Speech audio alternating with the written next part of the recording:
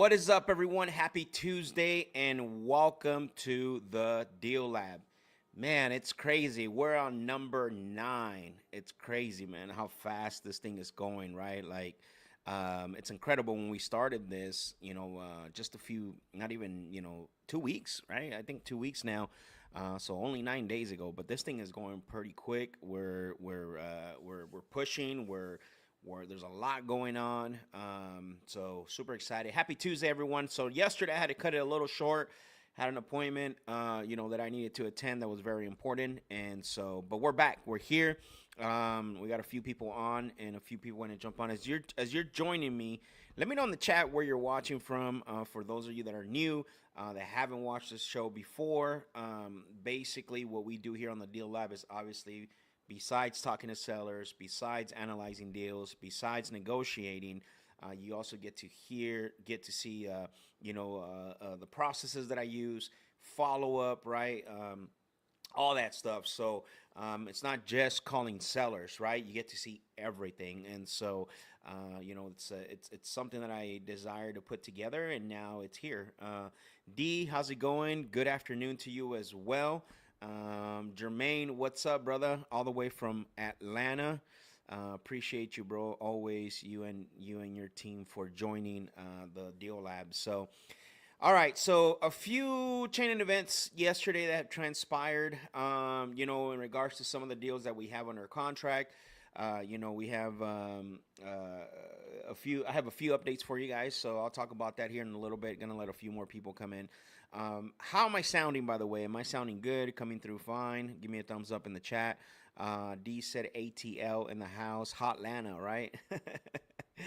Hot Lana in the house. Let's go. Let me know how I'm coming through on the chat. Hopefully the audio doesn't give us problems. It shouldn't.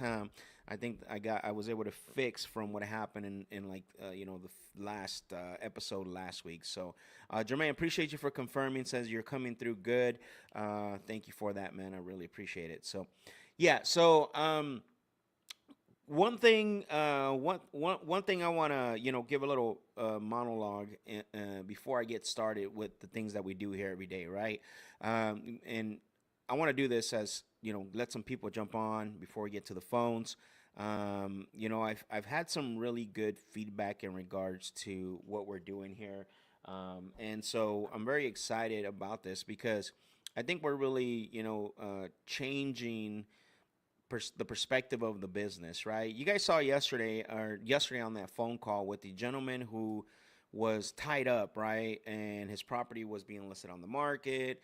He had no idea that was happening. Like, for people who are new and you're watching this on the replay and I'm talking about this, that is more common than you think in our industry, right? Where these things happen and individual people try to hide things from sellers, and individuals try to not be transparent with the sellers and what they're doing. And so what happens with that, that's the kind of thing that gives our industry a black eye, right? That's the kind of thing that basically puts our business in front of the people that want to really regulate it and change it, right? And this is why yesterday, I know typically I don't get you guys know that I'm always steady. I don't get too high, I don't get too low, whether it's phone calls, whether it's with deals, but those kind of things usually run me the wrong way, just because I love this business so much, right? Like I take it personal when I see those kind of things, right? I think this business is great. Don't let anybody else tell you otherwise. Like, this business is really great, especially when you take it serious and you treat it as a business.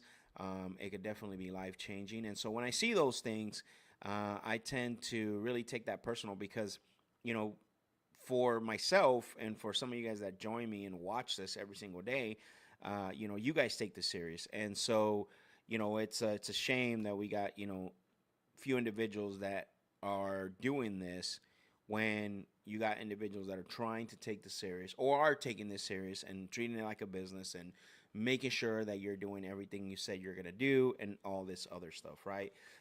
So the reason I'm bringing that up is because I think that it's very important to understand where we're at, right? What where we're at in our space right now. We're in a unique situation. Um, when it comes to what we do, right?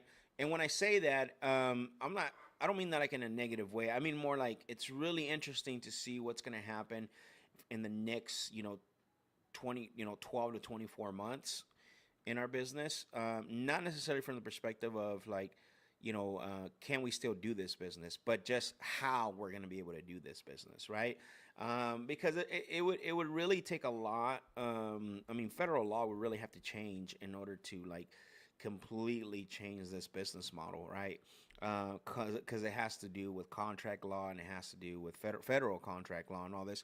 But again, that's not what I'm talking about when I say this. I'm more talking about how we do the business, right? I'm interested to see this because, as things start to get tighter and this is why it's really important to do this business right. Look, does does it go perfect every single time? Absolutely not. That's not what I'm here to say.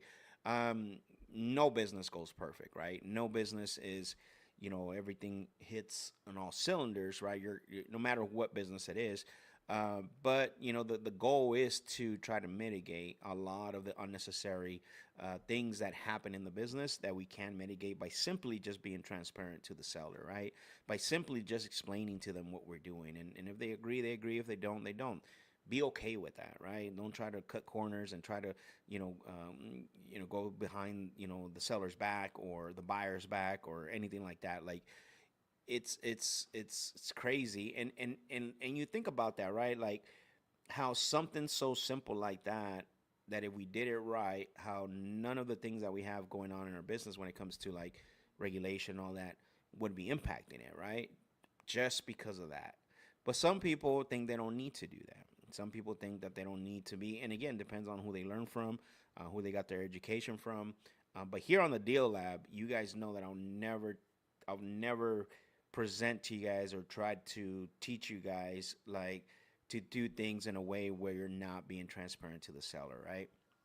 Um, and so, and I try my best, right, to really work from that angle. And so that's one of the things that's helped me, to continue to have success in this business and continue to be here longevity. And that's the thing you got to think about is, are you doing this for a quick profit or are you doing this for longevity, right? To change your life, to do things, other things, besides that, right? And so again, I just wanted to say that because it's something like when I look at that, especially you guys, if you were on the call yesterday, especially with that call, how something so simple where, especially with a seller like that, how you can, well, you don't need to do those things, right? And so again, as you're out there doing this, it's like just think about that, right? Before you make a decision. Have I made bad decisions? Yes. Do I intentionally sometimes do it? No. That's not the way I work, right? Sometimes we make mistakes in our decision making, right? But we don't intentionally go out there or I anyways don't intentionally go out there to try to do those things like on that call yesterday. So if you weren't on yesterday, you got to go back and watch that so you know what I'm talking about. That way you get idea of how our business sometimes gets why sorry our business gets sometimes gets a black eye because of specifically because of that call. And so, yeah, it's something that you need to be aware of. It's something that you need to be cautious of. I think at the end of the day, again, if you want to have longevity, you got to make sure that you are doing things to your best possible ability, right? When you can, right? Just do the right thing. That's it. Jose, what's going on, brother? Just hopped on from South Florida. Let's go, Sam. What's happening, brother? Good to see you on here. And we got a few people on here. So, any good news from any of you guys yesterday? Did you get anything under contract? Are you closer? Did you how many? Did you attend any appointments yesterday? What were some outcomes that you guys want to share in the chat? And then what are some questions that I can answer from yesterday? I know, Jose, you had a question about what does the team look like, and I want to touch on that here in a little bit. But anyone else, like any questions, any outcomes, any situation you're running through, we're gonna take some time today because yesterday we cut the stream short, but today we have nothing but time, baby. Today we have nothing but time, nothing else to do but work, right? We lock in for the next 4 or 5 hours, depending on how we go through with the calls. Got a bunch of leads to get through, guys. Like I had probably, let me see, I can tell you right now from yesterday till today. I got time today, baby. So let me see. So from let's see here. Interesting.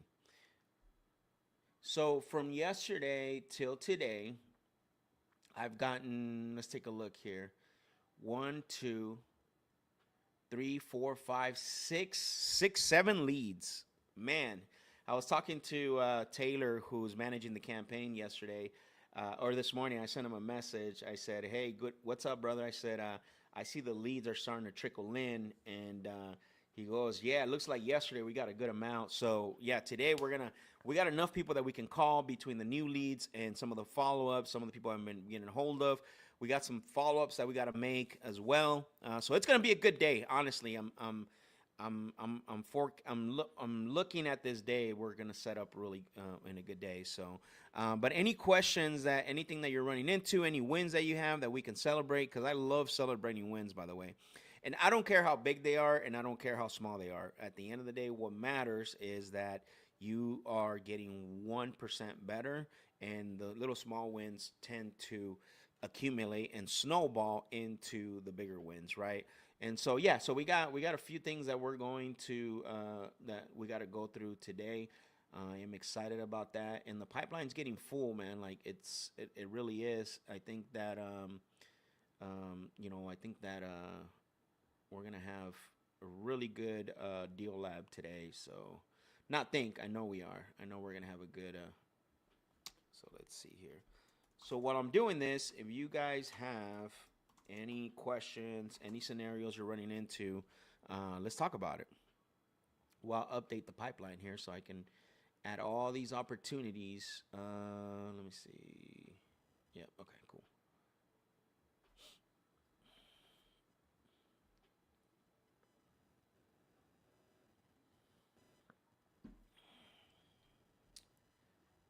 Boom.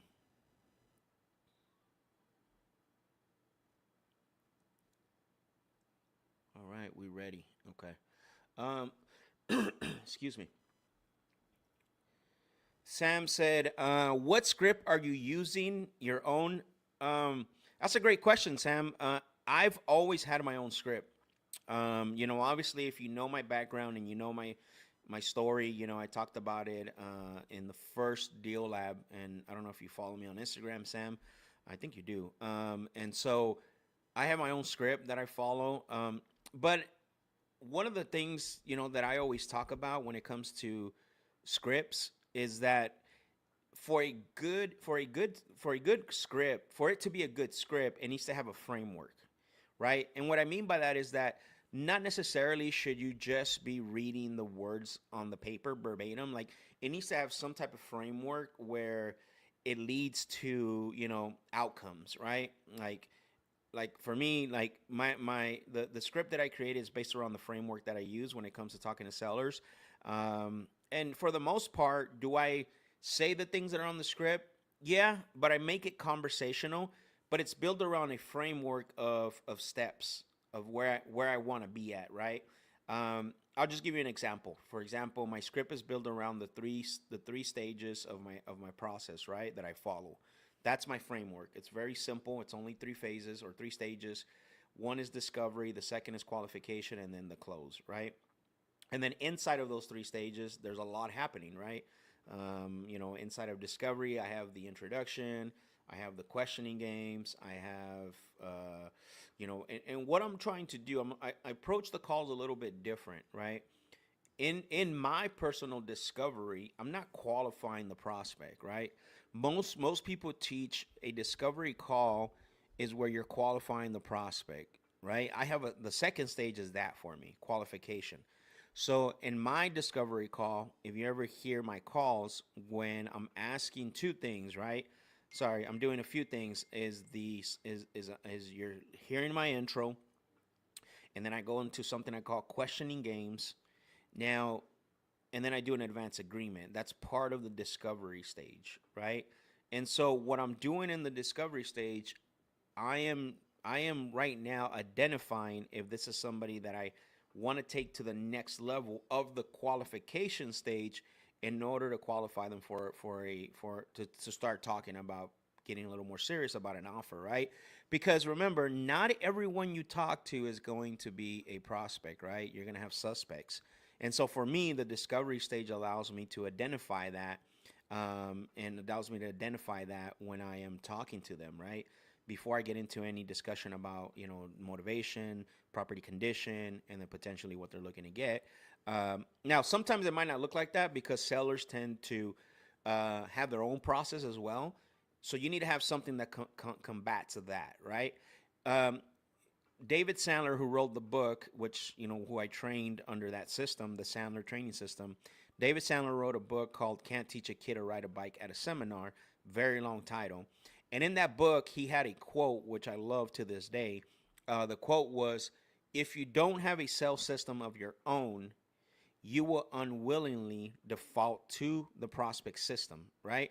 And the prospect system doesn't say you win, it says you lose, right? So you got to have something that combats that something that works to take the seller system, right? Because believe it or not, whether how good it is, how bad it is, how ugly it is, indifferent, they do have a system. And the easiest way I can explain this, right, in three ways, right, is one, tell me what you pay for the property, tell me what you do for me. I'll let you know. I'm gonna think about it, and then I'll get back to you, right? That's usually, and it's not always in that order, but usually they're going to, lie to you. They're gonna steal from you, and then they're gonna hide from you, right? That's the seller system. I like what you're saying. Tell me how much you pay. I like what you're saying, right? Steal your information. Go shop it around if you give an offer, and then they hide from you, which means that you're trying to get a hold of them, and they're not responding. Now, the script that I built is built around those three stages, which is the discovery stage, the qualification, and the close. Most of my calls, I'm going to tell you right now, usually end up finishing in the discovery section. I never get to money until I identify and I discover that this is a prospect I want to go to the next level, which is discovery. Now, what am I doing which is qualification? What am I doing in the discovery? I'm talking to sellers because I'm gauging for the seriousness of the conversation, right? I want to see how serious they are. And I do that by the way by these three key factors, actually, right? So one is engagement, the second one is cooperation, and the third one is reciprocation, right? So there are going to be sellers that could be engaged, like, yeah, sure, right? And they could cooperate, right? And like they're answering your questions. Is this a rental property? Yup. How long you owned it? 10 years, right? But is there really like a reciprocated conversation, right? If you're getting, and then what I do is that I look at that and I see that, and then if I'm getting like wishy-washy answers or I'm not getting answers that I want, then I'm gonna call that out. But the framework allows me to identify that, right? So that's why I say like your the some of the best scripts need to be built around a framework. I'm not saying that my script is the best, but I do have a very solid framework that I can tell you, sellers who are not serious about selling their property or even having a serious conversation typically don't move into the qualification process, where then I'm asking a little bit more motivational questions. I'm asking about the property condition, and then typically I'm going into negotiations, right? So that's kind of the frame. That's really the framework that my script falls under, and it's something that I've used for a very long time. And the reason why is because I am big on the reason why I have it that way is because I'm big on motivation and timeline. Motivation and timeline tell you a lot of things, right? Usually, when you get their why and their when, it's really powerful because then you can tailor an offer and a solution for them, right? Um, does property condition and asking price matter? Or sorry, do those things don't matter? No, of course they do matter. but not necessarily do they matter to the point where they're more important than the motivation and the timeline, right? Because if I know that Sam needs to move in the next 90 days and he needs to have X amount, or he needs, sorry, if I know that Sam needs to move in the next 90 days because he's got a job relocation, and if he doesn't relocate to that job, he's going to lose an opportunity. Well, now I underwrite the deal and I say, okay, well, there's a lot of options on the table here, right? So getting that information, Sam, basically allows me to say, okay, well, we know Sam is needs to he needs to relocate. He's got an opportunity that if he misses out, he's gonna lose it. So then I'm thinking, okay, well, let's find out. Let's find out how much Sam is willing to negotiate in order to make that happen sooner or faster, right? Now, I know I'm working with 90 days, and I know that you need to do this in the next 90 days, right? So now that I have that information, which is more important than anything else, the next piece of information is going to be to find out what Sam, what will it take for Sam to make that happen for himself? You see what I'm saying? And remember, I have that motivation, I have that information, and I have that timeline that I'm working with. So whenever we get into the negotiation phase, and Sam's like, "Well, I want 350,000, but the property's worth 320," right? And it's like, "Wait a minute, Sam, I'm a little confused. You're wanting more than what the property would be worth in order for you to be able to get to the next phase and go to, and take and make sure you don't miss out on that opportunity. Like, you told me you needed to move and you need to get this done in 90 days or less, but at the price point that you're asking, I mean, how's that supposed to happen?" You see, now we can use the motivation and the timeline in our negotiations. A lot of people do that backwards, by the way, right? A lot of people right over the back, right? And the reason why they do that, by the way, I'm going to tell you guys something. The reason why people do that is because, one, they are looking for the low hanging fruit, right? They're looking for the stress, like the lay down, the people that that don't that are like desperate, right? And then second is because they don't have the skills to have high level conversations, right? And so they need to condense them down to that. And then the third thing is the reason why people go to the money quicker is because of those two things, and maybe it could be one of them where they're just looking for the low hanging fruit, and it doesn't matter about having high level conversations. They got so many leads in their pipeline, they don't really care, right? That's just like, just make the offer, get to the money real quick, and if we get one, we get one. And so I don't typically work that way. And I know, Sam, I'm going kind of in a tangent here by answering your question, but I just want to give you perspective, right? That yes, I have a script. It's built around a framework, and that's the framework that I use on every single call. I don't deviate from that. D said facts. Absolutely, right? So again, it's very important to understand, and this is when you start to skill up. This is when you start to, really understanding the process. This is how you start to move up, and you start to get to the next level. And as a matter of fact, a lot of times, what's up, Derek? Good to see you on here, bro. A lot of times, what tends to happen is that you start to really understand where the seller you get if you stick to a process like day in, day out, you don't deviate from that process, right? Yes, you got to be flexible. Sometimes you do have to meet the sellers where they're at to get the deal done. Because at the end of the day, what matters is getting the deal done.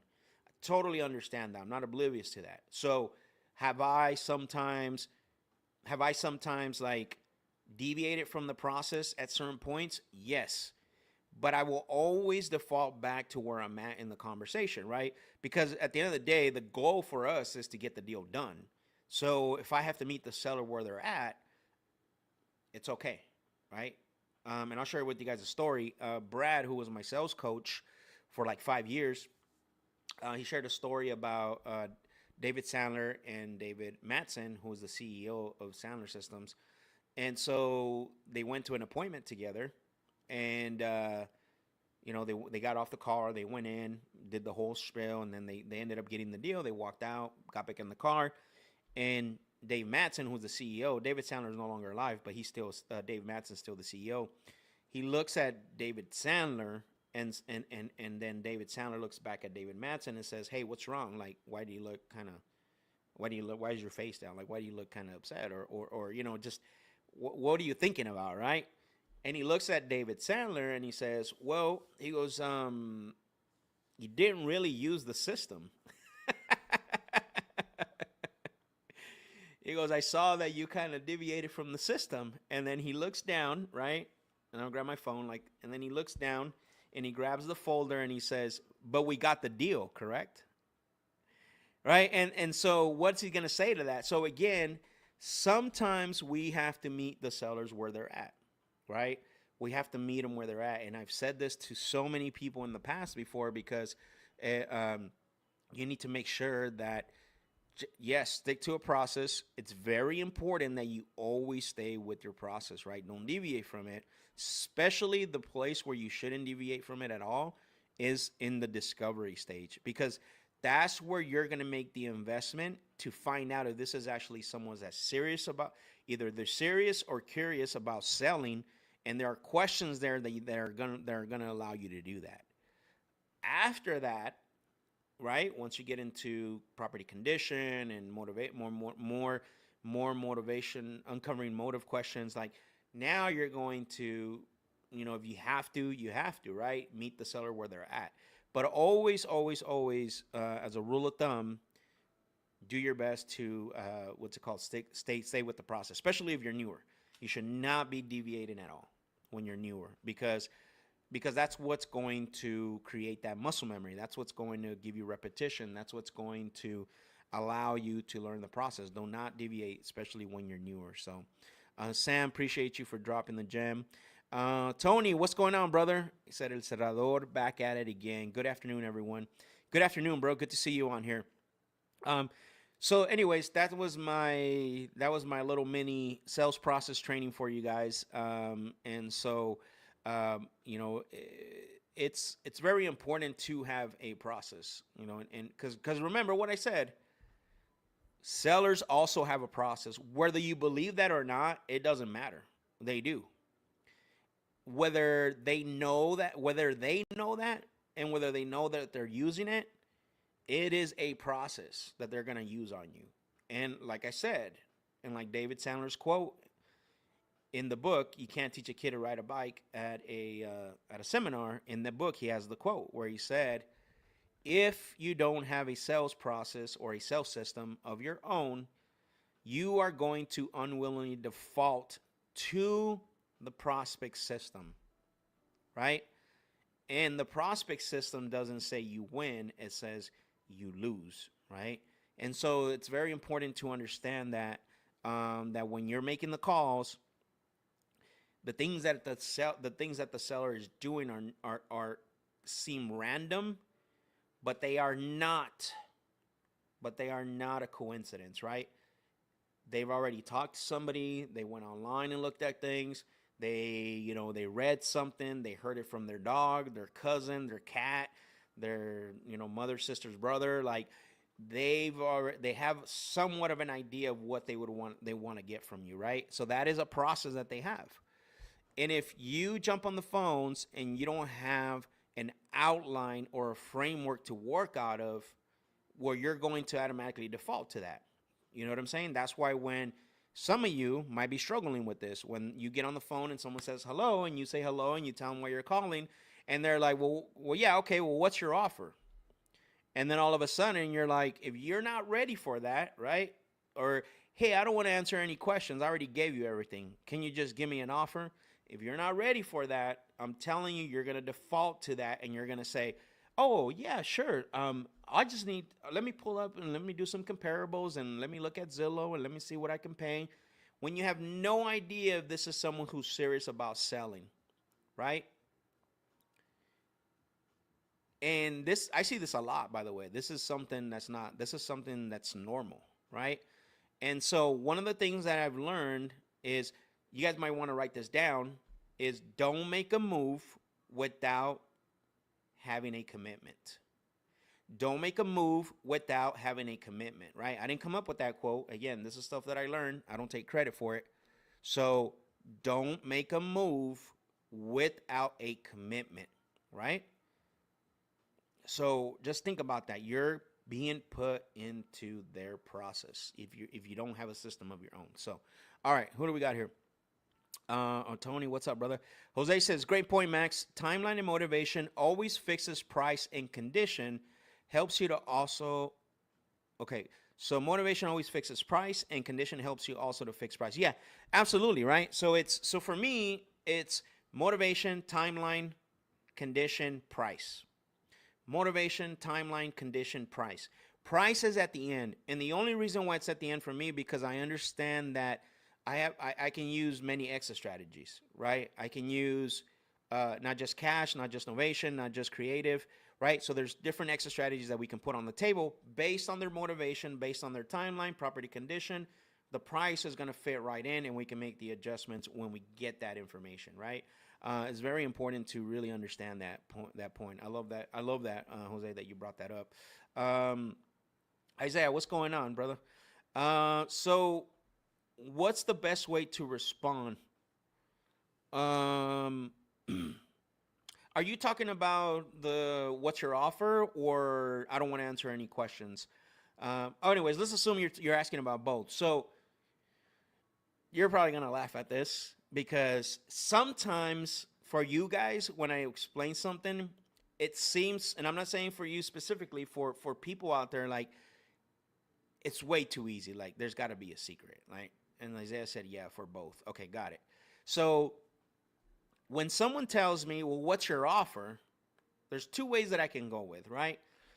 I can simply say, hey, listen, I don't know. And let them respond and say, what do you mean you don't know? Or I can say, look, that's a great question. That's $1 million question that everyone I talk to wants to know. I can't give you an offer on something that I don't even know what I'm getting into.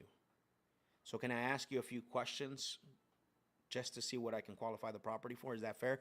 Now, what you're doing there is you're doing a pattern interrupt and a redirect, right? So everyone that they've talked to in the past that they've asked that question, what's your offer, usually does what I said earlier, is they start to comp, or they tell them, let me start comping this and that. Like, that's not what you want to do. It's like, hey, listen, Isaiah, I don't know what I can offer you yet. I really don't know what I'm getting into. I don't know anything about the property, your goals. I would first need to ask you a few questions to see if it even qualifies for an offer. Qualifies? What do you mean? Well, because we don't buy every property from everyone we talk to. The ones we bought from in the past are usually because we were able to ask questions, right? So that's how you're able to overcome that. And it's something simple like, I don't know. I don't know what I can offer you. And then we just started the call. Like, right? And then you go from there. Now, the objection of, well, I don't want to answer any questions is similar, right? It's similar. I don't want to answer any question. I already gave you all the information. And so what you need to do, there's two things that you have to do whenever an objection comes up is acknowledge the objection, right?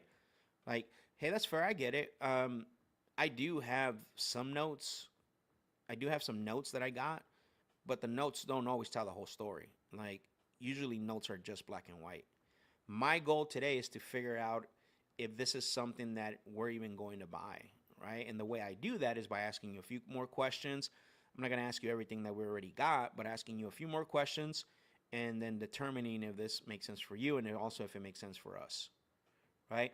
So it's a logical way of responding, right?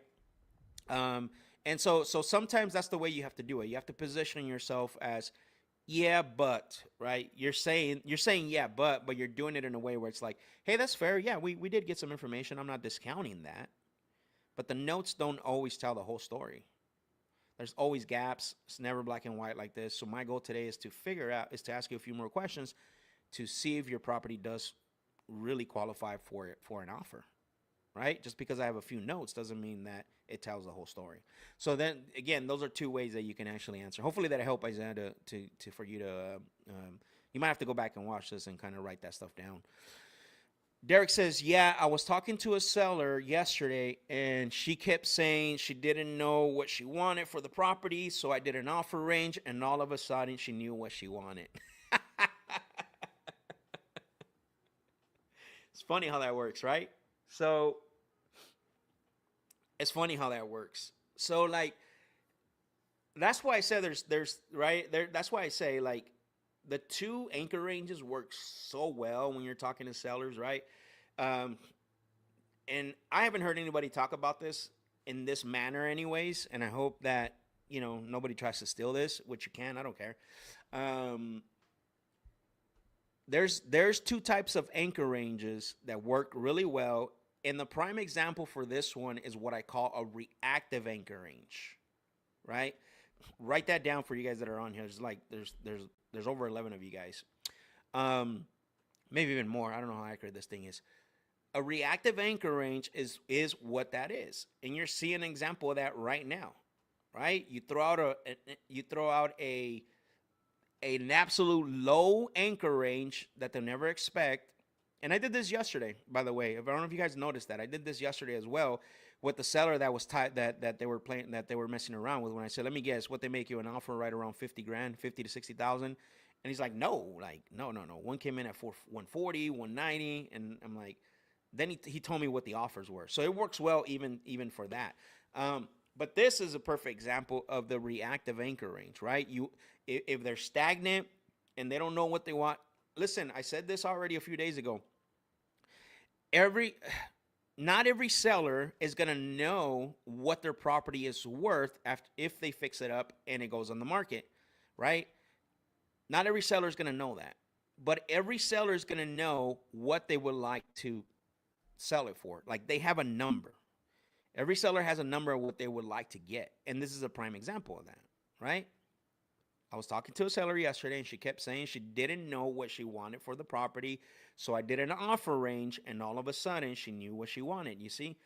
Perfect example of that.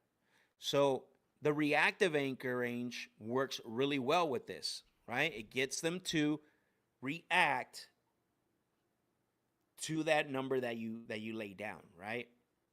It just does. They unwillingly will react to it. Now, the way they react to it changes, right? Right away, she all of a sudden had a number. Sometimes they're just gonna tell you, well, I don't know. I mean, no way like that. That would be way too low. Bingo, that's what we want though. How do you know it's too low if you don't know what you want for the property? Right? And that's all we want. We want to get a reaction, whether it's like, no, that's too low. I wouldn't take less than 200,000. Okay, perfect. Now we know where we stand. Or no way, like that's way like no, I wouldn't be able to take that. Well, I'm a little confused because earlier you said you didn't really know what you wanted, but yet you say you wouldn't take this. So what is it that you truly want for the property, right? Or how close could you be to that, which is a better way a better answer for that. Okay, so we know that we know that we know that 150,000 is too low. How close could you be to that? And then boom, right? You just negotiate it yourself an extra, whatever the case may be. So Isaiah said, yeah, both of those. Perfect. Appreciate you, Max. Wrote it down. Awesome, man. Good student. Derek said, yep, that's what she said, and then gave her number. See, guys, like once you start, this is the thing that you need to be paying attention to. The objections don't change. The way they are said changes every single time on every single phone call. It's never the same, right? This is why you have to have a framework. Sam, going back to you, right? When I was talking about my script earlier, if you're still on here, a framework allows you to identify those things, right? A framework, Isaiah, will allow you to really be able to hold your position when you get bombarded about what's your offer, well, I don't want to answer any questions, man, you keep calling me, or hey, it's already sold, or hey, I got an offer already. A lot of times when we hear these things, if we're not prepared with the way we're going to answer them or overcome them, that's a system they're using is going to throw you off guard, right? Derek's been doing this for a while, and he's been in the closers lab training, and so Derek prepares, right? He understands, and so This is something new, though, the reactive anchor, which is one of them. And then the second anchor range, and I'll probably end up finishing with this so we can get to the phones. The second anchor range is what I call a commitment anchor range. Okay. This is unlike the reactive, right? Unlike the reactive anchor range, right? Where the job of the reactive anchor range is to get them to react, sort of like the example here, right? With Derek. The commitment anchor range is when you're there, right? Like you can offer MAO 200,000, they want 215, right? 210, 215, and then you come back to them and you're trying to gauge commitment based on the offer that you're willing to provide, right? To see if they're committed, if they're willing to move forward.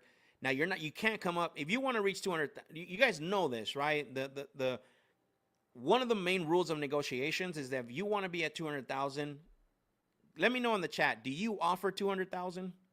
If you want to be at 200,000, do you offer 200,000?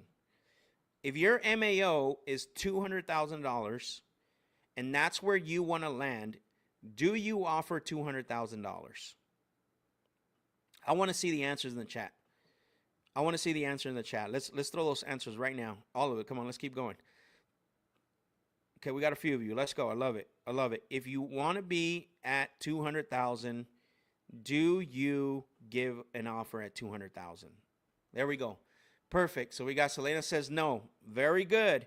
We got Derek. He says no. Very good. Jose, Derek, 180. My man. Isaiah, no. Sam, 175-ish. Okay. Boom. You don't. That is the rule of negotiations, right? So what do? We use the commitment anchor range, right? And so in the commitment anchor range, I usually want to be 15 to 20,000 below the 200,000, right? Now, you have to be careful with this because it depends on the prospect, okay? If you build really great rapport and you feel confident, right, in the way you're going to approach this with this specific prospect, that they're not going to take offense and they might not be like ready to hang up. That's the little nuances that you may have to look out for. But if I know I need to be at 200,000, I'm going to come in and I'm going to say, hey, Sam, my offer's coming in somewhere between 175 to 185. And you just got to stay quiet, right? Don't add. I know you want to be at 210. Don't add. What do you think about that? Don't say one word. Hey, Sam, I did my numbers. I'm looking at the areas. If you use the underwriting team, that's fine, right? That's up to you. Hey, Sam, look, my underwriting team, I wanted to get back on the call because honestly, my underwriting team's coming somewhere between 175 to 185, right? And just be quiet. Or if it's you, right? Hey, Sam, you know what? I did a little bit of research. I looked at the area. And to be honest with you, my offer's like coming in somewhere between 175 to 185. Right? And they want to be at 210, 215, right? So there's a small gap. You can go up to 200,000, which is great because that's going to save you. The next thing that's going to happen is potentially they're going to say, okay, well, if 185 is the best you can do, I guess we can do the deal. Now that's the perfect outcome, right? But how many of us know that doesn't typically happen? 9 out of 10 times that's not going to happen. They're going to say, no, I need to be at least at 200. They're going to say two things, right? Just like the reactive anchor range, they're going to say two things. They're going to say, no, that's way too low and not give you a number. Or they're going to say, no, that's way too low. I cannot go under 200,000. Which is where you want to land at anyways, right? Or they might say, no, I can't go under 210. Got it. Okay. Well, if they don't give a number, if they say, no, that's way too low, and they don't add a number behind it, well, the next thing that you should be asking is what I call the money question. Who knows what the money question is? Put in the chat if you know what the money question is. Derek, you better know this, bro. Who knows the money question? If I say, hey, Sam, I did some homework, I did some research, my offer's coming in between 175 to 185. That's really where I'm at. Man, that's too low. I don't think I could take, if that's your offer, 175 to 185. That's too low. There's the next thing that should be coming out of your mouth is the money question. Who knows what the money question is? I want to see. There's a few of you on here that might know this answer.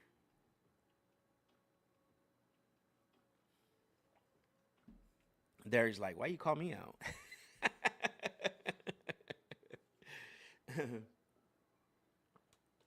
Who knows what the money question is? Man, there's got to be somebody on here who knows that. Selena says, well, put it in the chat.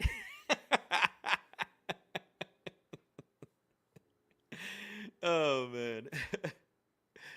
Oh, let's see. Derek said, if there's no fees to you, what's the best you can do? I like this, and if it works for you, great. But just be careful because less is more. Okay, less is more. Let's see. Angel said how much money they needed to walk away with after the mortgage and all is paid for. How much money they needed? I'm not sure. Are you asking that as a question, or is that what you're saying? Your money question is, Angel? I can't remember. What do you need to walk away with? All right, I'm going to help you guys. Because I'm going to give you the answer, okay? So we're in negotiations, Sam and I say, Sam, I did some research. I looked at the area, and the offer's coming in somewhere between 175 to 185. Man, Max, I think that's a little lower than what I wanted to be. There's no way I could even accept the 185, right? No number was thrown out. Remember this, no number was thrown out back at me. So the money question is right here. How close can you be to that? That's it, right? Okay, we know you can't do 185. How close can you be to that? Or how close can you get to that? And you stay quiet. It doesn't matter if it takes 10 seconds, 15 seconds, 20 seconds, 30 seconds. Put yourself on mute, bite your lip. Don't say a word, right? If 185 is too low for you, totally fair. How close could you be to the 185? And then just zip, right? Because you're going to be surprised, right? I can't do 185, but if you can come up to 190 or 195, I would feel comfortable selling at that price. And now guess what? You're under your 200,000 MAO. You went up, you're gonna go up, which makes you look good, and then guess what, right? The next thing that should be coming at, okay, well, if I can't, let me look at a few other things. If I can come up to the 195 that you're looking to get, do you feel comfortable putting everything in writing, right? This is why the commitment anchor works really well. Instead of coming out of the gate, all right, our offer's coming in at $245,533 with 32 cents. What do you think? Now, that might work sometimes because there's going to be sellers that are analytical and they're going to say, wow, this guy knows his numbers up to a cents of where he needs to be at. But if you want to stay on the safe side of things and keep yourself in the negotiations, the commitment anchor range just blows that out of the water, right? Because you're not really folding you're not really putting all your cards on the table. We're in the negotiations here, right? I don't know if they're able to move from that 210, but I'm about to find out, right? And so the money question is, how close can you get to that? Selena says, okay, there you go. See, you learned something today. Derek, I knew that. I know you did, bro. Jose, good job, bro, answering that. That's freaking amazing. Oh, you got me cracking up over here, bro. All right. Good stuff, guys. Drop some thumbs up, fire emojis if you guys got value out of that little lesson there, right? Having a framework. That's a masterclass right there in itself. Go back tomorrow or later on. Maybe tomorrow, because tomorrow there's no show. Go back later on tomorrow. Watch this thing from 10 a.m. to 11 p.m. That's your masterclass on building a framework, right?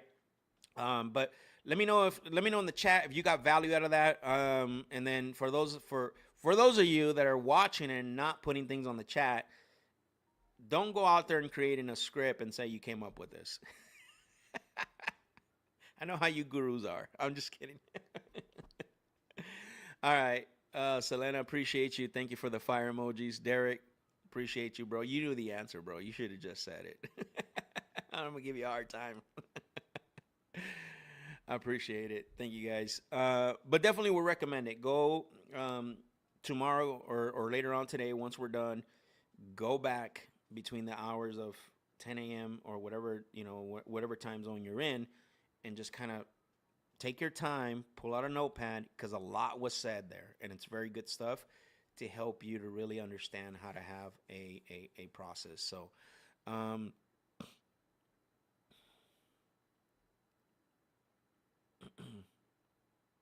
all right. Well, let's get to work. Who's ready for some phone calls and talk to some sellers? Man,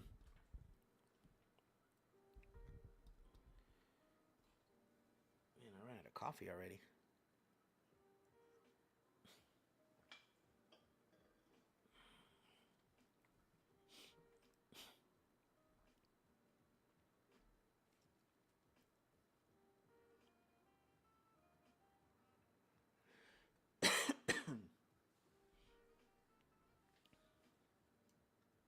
All right. While I'm organizing the pipeline here so we can get ready to start making some calls, I got to send a message out really quick.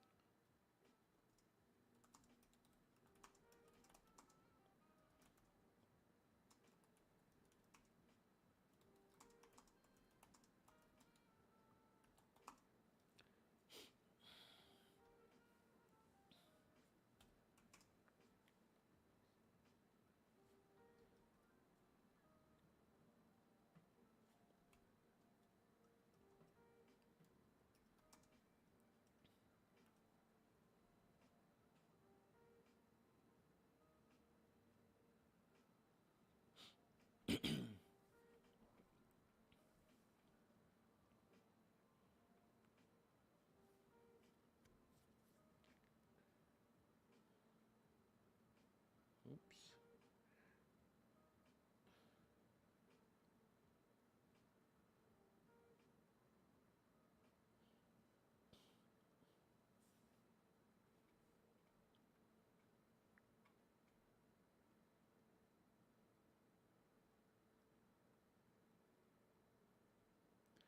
All right.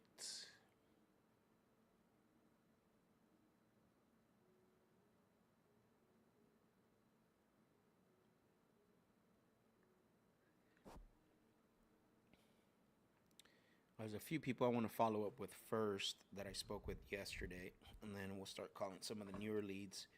Sorry, guys, got to move some stuff around here.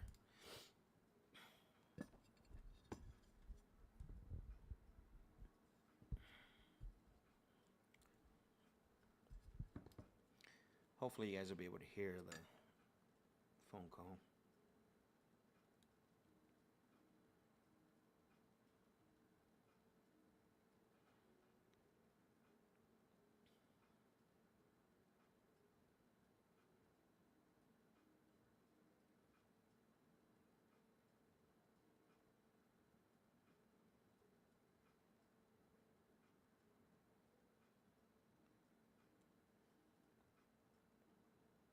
Who's making calls today, by the way? Drop a phone emoji in the chat if you're making calls while you're watching this.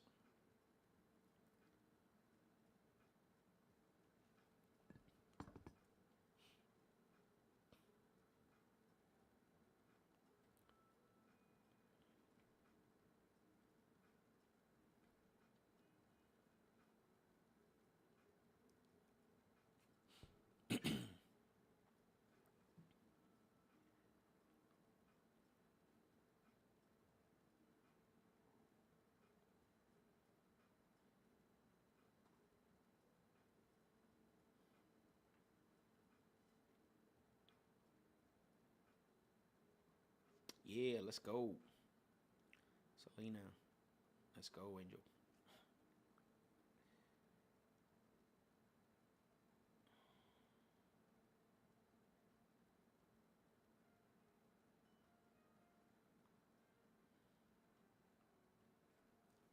My guy Derek, always making calls. Okay, let's see.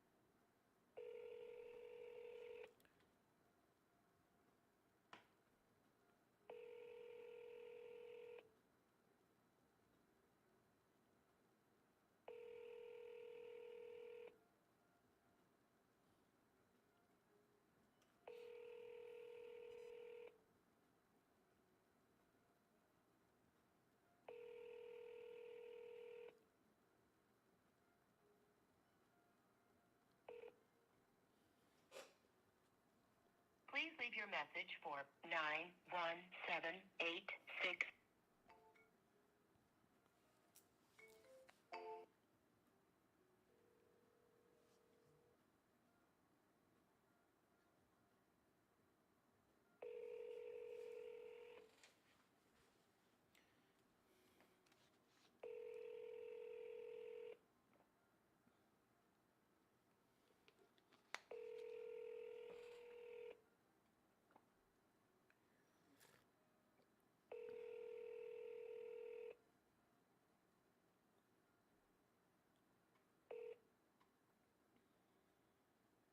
Please leave your message.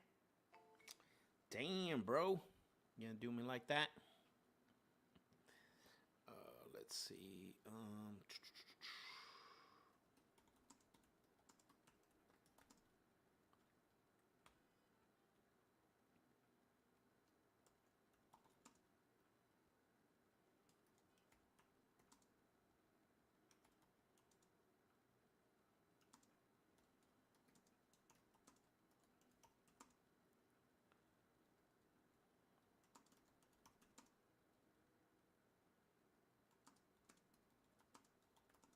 Send him in a text message right now.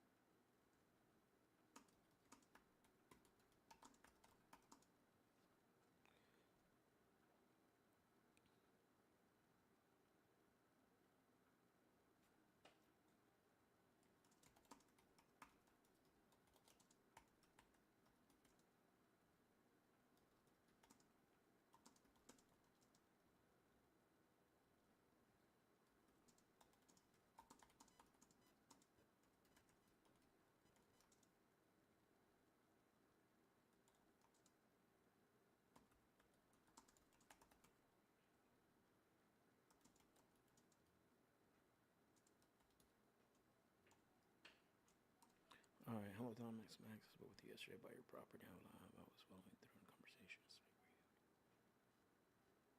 All right, perfect. What's up, bro? What's going on? Hopefully you've been good. I haven't talked to you in a minute. Let's go. Yeah, we going back to back.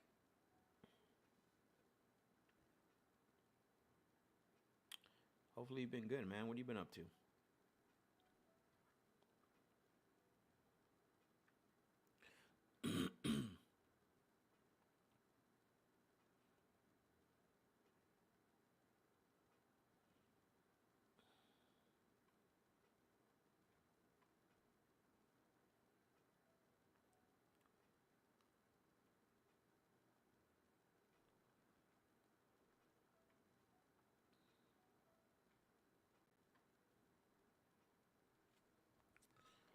right, let's see.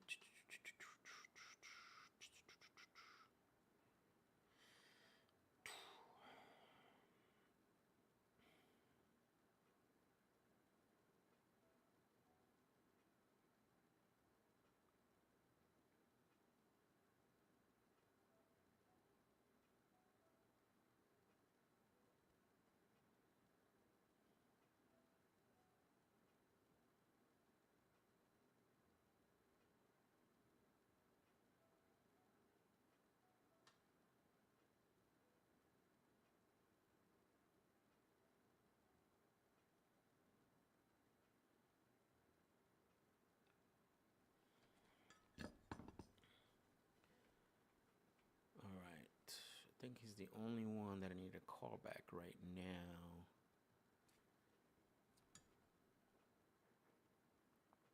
Actually, let's see.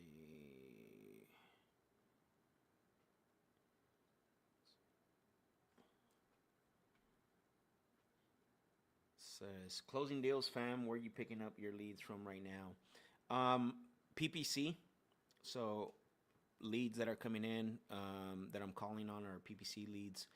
I just had. I think I don't know if you were on earlier. I think we've had like since yesterday afternoon till this morning. I had like 6 come in. It's crazy, dude.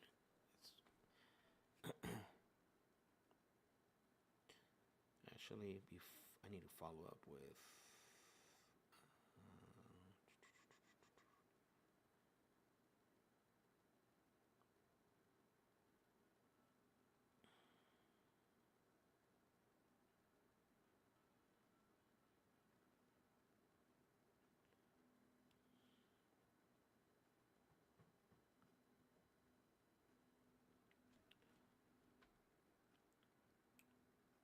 Both.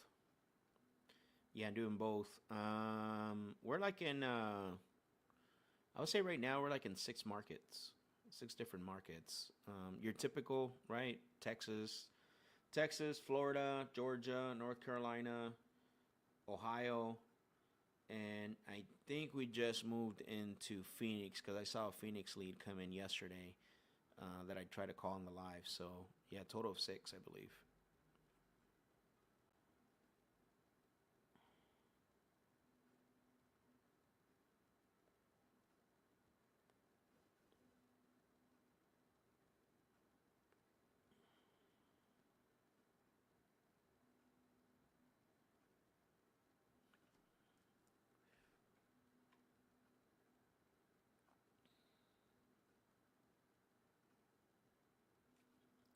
All right, let me get through these new leads and then we'll continue the follow up.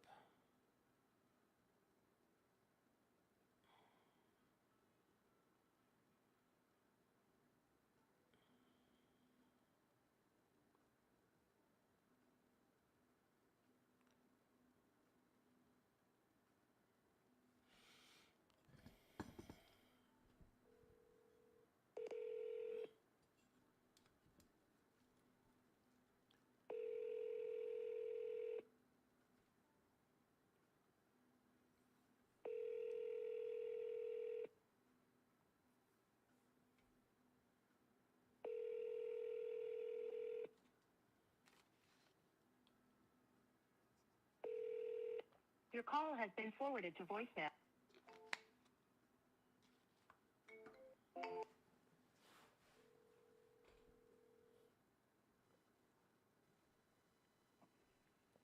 Hello. Hello, Richard. Who's this? Richard, this is Max. I was calling because you had inquired about selling your property over at 109th Avenue on our website. Uh-huh. Yeah, so I was following through on that information. I want to see if I can ask you a few questions to see if the property qualifies. You can ask me any question you want, but there's only one way I'm selling the house, Which is? which is, number one, it's being rented right now. It's under a year lease, so Okay. January 1st of next year. Secondly, I'm not taking a penny under $380,000 for it. You want the house, that's the price. There's no negotiation. The mortgage on the house is $321. The solar is $29,500 to pay off, and that's it. And I walk away with the rest. You pay all the closing costs and everything. How's that going with offers? Huh? How's that going Actually, for you? Actually, I got a few in right now and said get back with me within 48 hours. Yeah. See, let me put it like this. I don't have to sell the house. It's being rented right now. I'm making a good profit. If you want to buy the house, that's the price. Take it or leave it. I don't buy every property. I mean, you submitted the form, so I'm gonna call probably 5 other sellers right now. You submitted the Okay, form, so that's fine. I'm following through on that. Okay. So yeah. So what do we do All here? right. That's the price. 380. They want the house. That's the price. They don't want it. Good luck. Have fun. Have a good day, sir. Yep.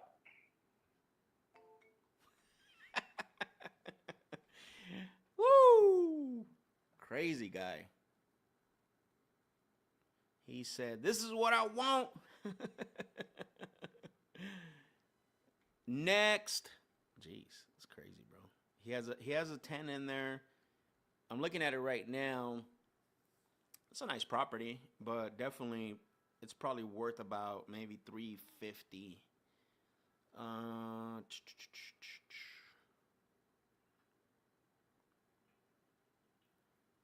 Yeah, it's probably worth like 350. I said, pero no me grites. See, now here's the thing, right? Like, well, Max, what? Give me 1 second, guys. Hey, what's up? It's going here on the live. Just got off a call. A seller was yelling at me. If you want the house, you want the house. I'm like, I don't want your house, and he even got more upset. Yeah, it's not a good deal. He had a 10 in there that's got a lease for a whole year, and then the property's probably worth like 350, and he wants 380 for it. So it is. Yeah, 100%. I know. So what's going on? I got a weird message this morning from John about going with the realtor. Did he tell you that?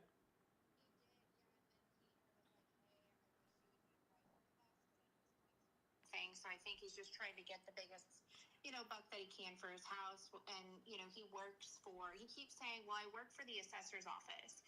I know what my house, like the assessed value is. And I just explained to him, like, if you're working with an investor, it's not going to be at the retail market value. And there are some cosmetic things that probably, need to be done. And I said, for you, maybe it's nothing big, but if somebody wants to throw paint in there or change floors or whatever they want to do, they have to Yeah. take that into consideration.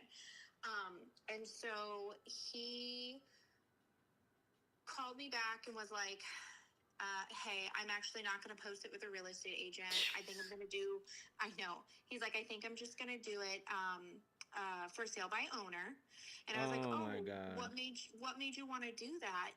Because we talked about like depreciating value. If you put it on the market, you take it off the market, you're marketing it in different ways because there's not traction. And, what you don't want to do is start from like high dollar and then you're dropping it 3 million, or $300,000 or whatever. I was like, that's going to depreciate the value. So, he was just like, yeah, I think I'm just going to try this route. The offer that you gave me is just too low. I'm like, I understand, because he keeps saying my house is valued at 1.2. And I was like, well, if I offered you 1.2, the fees would have to come out of somewhere. And he's like, yeah, that's just too low. Yeah. I'm like, okay, but you're asking for $300,000 more than what the property is worth. That's not an investor. And I was like, you have experience on the investing side. You wouldn't take that as an investor. Yeah. And so he just wants me to like stay in contact with him and see like how it progresses. Now, what I wanted to talk to you about, because I know this is more of like a collaboration thing. Yeah. I could offer that we either flat list it for him and Well, we can manage that. Yeah, well, that was going to be my next call to him. I just wanted to connect with you to see if, Okay. what you and him had talked about. That way I'm not, I don't go into that conversation without knowing what happened. Because that was going to be my call because, he called me, I spoke with him for a while on Saturday. Saturday morning, he ended up calling me and him and I were chatting it up. And that's the whole, it went from, hey, now I want to sell my personal residence, right? And so I'm like, what's going on, right? Like, how come now you want? And then he kind of told me the story, with his wife and all Yeah. that. So him like and him like saying he's gonna, he's a little bit all over the place because Yeah. he's got a lot going on. So I think I'm gonna call. I think calling him and sort of walking him through the process of the program where we, obviously the flex equity program or the innovation, right? And just letting them know like, hey, this would be better. Yeah, we can put it out on the market now and get conventional buyers, and we take care of everything. We just that way you don't have to do anything. He hasn't heard that, so I'm gonna call him and talk to him about that and pitch him that option. Yeah. Because I know the 1.1. So the buyer got approved at 1.1. Is that right? Well, it's 1.2, but I was seeing where he would like come in at 1.1, and then that's when I was like, well, what about 1.2? And he's like, that's too low. So he's really looking for more than what the house is worth, because there's one comp over there for like 1.6, and he was like, comparables. I'm like, comparables, like, that house has a tennis court, it has a basketball court, it has a beautiful huge indoor outdoor pool. Like, it's not all like, just because you have one good comp doesn't raise the value of your house. Like, you've got to look at all the houses around you. But yeah, I mean, also to note that what I didn't tell him too, which maybe again, like, he knows, but he's just going through a lot, is that if he lists it himself, even if it's for sale by owner, he's still like, buyers like to see, well, there's going to be commissions and fees and things like that he's going to have to pay. And that's going to be extremely high at that type of price point. And even if he does find an agent on his own, I tell them, like, you don't have to pay out of pocket, but if you do it on your own with an agent, it's up to 6%. And at that big of a number, like, you're looking at a lot of money out of pocket. 100%. If you don't get what you're looking for. And so we can manage that. We can negotiate. We do the reductions. We manage the agent. So they're, like, we're committed to you as you're our client. Yeah. So maybe if like he hears that, then. Yeah, that's why I wanted to call him, because I know he hasn't heard that option yet. And obviously we tried going the route of, getting cash for him, but you're like, your buyer and whoever else you were getting feedback from had the same, and then I got some feedback. They're pretty close. I mean, they're within the range of the actual price point of what the market's willing to pay for the property. But I mean, if he's open to letting us innovate it and go on the market and we handle everything, I mean, I think he will. Especially we build really good rapport and trust with him. It's just a matter of pitching it to him so he understands what it is, because he hasn't heard that option yet. So I'm going to give him a call here soon, so that way I can talk to him about it. And then, did he mention anything about his personal residence, selling his personal house at all, or did he say anything about that? He just said, did Max reach out to you or give you the address? And I said, no, I haven't connected with him yet on it, but we will. And he was like, yeah, I want to sell it. He didn't say like how he wants to sell it, so maybe that's another conversation when you call him, just to see like where his thoughts are. He also has property, because I was like, do you have any Airbnbs? And then I was like, I really want to be you when I grow up. And then we just like were joking and started talking, because he has these beautiful multi-million-dollar properties. And I'm like, what are you doing? You're working for the county. I think he just said that. That's not true. He's not. I don't know. Like, well, he's been investing for a while, but he's a good person to have on your side. But he has like a multi-unit, beautiful, like, condo, or I think it's a condo in Puerto Rico. Oh, okay. So I don't know what his. I just don't want to go down a rabbit hole with this guy. I want to lock in something, right? Because he's all over the place, and yeah, these sellers, I mean, especially him, he's got time on he has time on his hand, but he doesn't, right, at the same time. Right, and so, exactly. So he's kind of all over the place. So I don't want to try to go down a rabbit hole yet when we don't have commitment on at least one of the properties. Yeah. So let me call him right now, and then I'll talk to him and pitch him that option, and then see what he says. Okay. Okay. Cool. Sounds good. What about Ohio? Anything on the 3-property package in Ohio? I have nothing yet. I may go for a small reduction, even if it's $500, and then just reblast it out. Okay. So I'm really surprised since it is 3 properties, but I did, increase it to 72.5, I believe, or Yeah. 73. So we have some wiggle room. So I will, for tomorrow, I'm going to reblast We have a it lot of for wiggle like room, $500 so less. let's drop it as much as possible. Perfect. Yeah. Okay. Okay. Awesome. Will do. All right. Cool. Thank you. Thank you. Yeah. Bye. All right. Bye-bye. Sellers, man. Holy smokes.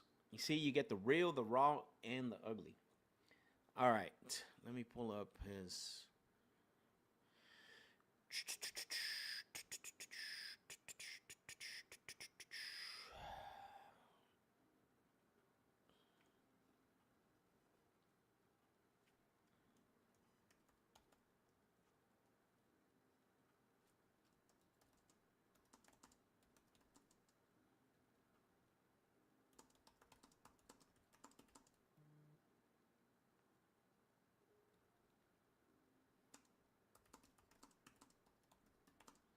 All right, now I'm gonna call this guy. This is the guy in Florida with the property we thought we had sold Friday. Remember, guys? Like, that's why I say I don't want to get too excited because this is what happens, right? It's not a dead deal. It's not a dead deal yet, but now we might have to change strategies with him because we're not getting any offers. So I just got to be realistic with him because I don't want to go back and forth anymore, right? Like. And I don't want to go down a rabbit hole with him if he's not going to commit to, you know, to something, right? Like we can talk all about all day. You have this property, have that property, like, yeah, but it's like,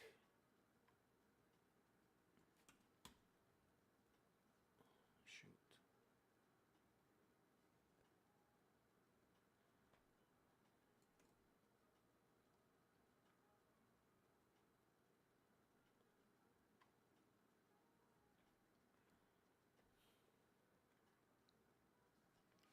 All right, let me give him a call.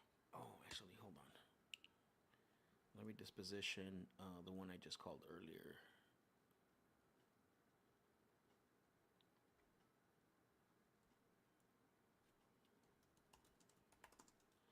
Woo, baby, let's go. It's on like Donkey Kong.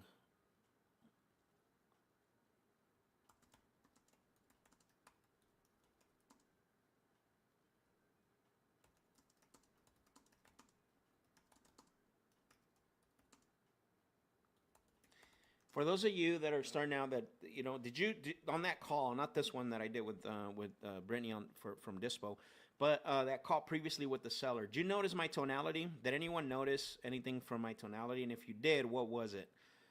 When after I heard his voice.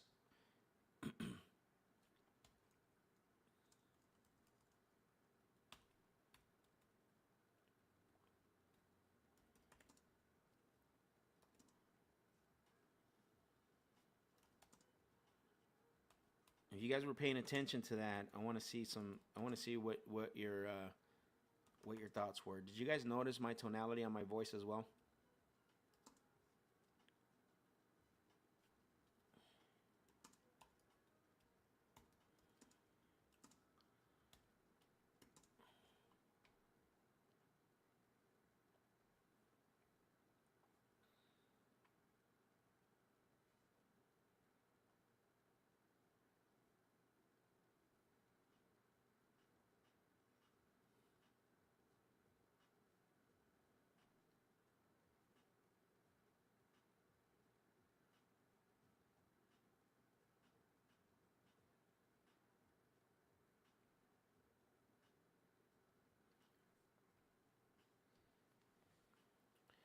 You match his tone, put the mirror to him. Yeah, yeah, exactly. What up, Ty Beatty? How you doing, brother? Celine says you didn't match his energy. You stayed calm. I didn't match his energy, but I matched his tone. Right now, what you want to do is you got to make sure that you are matching. You don't want a guy like that. Obviously, I don't want to overpower them, especially drivers. You got to be careful. You just got to match their tone, but you can match their energy. I just didn't. The reason why I didn't match the guy's energy is just I didn't want to give them. I didn't want to give him the energy. Like like the way he started and the way he just came out aggressive. Like, and then he kind of dwindled down. Right when I said, "Hey, I'm gonna get off this phone and I'm gonna talk to 5 other sellers." So what's the point, right? And so, but I did match the tone, right? The tone was what I wanted you to take away from that. He says, "Smooth operator." Every time I see that, I think about that song.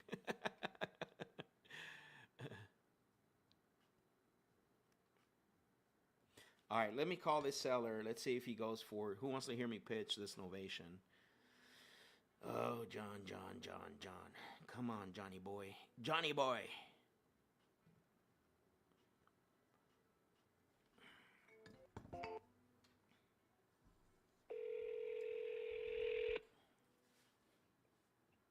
John Olive.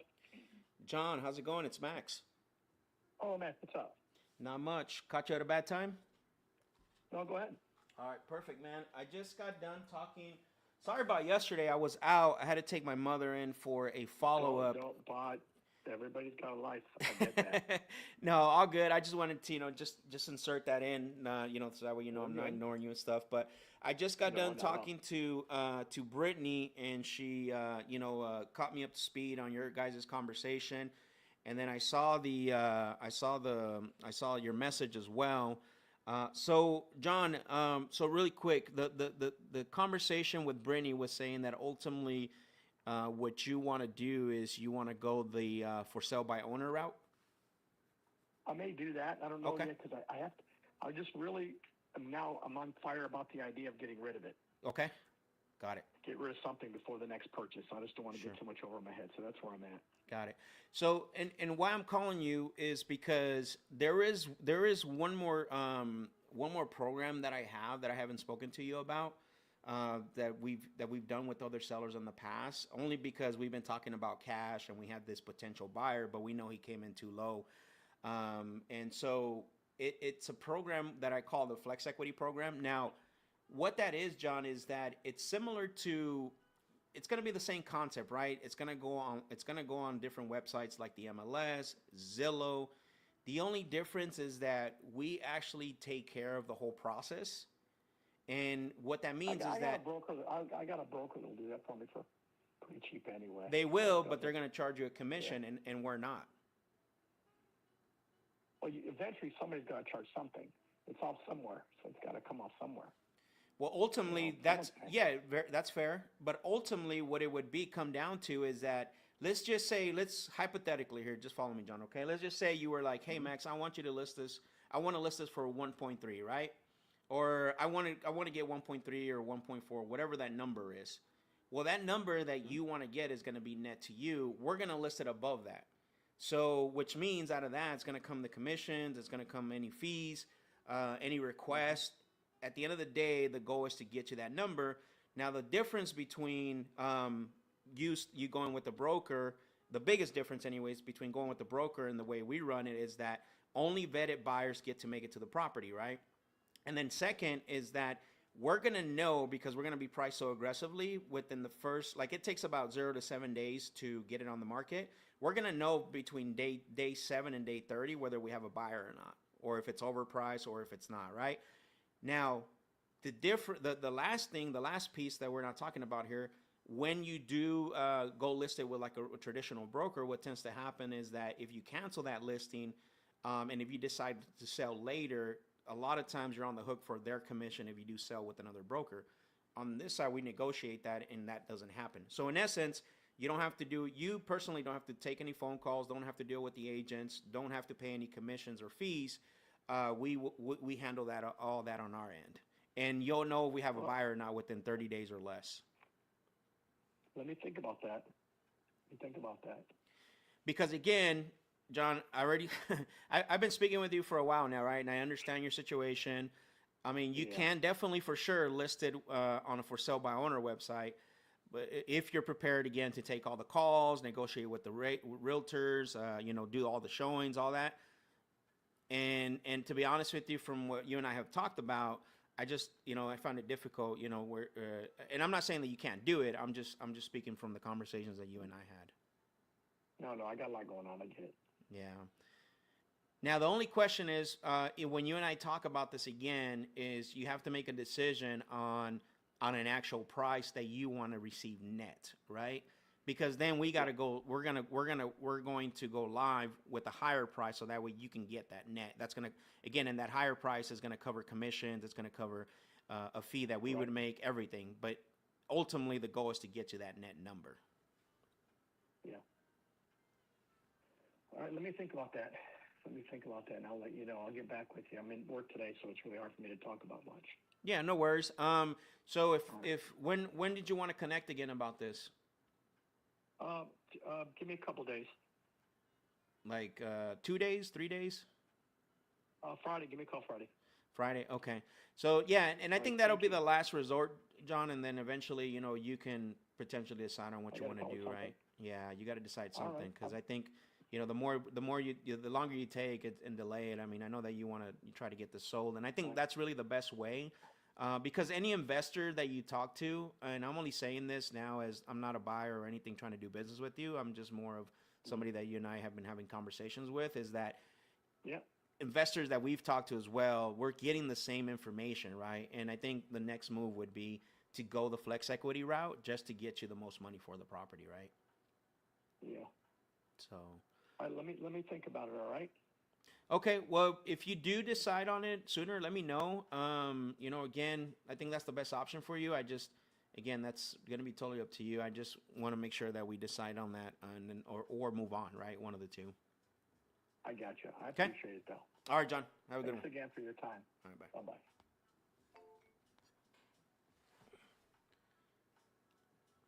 This guy. Watch. So this guy's kind of all over the place. He might end up calling me later today, only because of the way I've been dealing with him. But at least now he knows. But you guys noticed something in that conversation. He tried to say, "Oh, well, the brokers can do that." Well, wait a minute. There's a difference, right? Like, we're way different than the broker. Like, we're gonna be handling that everywhere. Now,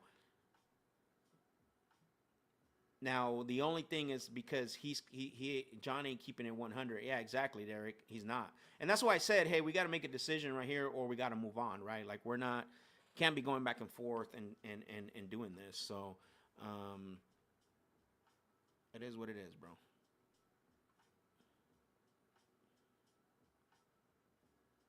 Johnny boy ain't keeping it 100, Johnny. Yeah, and like I said, he's all over the place. That he might end up calling me back today. Like he's done that before. Like on Friday, um, he ended up calling me and he had some little bit of pushback on some other stuff. And then all of a sudden, Saturday, he calls me and he's all gun ho. He's fired up, right? And he's going through some hard things. I don't want to say what it is. He talked to me on Saturday about a few things and that he's got going on with his wife. And I totally respect that and I get it.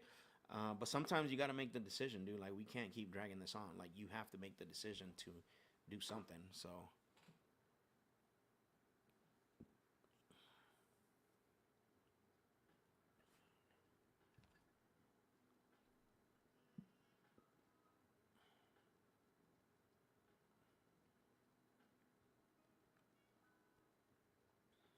I got to make a quick.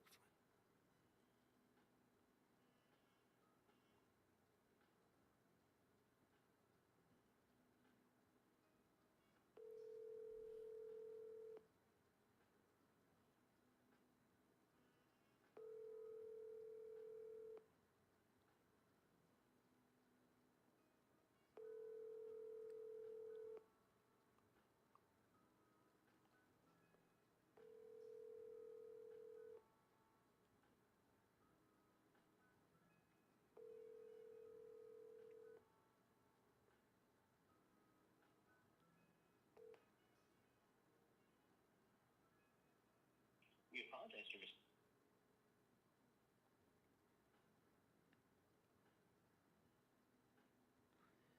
Let me call my buddy who can do a CMA for me.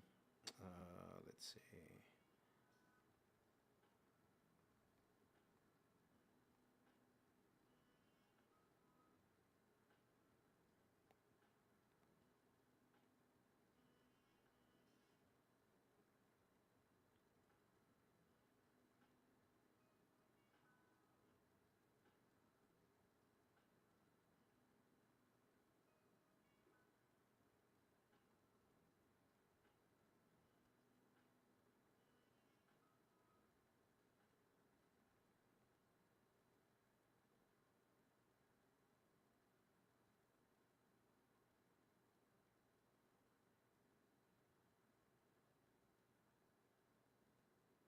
All right. I got a buddy that think is, I want to see he's licensed in Florida. If he's able to do a CMA for me.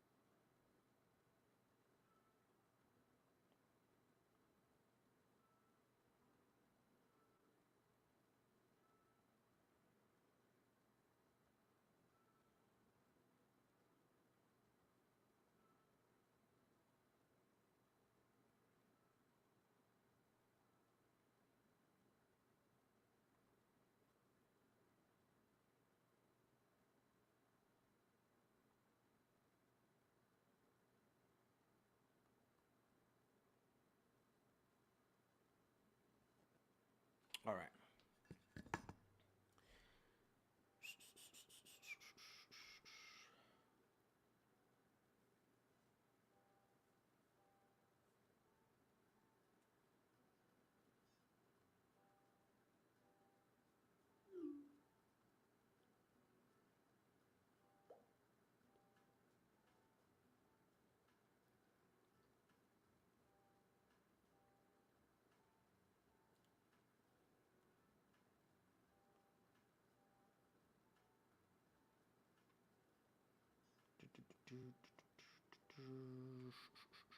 All right, let's get back to the calls.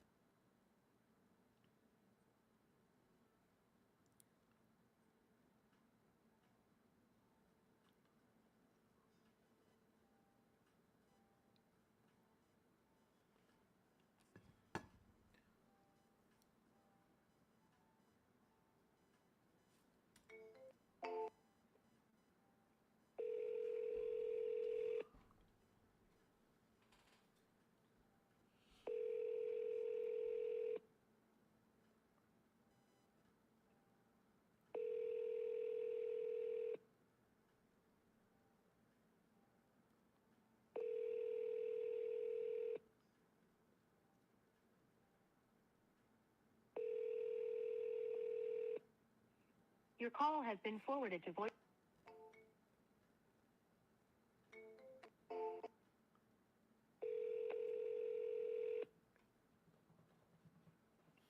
Hello?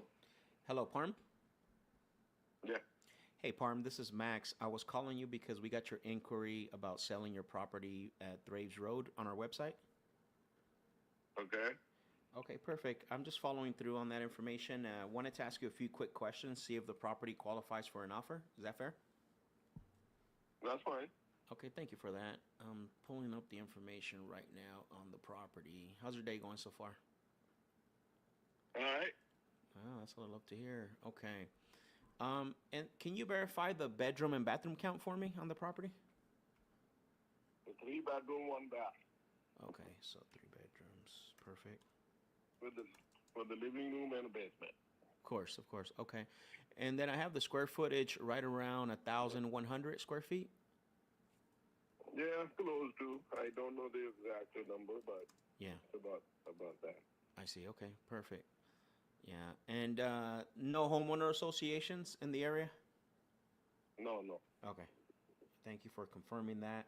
And also, I'm not too clear on this. Is this a rental property for you or your primary residence? No, it's a rental. It is a rental. Okay. It's right now, so I want to see what I can get. Yeah, of course, of course. You said it's rented right now? No, it's not. It's vacant right now. The person just moved out. Oh, okay. I see. So it's a good time to try to get an offer on it before leasing it again, maybe. Yeah. Okay, perfect. And I know you said they just moved out. How long has it been vacant? I just when did he move? End of February, so month and a half. Okay, perfect. So like 45 days. I mean, he had till the end of March, so, but Okay. he moved out prior to that. Okay, perfect, perfect. And just out of curiosity, ballpark, what were you getting for rents on that property? Then I was getting about 1,000 a month. Okay, that's pretty good. Yeah, wasn't bad. Okay. And the next thing is, when you do decide to sell this, will anyone else have an input helping you make the decision? My wife, maybe, yeah. Okay, perfect. That's fair enough. And I'm only asking that, because typically, when there's a big decision like this to be made, I know someone else always going to have an input on it. All right. And just ballpark, how long have you owned the property? About 6, 7 years. Okay. I don't exactly remember, but yeah. Yeah, it's okay. Just ballpark, to be exact. Yeah. Yeah, so that's you've owned this thing for less than 10 years. That's not too long. What's got you thinking about selling already? No, I don't have time to do any work or clean up or anything like that. Okay. So you just don't want to maintain it anymore? No, don't, clean it up and nothing like that? All right. Yeah. Okay, I see. So it sounds to me like you were managing yourself. You didn't, is that what I'm hearing? Yeah. Okay. Have you ever thought about hiring a property manager and just paying like $150 a month or so to have them take care of it for you? No. Don't want to do that? No. Because it sounds like a good rental, and if it's just, I know typically in the past, when I've talking to people about them not wanting to do the work, usually they just take care of it by hiring a property manager. No, I don't want to. Okay. Sounds like not being a landlord is not something you want to do in the future, huh? No, I got other properties. I just want to see what I can get. That's about it. Sure. If not, I can rent it out. Got it. Okay. Got it. So there's not really it's more of finding out what you can get for it. Right. Okay, perfect. And what have you tried recently to get the property sold? Nothing. Okay. I mean, I got other people looking for it too, but I want to see what the most I can get out of it. Yeah, no problem. Okay. And then as far as it sounds to me obviously trying to figure out what you can get for it, and if it doesn't sell, it's okay as well. From what I'm hearing. Yeah, that's fine. Dude. Okay. Yeah. And when it's time to sell the property, for you anyways, is convenience more important, or are you leaning towards putting it out on the market?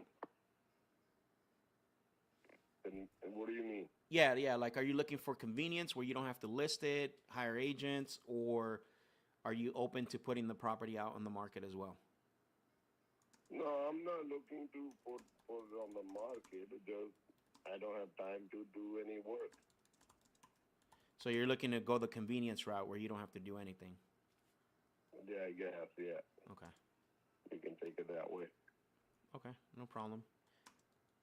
Just trying to get an understanding of what your goals are, so when we do make the offer, right, it's gonna match with, because we have a few different options. That's the reason why I'm asking this.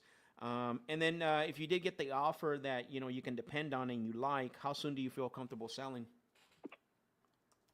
I mean, whatever.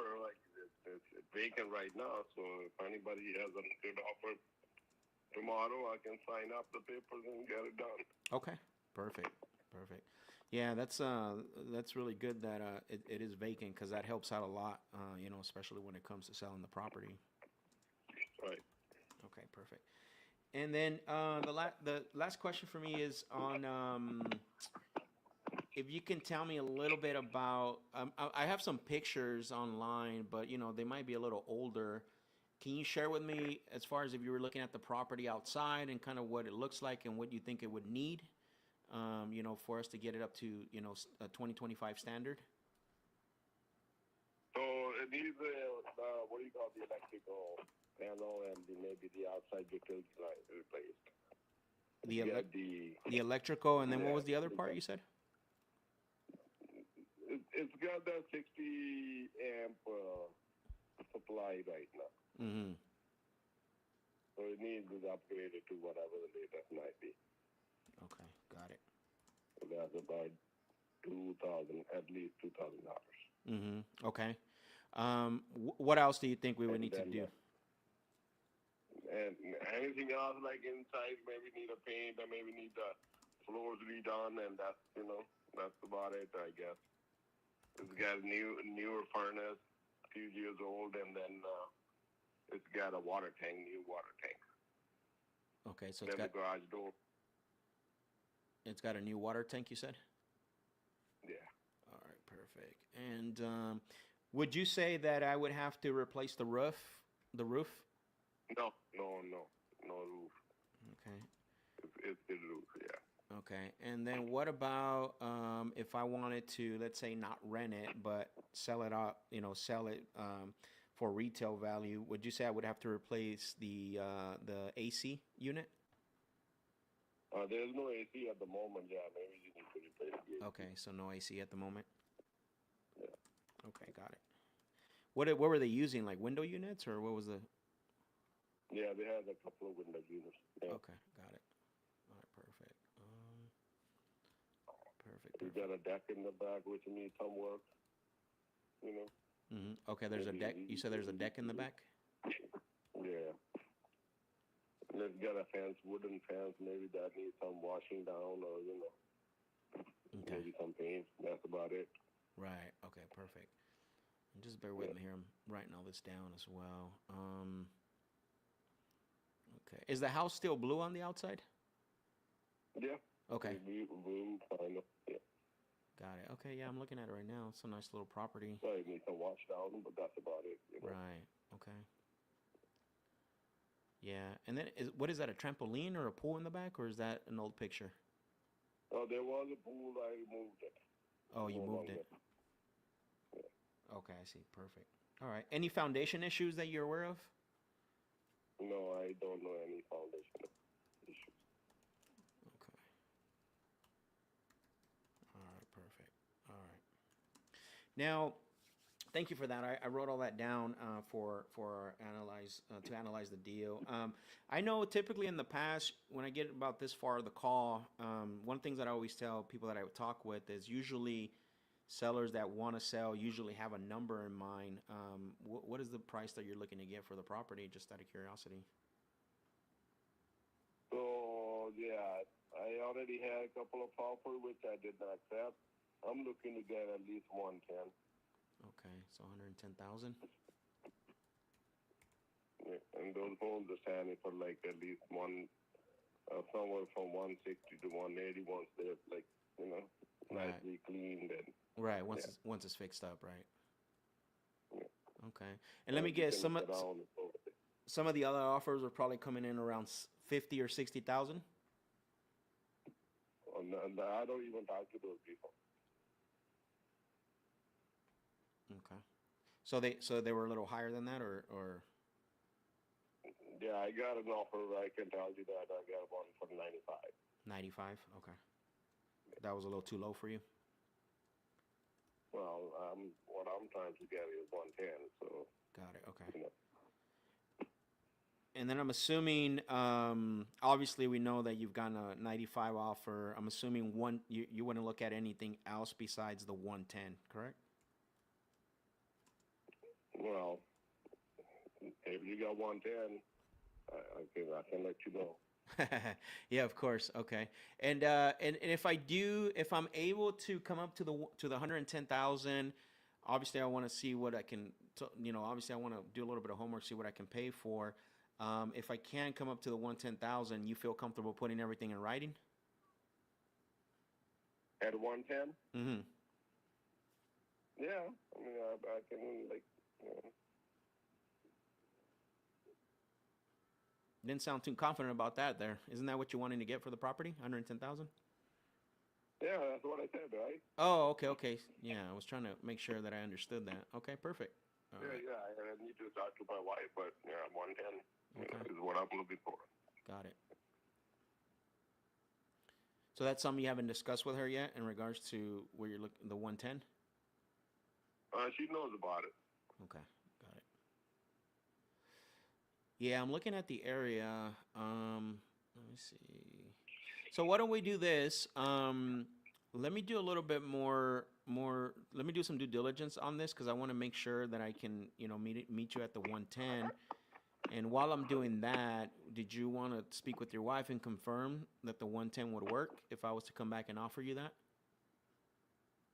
Yeah, I mean, she knows about it, so she's not home right now. Okay. She's in, When yeah. would she be home? When can I call you back when you guys both will be home? Well, she's not a decision maker anyway, so whatever I tell, she'll go with. Oh yeah, no, I wasn't asking for her to get on the phone. I was more if she's there and if she has a question about the offer, I can answer it, right? I definitely No, want. she won't have any questions. It's up to me actually. She Okay. just owner, or she don't have much. Okay, to I'm just say getting about it. clarification. Just want to make sure I'm on the same page because earlier you said that you needed to run it by her, and usually. Yeah, I need to run it by her, but that's about it. Okay. But, you know. Got it. Okay. Why don't I do this? Let me do a little bit more research on this because I want to make sure, like I said, I want to make sure that I can get to the 110. And then when can I call you back about this to see if I can get you the 110? I mean, tomorrow or whenever. Doesn't matter. Okay. Let me see. Well, I like to put it on the calendar so it's not an interruption call. What works better for you, mornings or afternoons? Morning's fine. Okay. Like around earlier than this, or does this time work really well? This is fine, yeah. Whenever, man. I work from home, so it doesn't matter. Oh, I see. Okay. Perfect. Sounds good. Well, even if I, so if, let me do some research. If I find out that I can, can come up to that price point, and I call you back later today, will that work as well? Because you said you work from home, right? Yeah, later today I won't be available. I gotta Okay. step out and do something. No problem. So then I'll put it on the calendar to give you a call tomorrow. That'll be a little bit better, anyways. Give me some time to Okay. take a look at, and Which then. which company you represent? So you went on our site. It's called Get Good Offer. Say that again. Get offer. Yeah, Good Offer. GOOD offer. Goodoffer.com. Excuse me. Oh, goodoffer.com. Yeah. Good offer. Yeah, I can text you the link if you want. Here, let me send it to you. Okay. Okay. Bear with me here. Where's it at? Yeah, this is the link. I'm texting to you right now. All right. There you go. Get my good offer. I'm sorry, I misspoke. So we have a few different ones, but I just sent it to you. Getmygoodoffer.com. All right, perfect. I put it on my calendar to give you a call tomorrow morning, and then like I said, if I can come up to the 110, it sounds to me like you would feel comfortable putting everything in writing. And if you can talk to your wife tonight, that'll be great. Okay. All right, Parm. Thank you. Have a good day. Bye. All right. Yeah. Thanks. Yeah. This guy, dude. Let me make sure I disposition this correctly.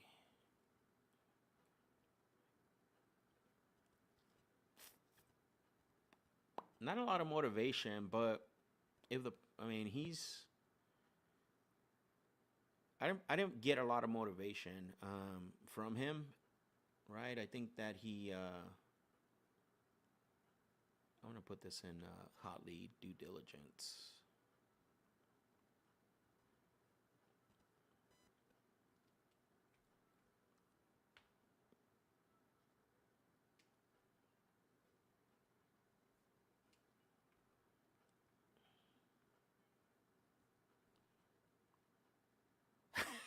D says, "Yep, hold them accountable for what they said."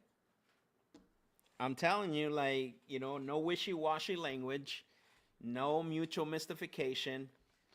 Mean what you say and say what you mean, right? At the end of the day, like, I'm not here to I'm here to build rapport. I'm here to build trust, but I'm not here to entertain people, right? Like, and so that's the difference from eco business stature, right? Mindset, eco business stature mindset, and being serious about your business, right? Like, hold on. You said this, you said that. Well, let's clarify this. And he wasn't mad about it, right? He understands. He understands the game.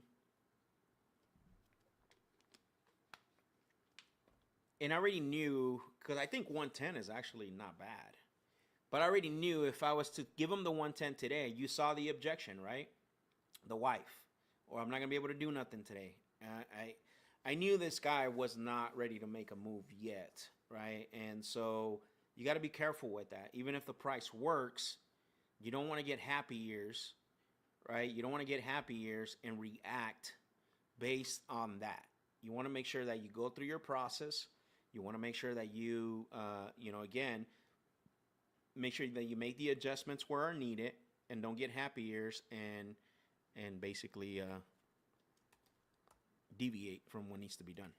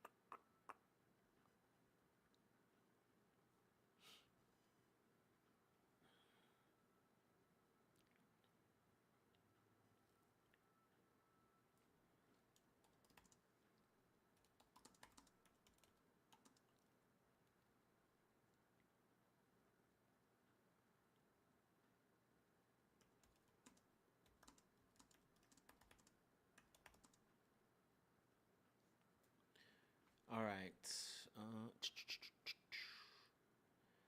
Let me make sure we got everything hotly perfect.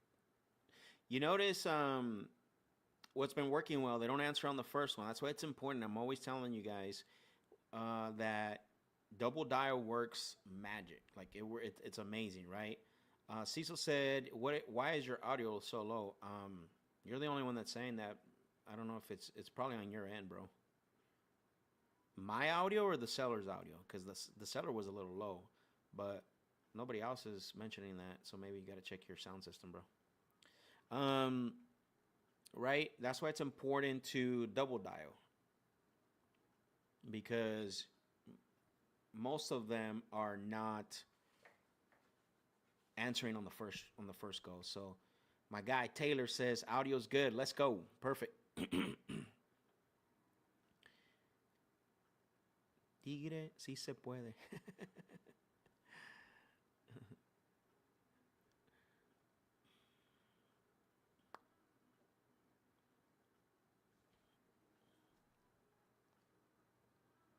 All right, let's call the next seller.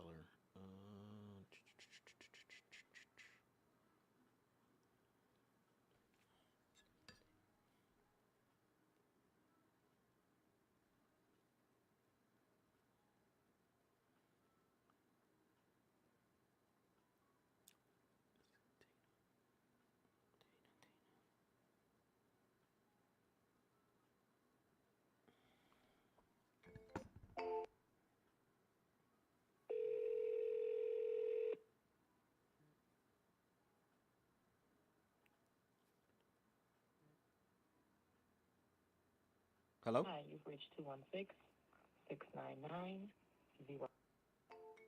Send me the voicemail.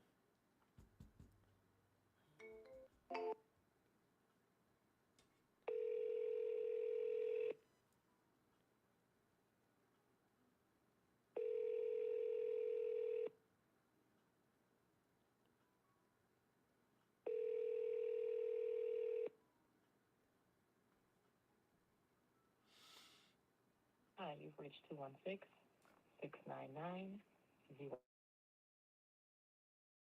Unfortunately, I can't get to my phone, but if you would be so kind as to leave a brief message, including your name, your phone number, and the reason for your call, I'll get back to you at my earliest convenience. Thanks for calling and have a blessed day. Hello, Tana. It's Max. I was calling about your property over at Muskoka Avenue because that's a brief, right? That's pretty brief voicemail. What do you guys think? That's a brief voicemail, right?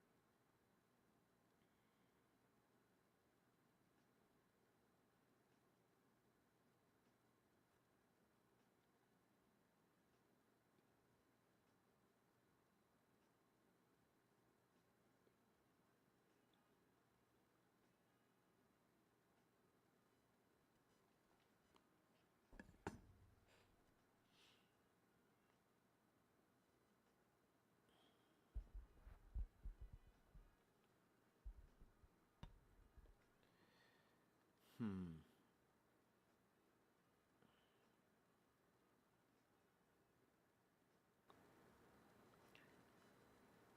How about now? Am I still low? Hello, hello, hello. Testing. 1, 2.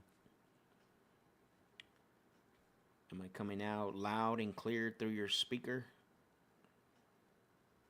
Bueno.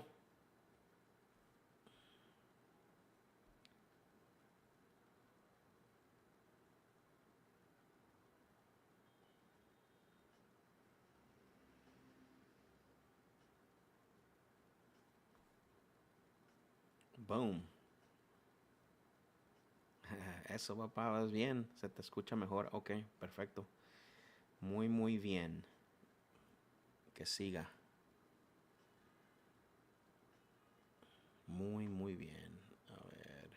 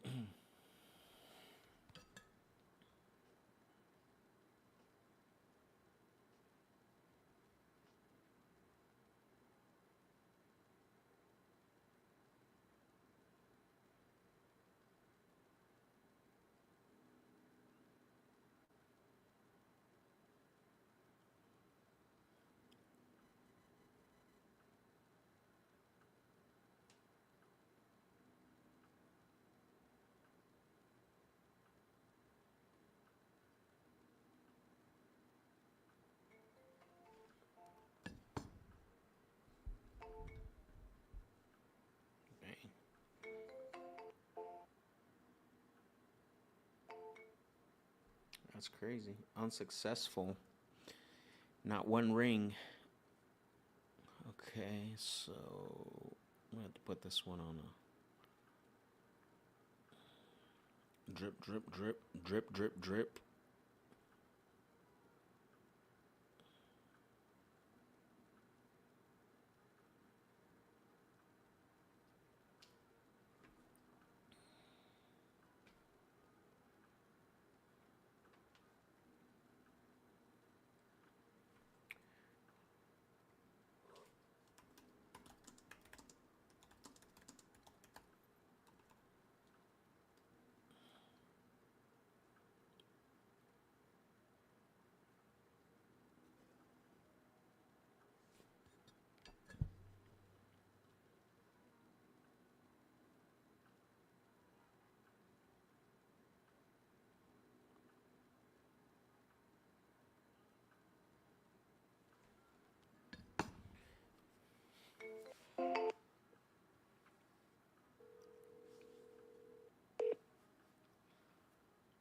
Hello?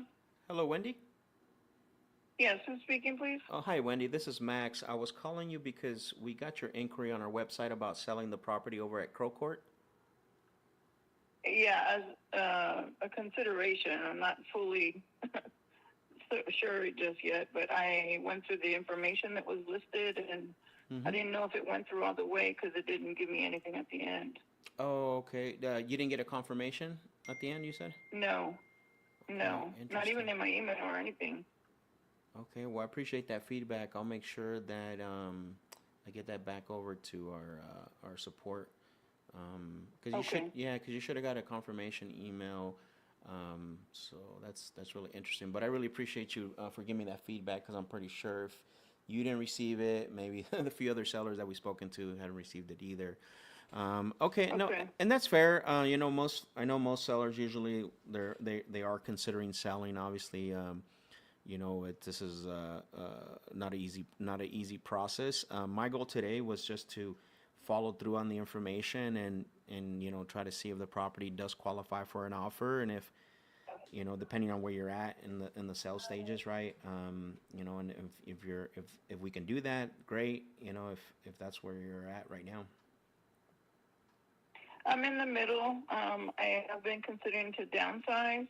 Okay. I just know that the market is really not anywhere near what it is when I got it. Yeah. And then apartment hunting is not the same either. So, Yeah. but I just wanted to see what, if anything, if it was worth it or not, or if my overall decision is just going to be, is it safe to just stay for a little bit longer until the market changes? Yeah, and that's kind of the $1 million question, right? I think that we all don't have the answer to. Something I've told sellers in the past, especially when trying to figure that out, timing the market or where the case may be, it's like we don't know, right? Like it could just like it can get better, with interest rate change. I mean, it can also go the opposite way, right? Hopefully it doesn't. But at the end of the day, what I always say is the property is going to be worth the most at the time that, let's just say today, right? Just because, nobody knows, even us, as many properties and files that we look at on a daily basis. It's like people will ask us, do you think the market's going to, like, I don't know, like, I don't have the answer to that, but at least you can get, at least an idea, in regards to what where the market is now. If you don't mind, I can definitely maybe give you some feedback and just by answering a few questions. Okay, that's fine. I appreciate it. Yeah, of course. And let me finish pulling it up here for. Okay. And so, can you verify the bedroom and bathroom count on the property for me? I have 1, 2, 3.5, Okay. and then bedrooms is 4. Okay, so 3.5 bathrooms and 4 bedrooms? Yes. Okay, perfect. All right. And then I am showing that the property square foot is about 2,433. Yes. Okay, perfect. So, Yeah, and I just verifying that because a lot of times what you see online is not usually correct. So, and it looks like there's a homeowner associations in the area. There is. Okay, perfect. And just ballpark, what do you typically pay on that? It's every quarter, so about 175 a Okay, quarter. 175 a quarter. Okay, perfect. All right. Okay. Oh, sorry about that. Hit my phone here.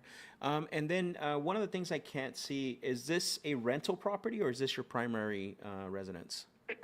It's my primary, yes, sir. Okay, perfect. Thank you for that. And I know you're not, from everything I've heard so far as you're in the middle, stages of considering selling. But when you do decide to sell, and make that decision, is there anyone else that's going to have an input in helping you make that decision? No, it's me. Okay, perfect. And that's fair. Only reason I asked that because I know in the past, especially with a big decision like this, a lot of times, past sellers like to get input from other individuals when it comes to making this decision. And just want to make sure I answer all the questions, right? Okay. Yeah. And just out of curiosity, how long have you owned the property? It's been a little bit about 4 years now. 4 years? Okay, Mm-hmm. perfect. It's a nice house, too. I'm seeing some of the pictures in here on Zillow. Well, 4 years is not a very long time. I mean, what's got you thinking about selling already? Just downsizing. I have 3 children, and we were a full house. And then within a year, they decided to go out on their own, and now I have bedrooms upstairs that aren't even being used. Okay. Got it. So, I said, well, maybe I can make one into an office and make one into a guest room. And so those are all things still that I've been considering. I'm just recently a grandmother, so I do have a grandbaby that can come over sometimes. So, but the market with the way that I'm pricing apartments or even relocating to maybe a smaller home is just crazy. My interest rate came out at 2% when I bought my house. Mm. So I scored very well. Mm-hmm. Yeah. And then now looking at, if it is another rental home I want to try, or if it's a rental apartment I want to try, or if I do want to consider rebuying, like there's no way that I'll ever get that same interest rate. Yeah, I'm about 4 years into my property too, and you got a little bit better interest than I did. I was at 3.1 because I was towards the tailor end of 2021. I don't know. I don't think we'll ever see them that low. We'll might be seeing them a little lower than what they are, but yeah, we were in a time that was very different. I don't think we'll ever see that. Yeah, so it's tough. The house is beautiful. I have a green belt behind me. And then I have solar panels on the house as well. Okay. Are those being leased or did you purchase them and making payments on them? I'm making payments on them, yeah. Okay. So, but you do own them, right? Yes. Okay. Perfect. And then do you know when? Maybe you do, maybe you don't know when you sell them. Or do they want them to be paid off, or can the ownership be transferred? Are you aware of any of that info? If I'm correct, they did say that it could be transferred, but it would be like them going through like a transfer of a loan where they would have to do a credit app or what have you, like all that. Okay. The payout would be far too much, and even if I made anything from the selling of the home, that would pretty much take most of it, I'm sure. And that's pretty normal, qualifying people. The main question here is, and especially for you, when you do decide to sell, because there are some solar panels that require to be paid off, right? And so just double check the paperwork that a new buyer can qualify for them to be transferred. But if you know that, that's great, because then you don't have to pay that full amount once you sell the property. Yeah, that's right. Yeah. Okay. And I know I'm going to bring this up just a few times. I know you're in the middle of the stages of doing your research and stuff. But what have you tried other stuff recently to, potentially sell the property? Not just really researching more than anything. Like if I wanted to do it, with a company such as yourselves or Zillow. I have a friend that's a realtor that helped me get into the home. She said she would help me get out of it if I choose to sell. Sure. And then really just trying to see more or less, within the subdivision, if there's anybody that's interested in renting, just things like that. Yeah. Nothing concrete, Yeah. just really trying to consider the options, and is it really going to be worth doing so right now, or should I just wait a little bit longer, maybe do some more upgrades to the home to make it, again, more profitable when I decide to sell. Anything can change at any one time, but Yeah, of course. for now, I was just trying to see really would that benefit me at all. Yeah. And then just so I get an understanding, is the determining factor for eventually the final decision, is it based on is it going to be based on the offer? Is it going to be based on you finding like the next place? What does that look like for you? That's a great question, because I would say a little of both of those. Right. Yeah, something to consider, right? Hard. Because I don't know about your area, but for sure, and I think this happens anywhere, especially having an interest rate, 2% or 3%, like we both do. Rents are equaling out or more sometimes, right, to your mortgage payment. Absolutely. Yeah. So that's something maybe if you haven't thought about, it might be a good thing because you got to have that stuff in order to say, well, if I don't get this, and how am I going to afford that, right? That's might be a good question. Yeah. And then what I'm assuming since you just bought it recently, I'm assuming there's a mortgage in place still. Yes. Okay. Ballpark, what do you owe on it? Like what's left over for you? I think I'm like at 227 maybe. Okay. 227. Okay, perfect. Let me see.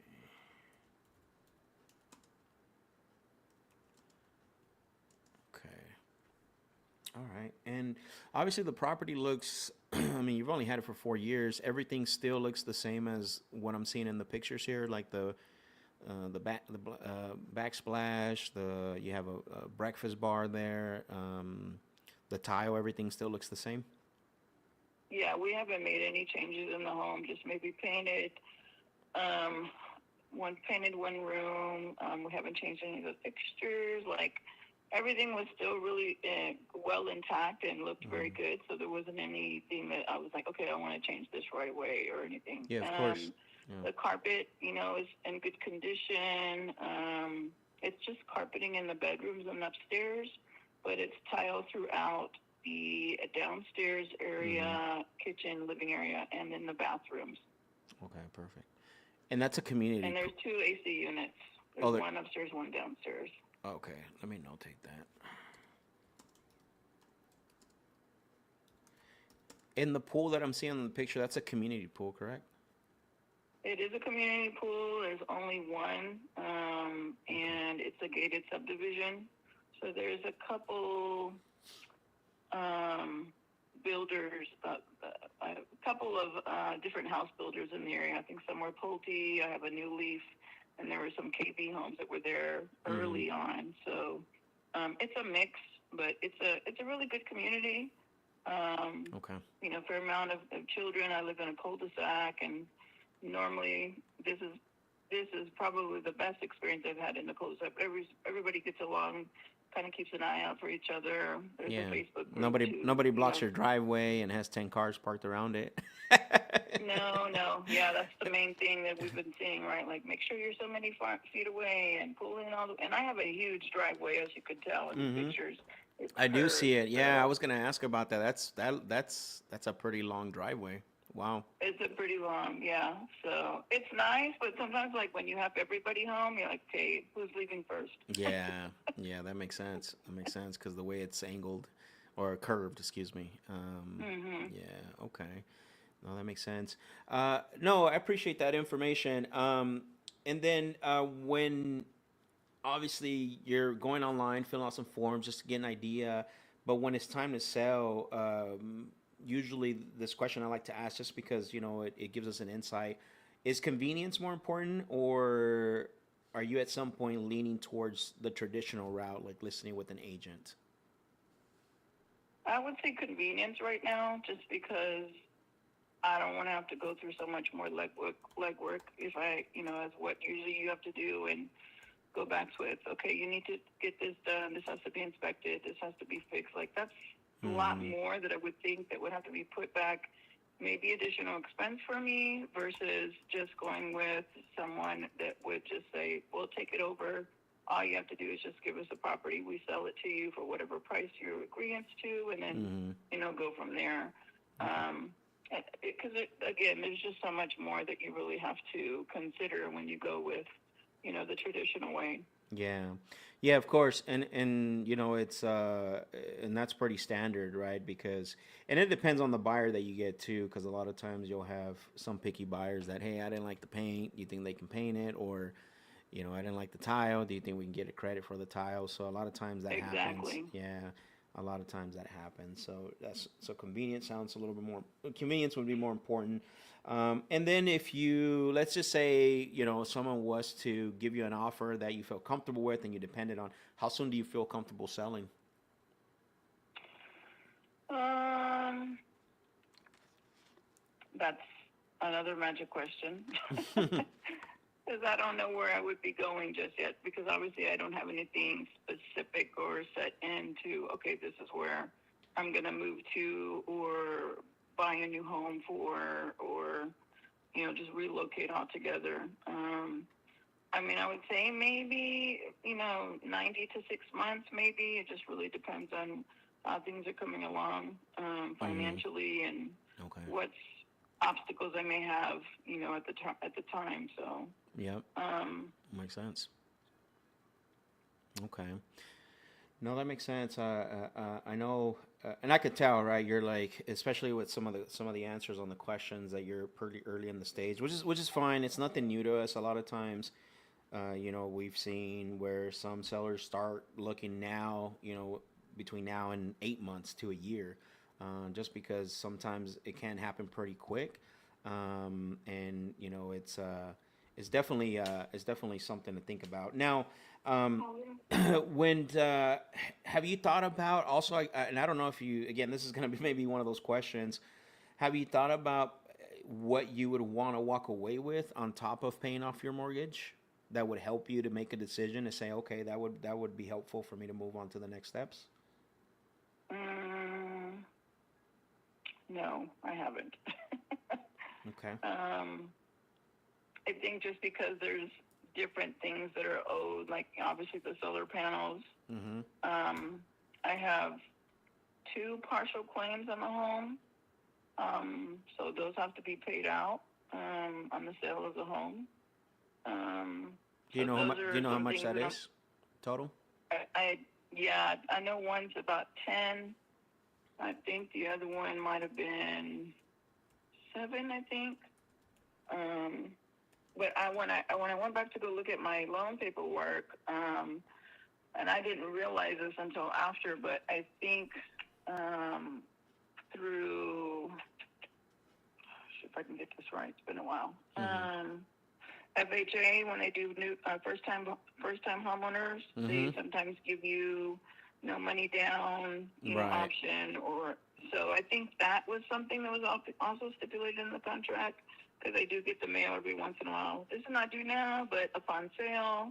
Mm-hmm. Um, so I have to go back and really look at those as well, because to be honest, if that if the sale of the home would go through, all those would be paid off, and then I may get like, you know, less than maybe even 10, 15,000, I would think, Mm-hmm. just depending on how much at the time the payoff amounts are going to be due for those. Yeah, of course. Yep. Okay. Because it's gonna either be less, right? It might be a little bit less potentially. Yeah, Okay. yeah. Because I think I've done the I can remember the current home value rate was a little bit of 100,000 more. Mm-hmm. But I know that can change too. There's just so much more developed in the area that where I'm living in, so it could be, progressive to be a little bit more, Sure. because the way that they're building, and then because I'm out by Castroville and in the middle of, uh, who's that, Petranco and Marbach Road, right in that area vicinity. And so 211 they're building out, Castroville they're building out, down 90. So it's growing pretty fast. Yeah, I see that. So Yeah, I definitely see that. There's a lot of activity going on. It looks like you're also now you're running into a few things, and I've seen this before. I was actually there's a lady that I'm calling back May 2nd, I think it is. She's been on the market for a while, but the problem with, I'm not saying that's your situation, but just what I saw now, you're also going to be competing against new construction homes. Just so you're aware, right? That's a little bit, I think, south of you. I'm looking. I mean, there's like literally 10 brand new homes right now available in the market, and they vary, right? They vary in square footage and pricing, but they range anywhere between 265 on the low square footage end, to 330, right, on the high square footage end. Like the 330 is 4 bedrooms, 3 bathrooms, 2,100 square feet. Now yours is a little bit bigger. However, this one's a 2025. So that's the thing to also to take in consideration when you're thinking about pricing the property, because you don't want to, you obviously don't want to sit in the market, right? You have like I'm looking at one just on off of Durango Eagle. You know that road? Doesn't sound familiar. I think you're right off of Dove Canyon, right? Dove Creek. Dove Creek. So it might be on the opposite side of us, because there's one subdivision on the right, and then there's one on the left when you come down. Oh, yeah, okay, yeah. So there's that one that's been on the market over 85 days, 279. Oh, wow. Yeah. There's another one for sale, which is similar to yours, just 1 bedroom less, built in 2018, 2,300 square feet for 289. That's been on the market for 170 days. Oh, wow. And the only reason why is not that they're good properties. It's just when there's new construction like that, it's like, do we buy that 290, right, at 2018, or do we go and buy the 2025, right, for 295 or 300,000? Right, exactly. So that's something to think about. I know right now you don't have a price in mind when it comes to that.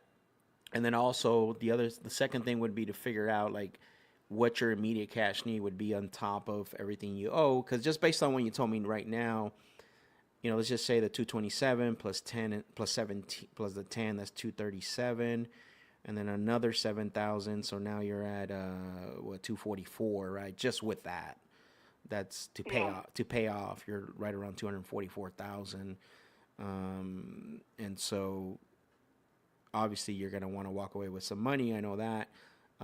You just have to consider that you're running into those kind of things when it comes to selling the property. Oh, absolutely. Yeah.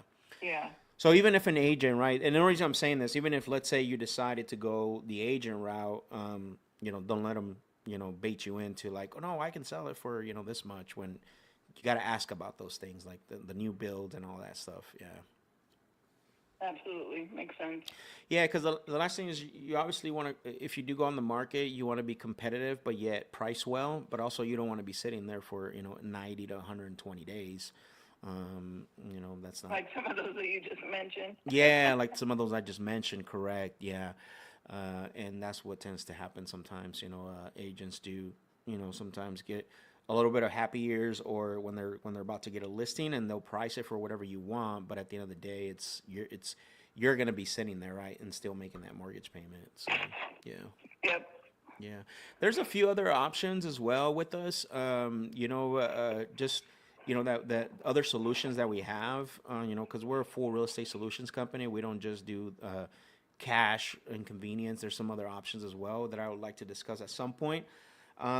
But I think there's a few things that I think you would have to first figure out. It's like, obviously first is like, where do you want to move to and what that's going to cost? So that way you have an idea of how much you need to get out of the property in order to make that happen, right? Okay. And I think we're really early in the stages to really say, here's a solution, Wendy, that I can give you when I don't know those details yet, right? Right. Yeah. Yep.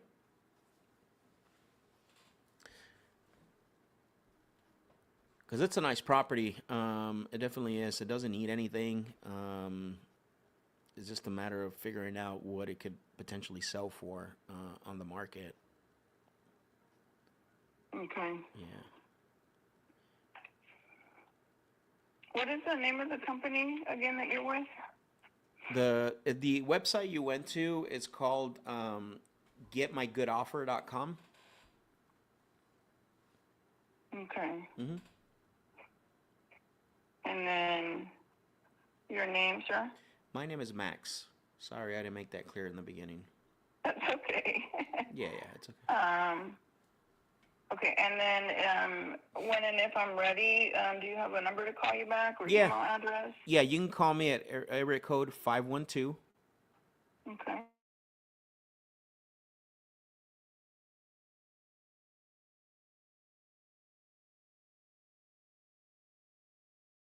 Are you in San Antonio?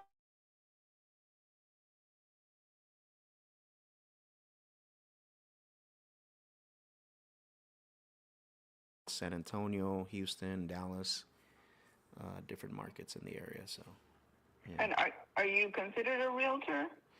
No, so we're direct home buyers, which means we buy directly Okay. from sellers. However, and this is part of what I said earlier, we have different solutions for depending on the situation. To be honest with you, if I was to make you a cash offer, I would probably be like really low, maybe even close to what that number that we just put together, right? The 244. And Yeah. the only reason I say that is because typically when we're looking for properties and we're paying cash, usually we're looking for three things, right? It's either we're going to fix them ourselves and put them back out on the market again. A lot of times we work with local partners and financial partners that they'll do the same thing. We just wholesale the property to them. But in this case, I think there is a solution that we have that's called our Equity Flex program, and it's similar to what an agent would do, and we would actually, in order to maximize and get you the most for the property, we would go with that program, and then it does get listed on different websites, including the MLS, Zillow, just like a realtor would do. The only difference is that when it comes to handling everything, we would do that, including up to a certain amount of repair request, right? And the best thing out of that is that you don't, whatever number that we come up with and offer you, that's net to you. There's no commissions, there's no fees. And we do, Okay. yeah, and we do price it aggressively to make sure that we're not on the market for 90 days to 120 days, because that's the last thing that I want that to happen. And typically the timeline that we see when it comes to putting these properties on the market is usually about anywhere between so the timeline is, the first 7 days it's getting the paperwork ready, getting pictures, and then usually by the 7th day we're live, and then from day 7 to about day 30th we would know if we've got an offer or not. That's how aggressive we get, just because we have a big network of contacts. Okay. And people like to go that route because if, let's say that we didn't find a buyer within that timeline, it's not a long time, and plus, you don't have to sign a 90-day to a 6-month, listing agreement with an agent. We find an agent that's aggressive, and then and they work with us, and we take the calls, we set up the showings to make sure that the only people looking at the house are vetted, approved buyers, not interested buyers. Okay. Yeah. Right. Makes sense. Yep. Did you mention, and I don't know, so with anything in reference to that we would do something for that program, any out-of-pocket costs for repairs or whatever in the home, is that something that I would still have to be responsible for? Up to a certain amount, we would handle it, right? Okay. Like if it's landscaping, if it's some minor, cosmetic things in regards to, let's say, because they got to do an inspection, because these are conventional approved buyers, but we're if it's something that needs to be cleaned up, if it's as long as it's not like say a $5,000 ticket item, then we obviously we won't be able to do that. Which I don't think in this case it would be, but something minor, up to a certain amount, we handle all that for you. Nothing would come out of pocket, and obviously, before we even approve anything, that's a larger amount, we would come to you and talk to you about it. It's not like we're saying, hey, okay, we'll do this. Yeah. Mm-hmm. Does that include inspection as well? It does, because the vetted buyers are they're going to be conventional buyers, which means that they're either approved for a conventional loan, VA loan, or an FHA, right? So unfortunately, there's no way to get around that with those type of buyers. But however, our goal would be to attract a vetted cash buyer, so we don't have to deal with that. Okay. Yeah. Okay. Good to know. Well, I really appreciate you calling me, even though I didn't get anything updated. So kind of gives me an idea of some things to continue to put focus to, and things to prepare for, especially with knowing where I may want to relocate, or whether I want to go new or what have you. Do you all do anything such as, so if it was purchased, is there a definitive amount of time that has to be done, or if I'm saying this correctly, like before I choose that I want to relocate, I guess you could say, is there such a thing as that?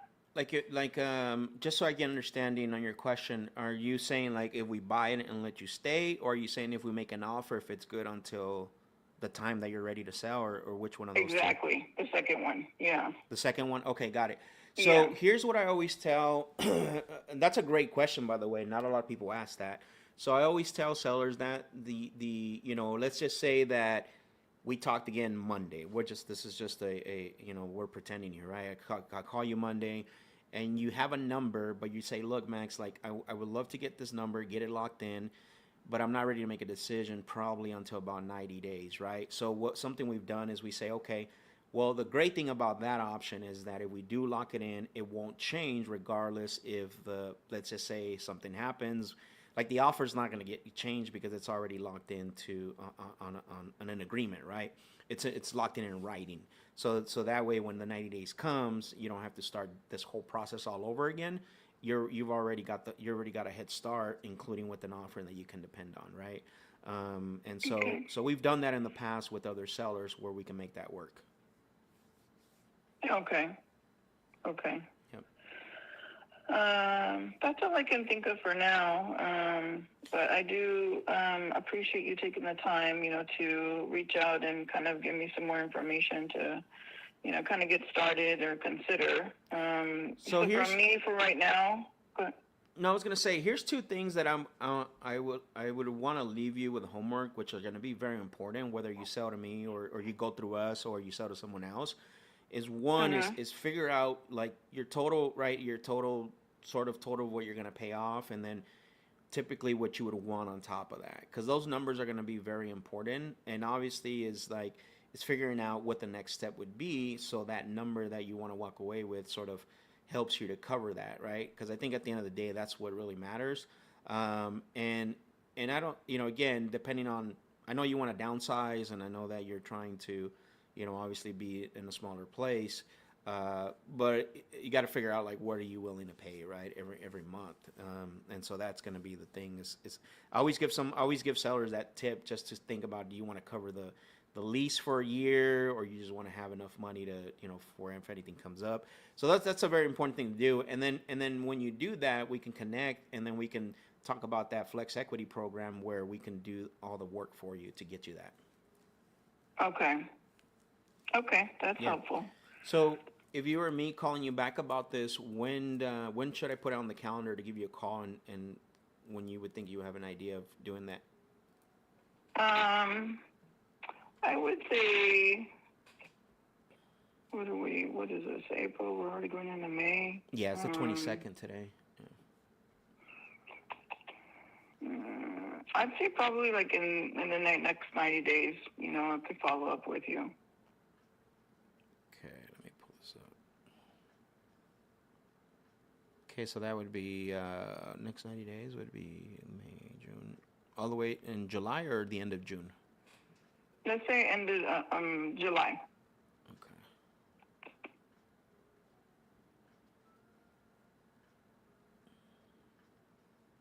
Okay. Okay. Any time this morning or afternoon works for you, or is any time okay? I'm open. Yeah, that's fine. Okay. So let me change this to.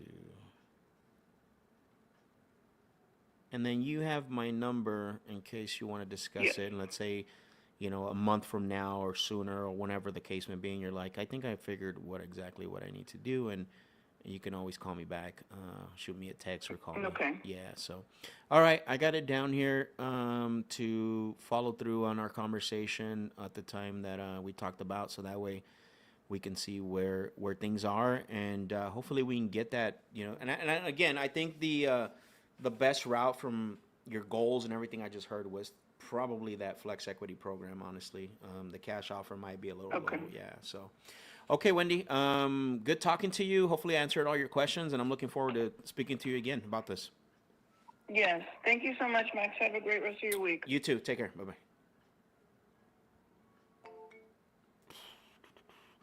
Hey guys, I'll be right back in like 2 minutes. Go get some water.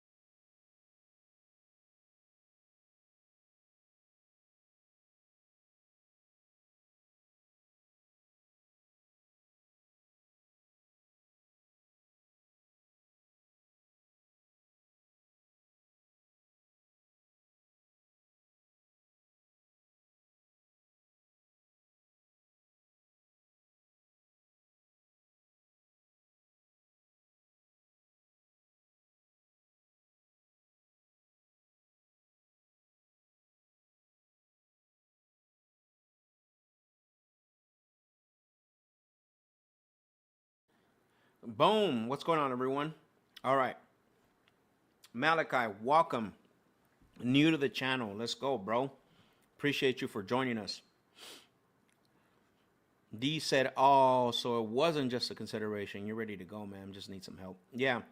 She's early. She's very early in the stages. I stayed on the phone with her longer than I should have, but, think about that, right? Like, when even she said she had an agent, so think about that. That information that I gave her, right? That information that I gave her just set me apart from everybody else that she's going to talk to, right? It doesn't matter who it is. Sorry, my laptop keeps showing up. There it goes.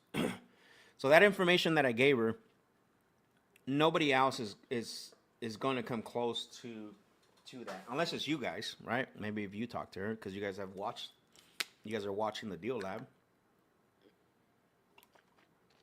And so think about that, right? Like I said, did I spend a little bit too much time with her on the phone? Maybe. But also sometimes, sellers like this, they are, I said this before. Remember, sellers only do this once or twice in their lifetime. They don't do this every single day like I'm doing it, right? They don't do this every single day like you're doing it.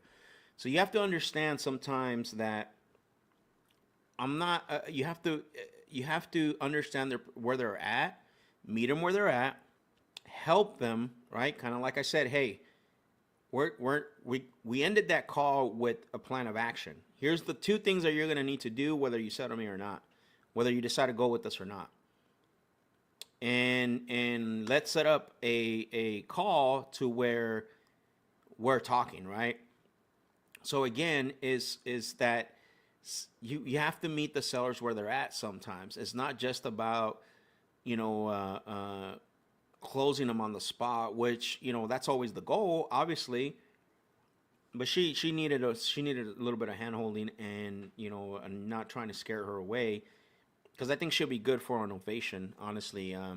It's going to be tough because, and like I said, no one's going to tell her that, right? Like, no one's going to say, hey, there's no realtor that would say, hey, you're competing against, unless they're a good realtor, right? A good realtor would present facts and would advise her the way I did.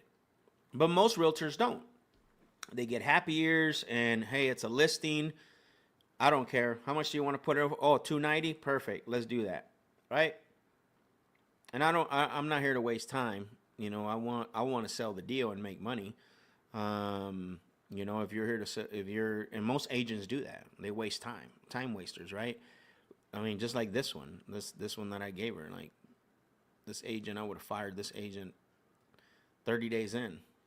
Like, I mean, 175 days on the market, right? Priced at $289, knowing that down the street there's 10 brand new houses, 2025 builds that I can buy for similar price, right? That's crazy to me. So again, some sellers got to meet them where they're at. You got to make sure that you are advising them. I don't want you to give them free education. Advising them, giving them a plan of action, letting them know this is what needs to happen next. And I usually I don't stay that long on those calls, but she kept answering the questions. She was very cooperative. She was engaged in the conversation, right? She was remember what I talked about when we first started this live? What am I looking for? Cooperation, engagement, cooperation, and reciprocation. And we had all three of those in here, right? And it was genuine. And I built a really great rapport with her. Now I don't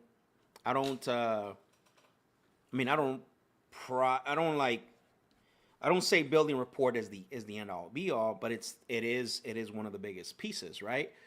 The end all be all is to get the agreement. Now, she was very early. She didn't know what she needed to pay off. She didn't even know where she was going. So why would I make her an offer? Think about that, right? And this is something that I want you guys to start understanding when you're talking to sellers. Why would you make her an offer if she's, number one, doesn't know where she's going? Number two, right? Yeah, number one, she doesn't know where she's going. Number two, she doesn't know what's the amount she's gonna need to get there, right? And then number three, she don't even know the amount that needs to be paid off before the money that she wants to walk away with, right?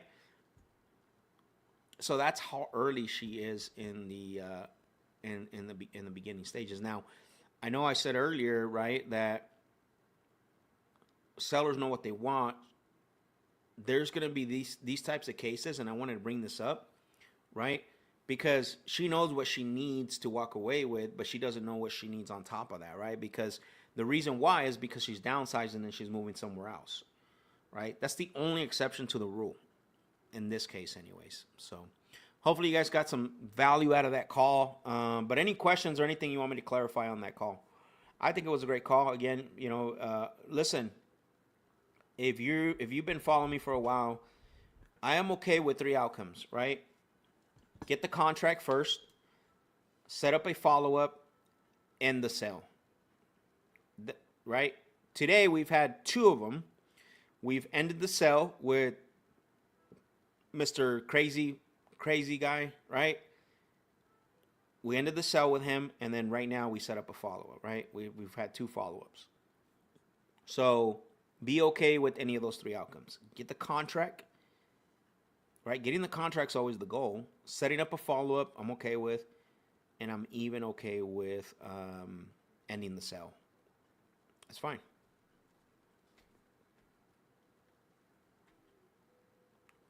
All right, let me disposition this lead.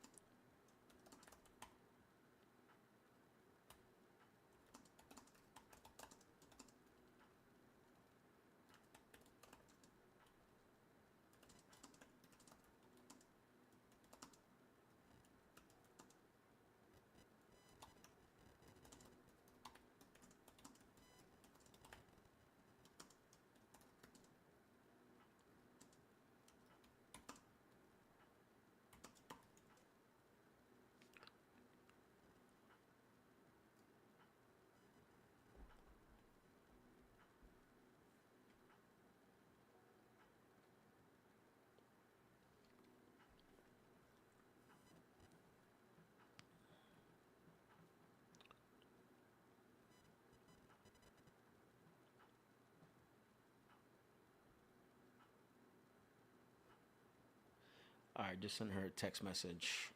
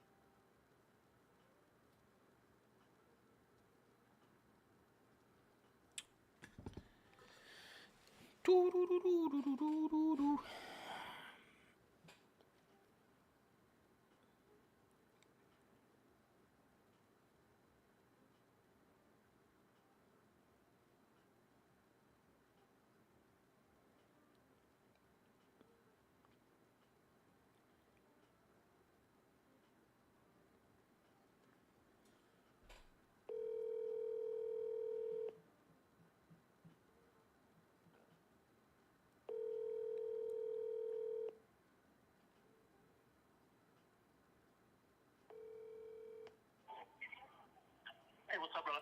What's going on, brother? How you doing? Good. Just having some late lunch. Oh, What's okay. going on with you? Nothing Everything much, good? bro. I'm on the live. You're on the live right now, bro. People can hear you. Let's go. Let's go. Hey, Let's yeah. do this, So, baby. so I have a deal in Florida. A seller that I've been working with now for a few days, and so we went from I had him on an option, and then we switched him over to we had an offer, a cash offer on the deal, but the buyer ended up only getting approved for so much. So it was way below than what we originally were going to get the seller. But um, so I just talked to the seller today, this morning, and I need to figure out because we're probably going to go the novation route. So I need to see how. Nice. Yeah, I'm trying to figure out what I could potentially list it for, so I can have a solid number Okay. for him. I don't know if you are in the Naples, Florida area. Yeah, that's literally where. Anytime I'm in Florida, that's the Gulf Coast. That's where I'm at. Oh, are you okay? So Yeah. what I Yeah. I was wondering if I can send you over the details and you if you were able to do like a quick CMA for me, um, and then if we end up converting it to a novation, are you able to list it too? Yeah, I can list it for you, or if not, I have somebody that can list it for you. She'll knock it out. She works on Novation, so she does all that as well. So, Does she you know, know that area though? I'll Cause get a it's referral from her. does she know that She does. area? It's a Yeah, unique she lives in area. Bonita. Okay. Yeah, she lives in Bonita, and yeah, the whole Naples, Bonitas, Marco Islands, Fort Okay. Myers area. Yeah. Okay, perfect then. Let me get the address over to you. I Okay. have some pictures, bro, but they're kind of janky. But I'll still Okay. send them to you. And then you let me know. You know if you can do a CMA. It's not a rush because I think I'm following up with him Thursday or Friday, I Okay. believe it is. But in case he calls me, I would like to Gotcha. have it just in case he calls me early because this seller's kind of weird, man. He's like he can call me at any time. You know what I'm saying? So I'll send it over to Okay. you Cool. and let me know, and then and then if once I lock it up under the novation, I will get you the listing. Cool. We'll get it done for you. I appreciate Sounds it, good, brother. brother. Yeah, Thank thank you you. so much. Bye. Yeah, no All problem. right. Bye. Bye. Take care. Bye. Boom. Let's go. All right, let me get this info over to him.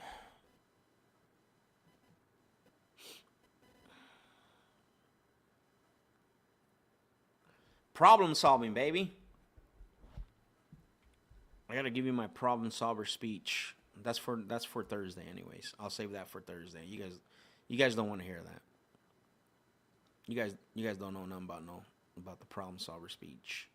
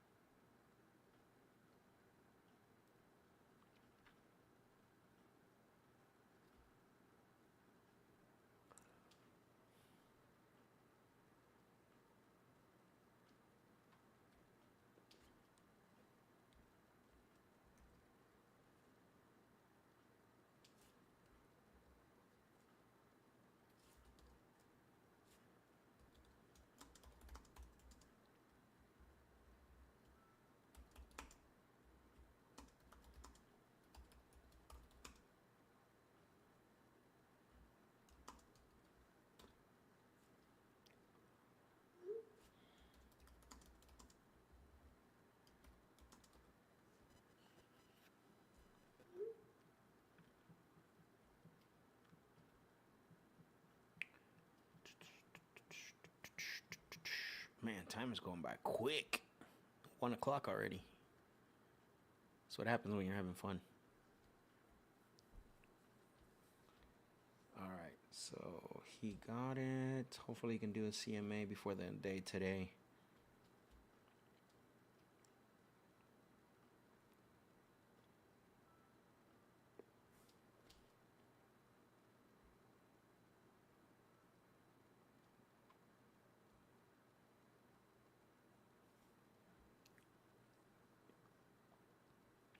Y'all still with me or you sleeping? Wake up. No siesta time. It's closing. It's closing time.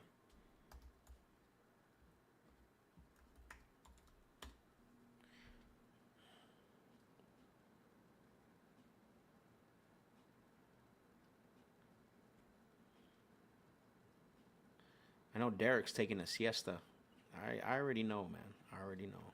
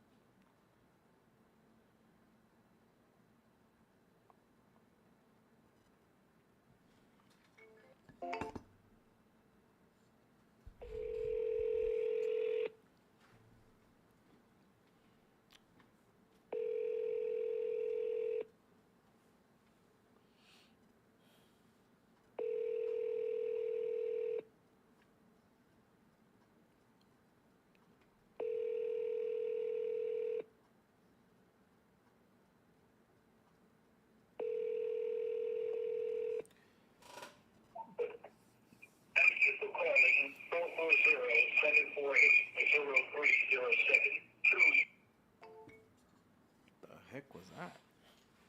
That's crazy, bro.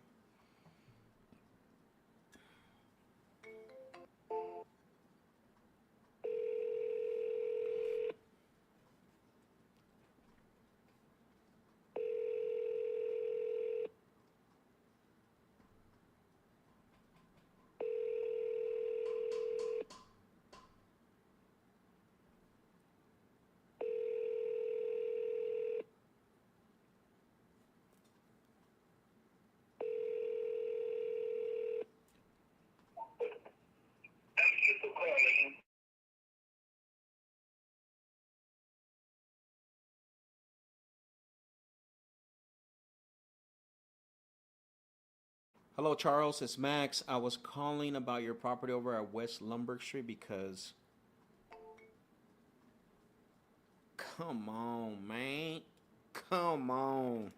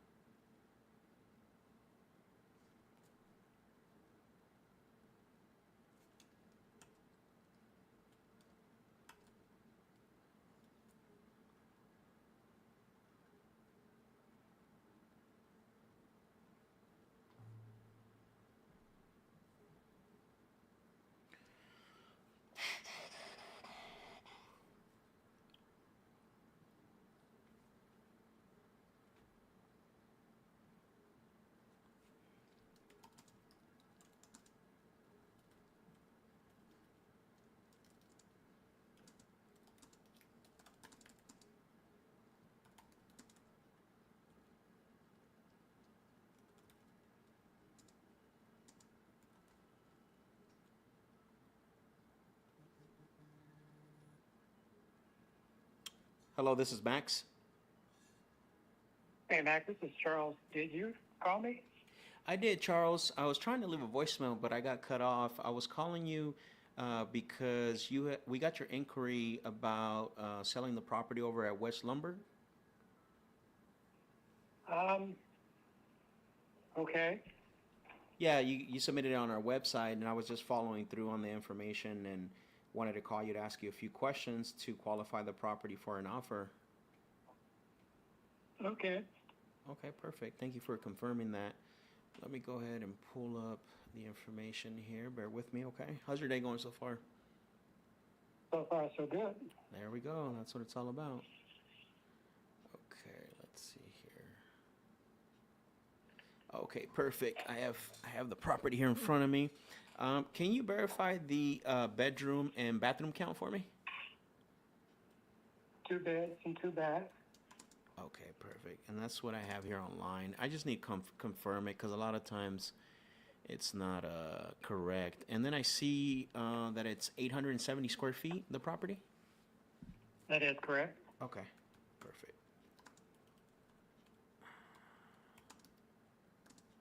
Mac, who are you with? So when you went on our website, it's getmygoodoffer.com. Okay. That's how we got the submission. Yeah, it's Okay. the website's called Get My Good Offer, but the company's called Good Offer. Yeah.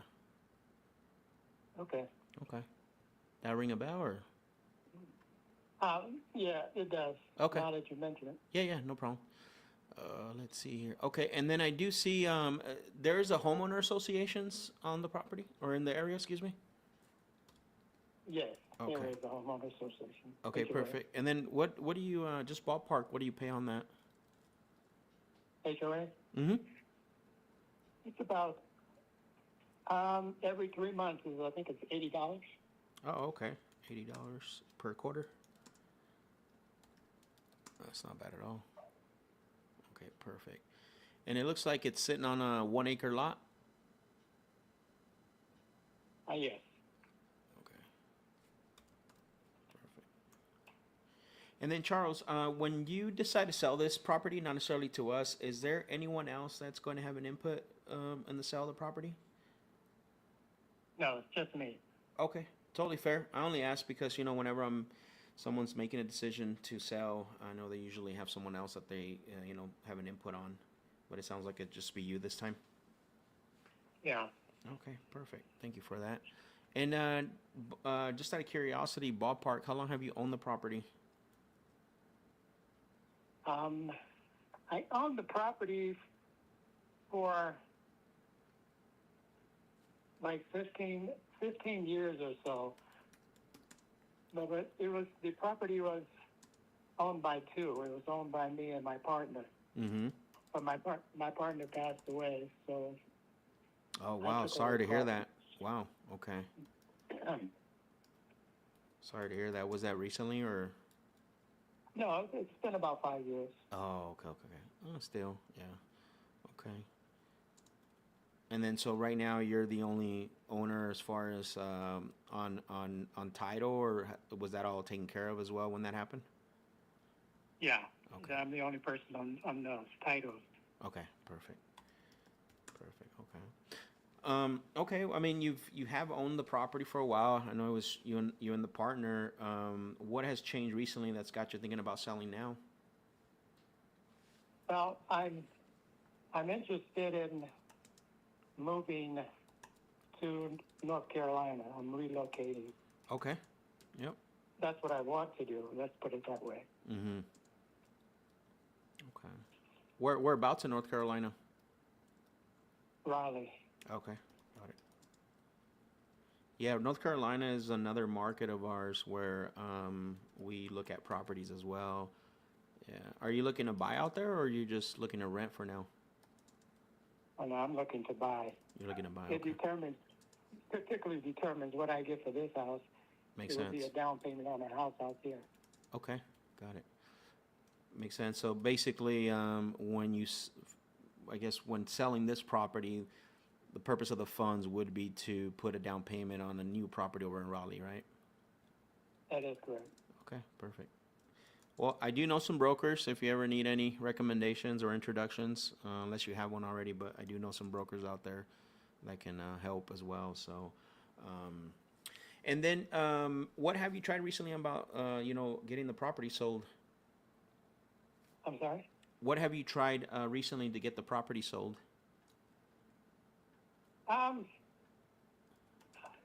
Recently, I really haven't done much of anything. It came up on the spur of the moment. I mean, I've been thinking about this for a while. I've just been procrastinating. Okay, got it.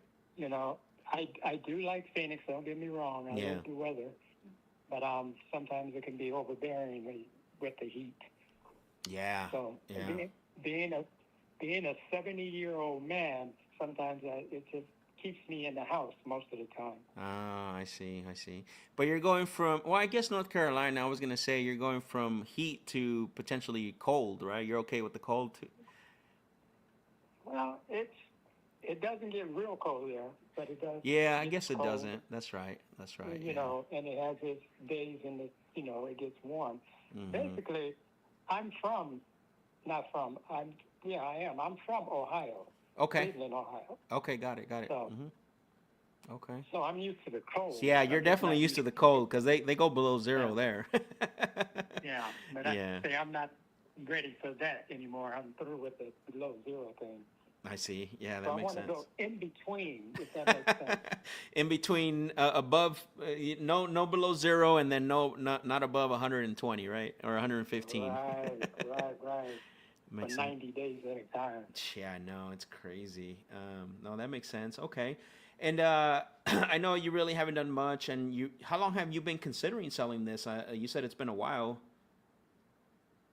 I've been thinking about it for a while. Yeah. Mm-hmm. And I just reached out because I've seen so many infomercials on the Instagram. Mm-hmm. I think that's where I found you guys. I think Possibly.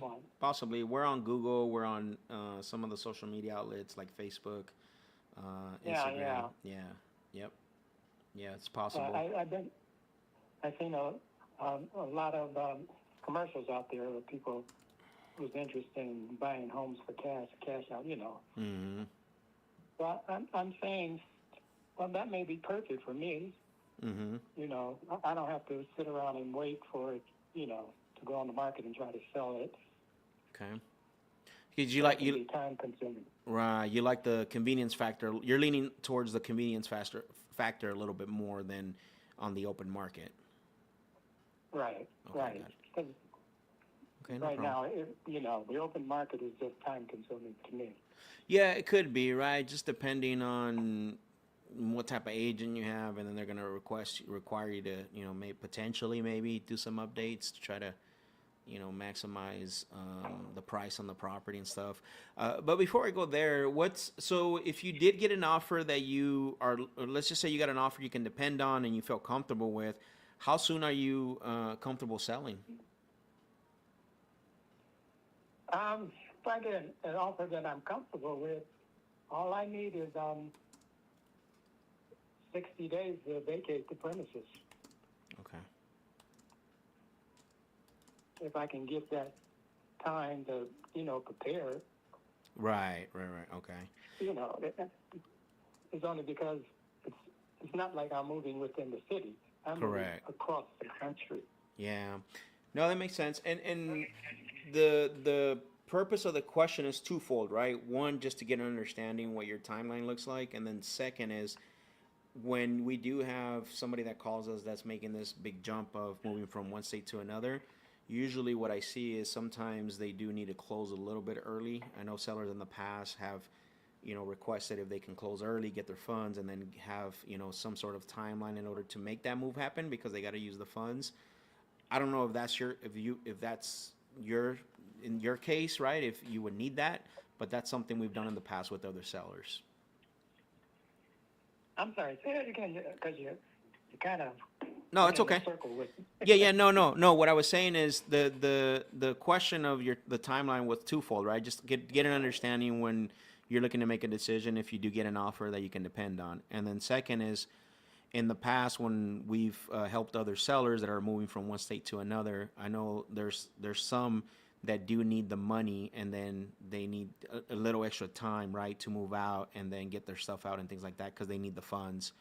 And so we've been able to do that for them where we can close on the property, release majority of the funds, and then once they're completely out, right, and they can use those funds to be able to make the move happen. Not saying that's the case here, but it's something that we've done in the past with other sellers. Oh, okay. I mean, I like the way that sounds. I mean, because if I do find a home right away, Mm-hmm. Once this operation is processed, I mean, I would like to formally get some kind of notice to the realtor or the person over in that state. Mm-hmm. Even though, it takes time to move your stuff out. Yeah. I Well, have somewhere to take the stuff to. yeah, of course. And so that's the benefit of that option, right? Is where the closing happens, and it just depends. If you say, hey Max, I need 15 days, or the max is up to 30 days, right?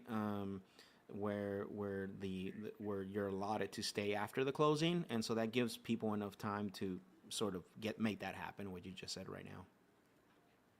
Oh, okay. I see what you're saying. Mm-hmm. I see what you're saying. Yeah, of course.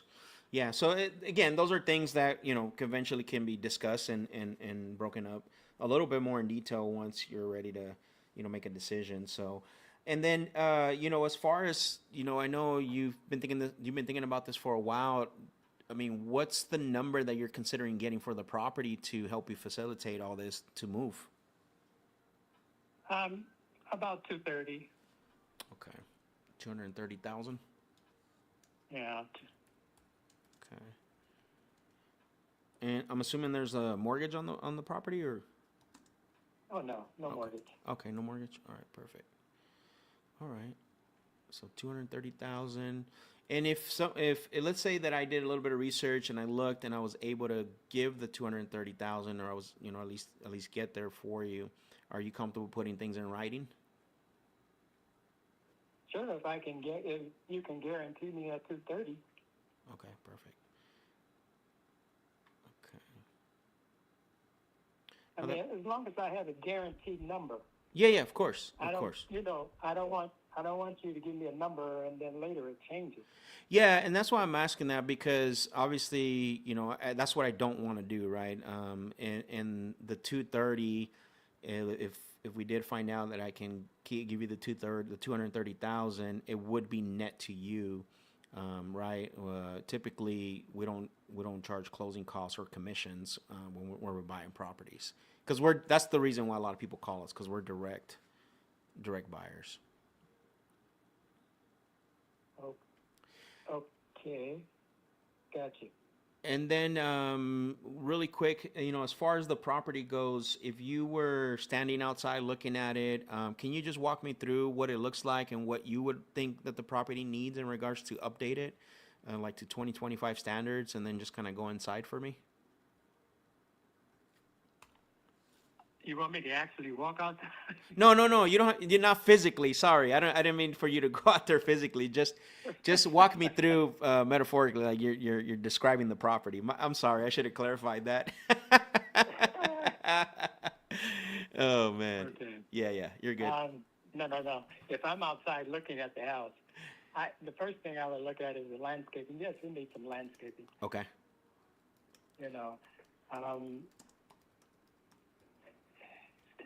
Outside, is there anything else I would look at?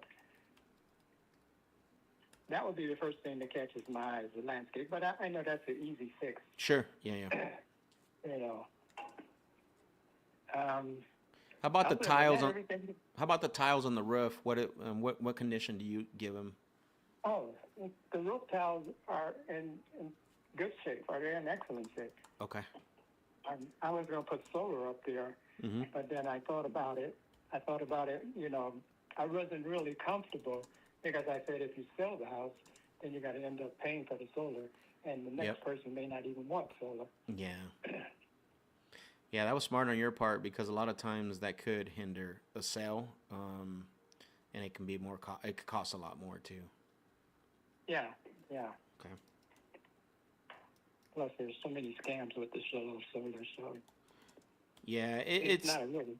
It's what I want to say. The idea of it is great. The technology just hasn't caught up yet. That's the problem. Right. Yeah. It's too many promises that doesn't happen. Let's put it that way. Exactly. Okay. And are the windows original to the property? No, I had all new windows put in, new windows and doors. When did you do that? I did that.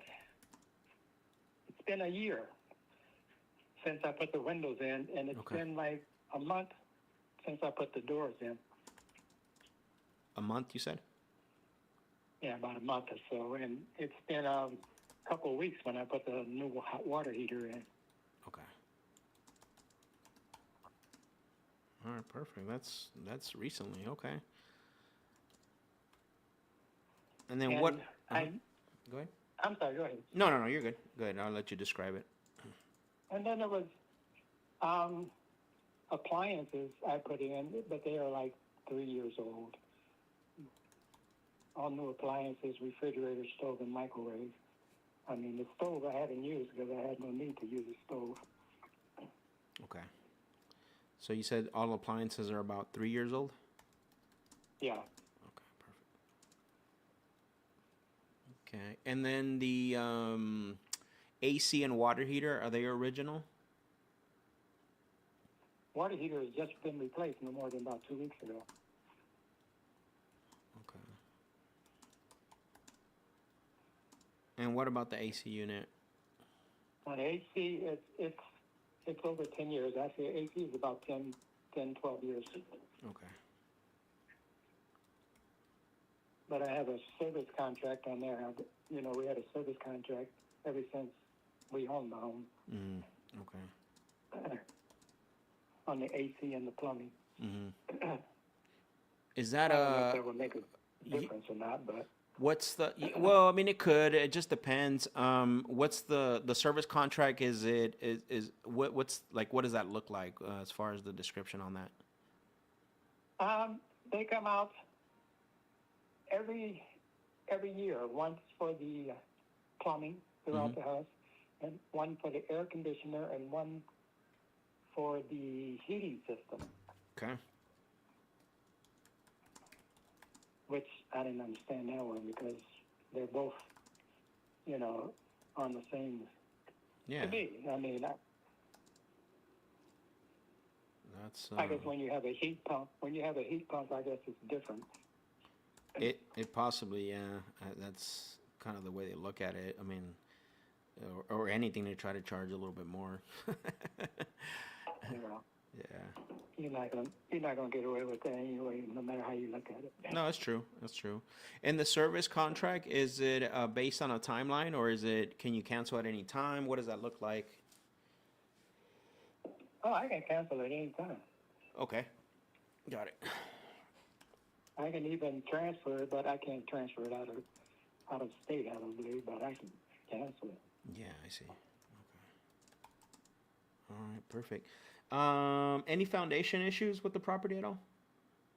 No foundation issues. Okay, perfect. Let me make sure I got this right. All right.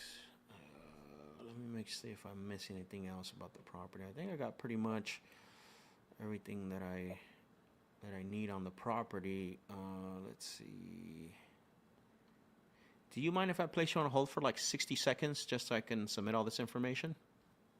No, go ahead. Okay, bear with me here. I'll be right back, Charles. All right. Charles, you there? Hello, Charles? Okay. All right, guys. So, man, this is not a bad deal. His timeline is kind of wonky, though. That's the only thing that has me concerned to try to tie him up. We can do a long close of escrow. I'm going to anchor him a little bit lower. So he wants 230. 230,000. I'm gonna come in and I'm gonna tell him I put the property in the system and the offer's coming back in. Let's see here.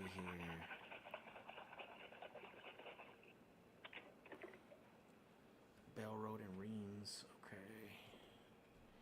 All right, perfect. Let's see.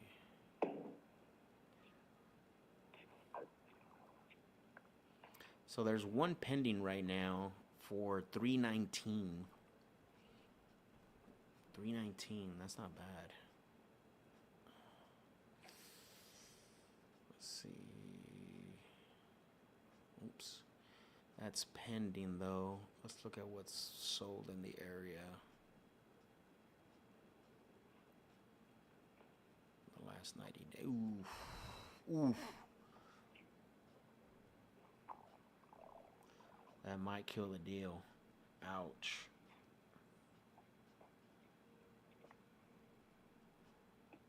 $278. Oh man, yeah.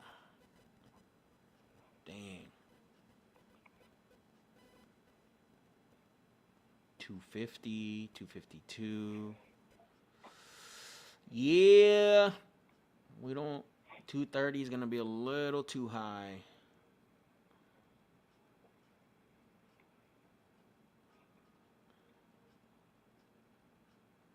And one just sold for 260 or 250. 3 bedrooms, 2 bathrooms, a lot bigger than his. Here's one exactly like his, sold for 278. 30 days. Wow.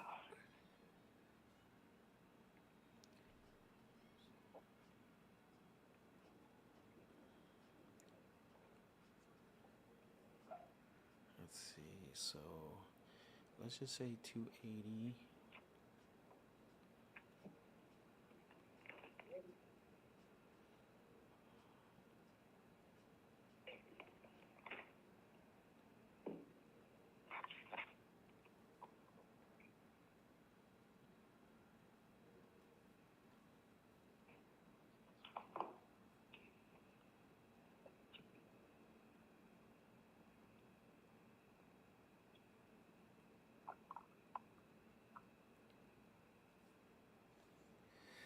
Yeah, I'm gonna have to call him back. This one's tricky. I need to make sure that my numbers are right.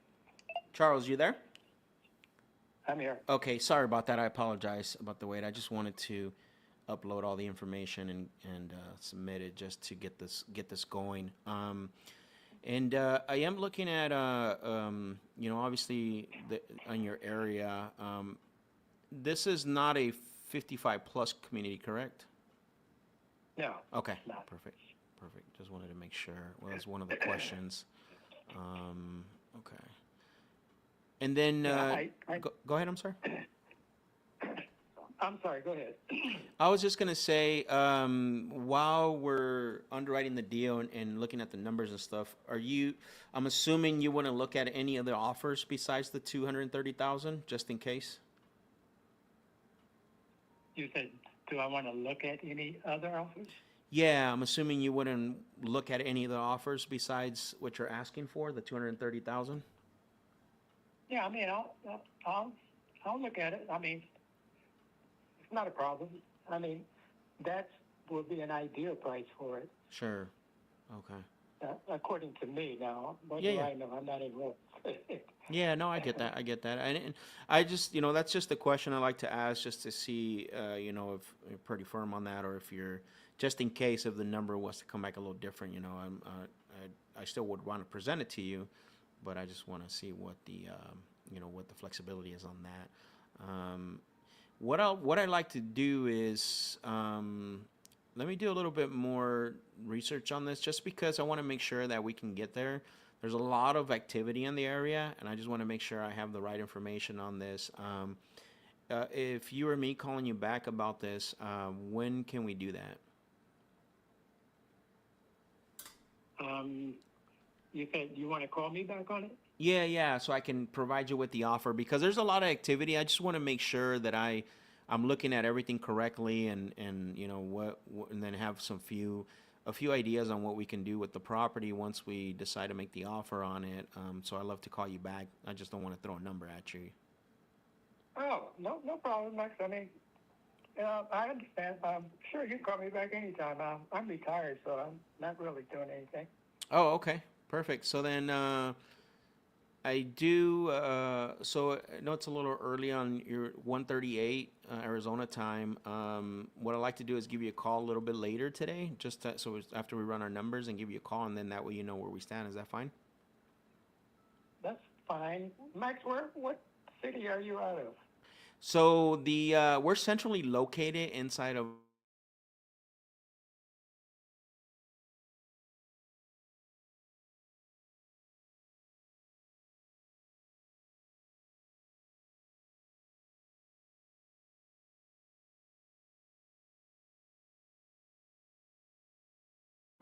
Okay. Yep.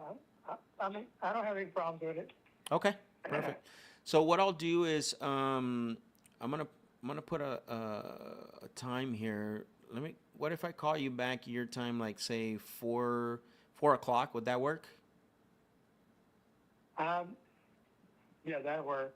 You call me back on the same number? Yeah, it's gonna be the same number. Yeah, there's not gonna be different numbers, and I'll send you a text message with the confirmation over the call today, so that way you at least have that in there, and Okay. and then that way when you and I talk today, you know that the number that's coming in is me. Okay. Okay, that sounds good. All right, Charles. Thank you. I'll have a number for you once I call you back today at 4. Okay. All right, thank you, sir. No problem. Bye.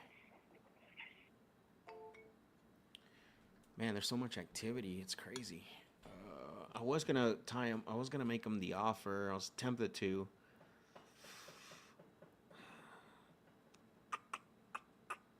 But I just want to make sure that, because man, there's one that sold for 250, bigger, 3 bedrooms, 2 bathrooms. But now I know that he's open, right? 3 bedrooms, 2 bathrooms, 1,200 square feet. His is 2.2, 870. That one sold for 250. That's the one that scares me now. The only reason why I didn't make him the offer, because I want to do a little bit more research, because that could be a cash sale. I don't know, right? Like that could literally be a cash sale from an investor, which helps me, right? But if it was a traditional sale, that might be a problem. At first, it looked like 230 would like run at it. You know what I mean?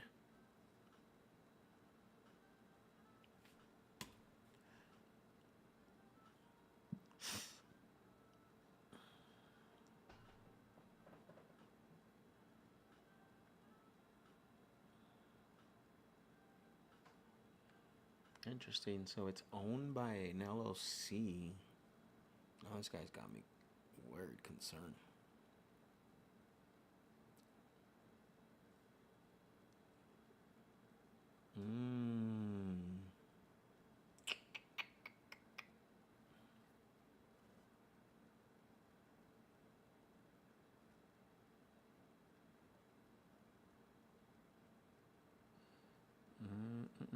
Uh-oh.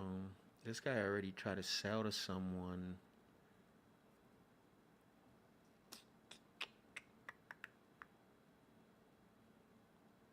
Oh, a little confused here. Charles Jenkins? He's not even on title. Oh, wait, I got the wrong house. I'm like, whoa. I got scared there for a minute. Okay, so that's actually really good. So yeah, so see, my hunch was correct. So the 250 was actually an LLC that bought it. You see, this is why you got to think a little bit, right? This is why you got to slow it down a little bit, because I'm looking at it and like this looks like an as is sale. It doesn't look like a traditional sale, right? Because there's a few reasons why. When you're looking on Zillow, one, you don't see you don't see a pricing history, right? Not a pricing history, sorry. You don't see a pricing history, like in regards to, and then a realtor. There was no realtor on Zillow that said this was the listing agent. So right away, I'm like, man, this could be while I'm talking to him and I'm analyzing this. That's why I was like, then this looks like an investor bought this. So that's good. That's really good. So we have an investor, an LLC, that bought a property, right? A little bit bigger for $250,000. So that's really good, actually. So that's helping us, and that's why I wanted to check, because I'm like, man, if that's a traditional sale, it might be a problem. But now that I know that an LLC bought it for $250,000, that's actually really good for me. Okay. So we're on the right track here. And then we got one that sold for $270,000. Now this one was a traditional sale. Now that one was a traditional sale from what I'm looking at.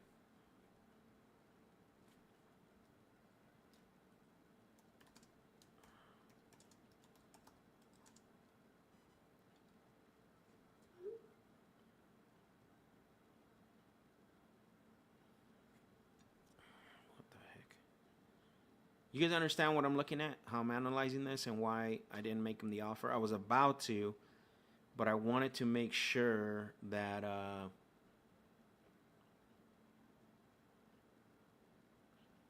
that I check on that, because if it would have been a problem, right? If what the heck is this? Okay. So now I know that it helps me because it's an LLC that bought it. But let's look at this one.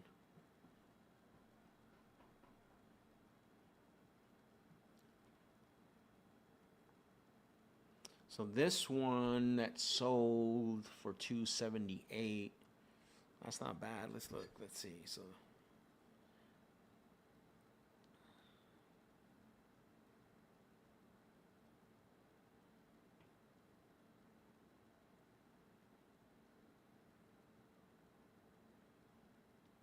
still, I would need to be, if that one sold for 278, 270,000 times 93%. And that was when did that close? Let's take a look here. So that just closed in February. So this year, not even 2 months ago. 2 months ago.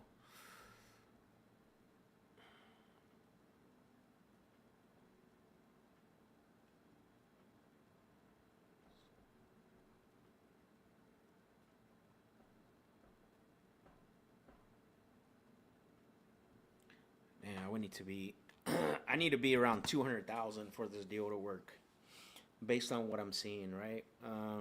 And the only reason why it's like, even though that LLC bought for 250, that doesn't mean that I'm gonna be able to sell that for 250, because that one is a lot bigger. It's a lot bigger. It's a 3-bedroom, 2-bathroom, 1,200 square feet. We're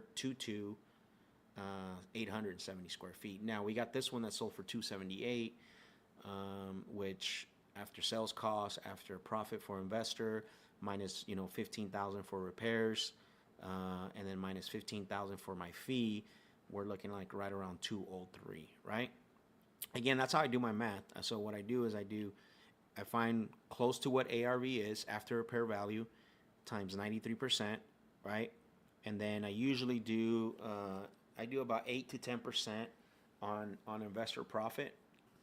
So on a $280,000 property, I think I'll round it off and do 25,000 investor profit minus 15,000 for repairs, right?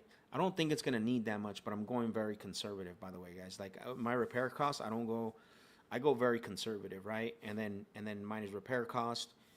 It doesn't sound like it needs anything, but he didn't describe the inside very well. I can and then basically minus 15,000 assignment fee that I want to make puts me right at 203. That's the real math. That's how you should run your numbers, especially if you know the market and you run your repair costs right correctly.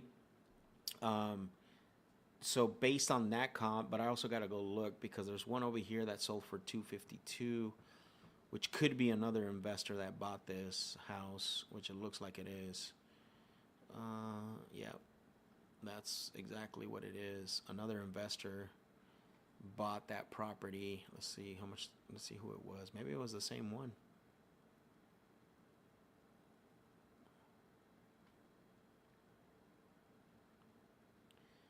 Nice.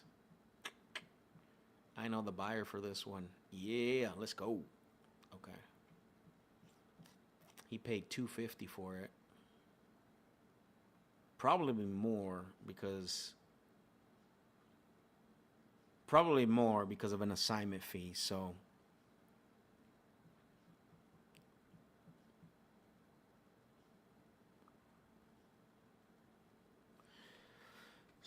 okay, that helps out a lot. So what I'm gonna do is I'm gonna call him back. I'm gonna make him the offer. I have a call scheduled with him a little bit later, but I'm gonna call him back, make him the offer. I know the buyer that bought one of the properties in that area. He actually has it for rent right now.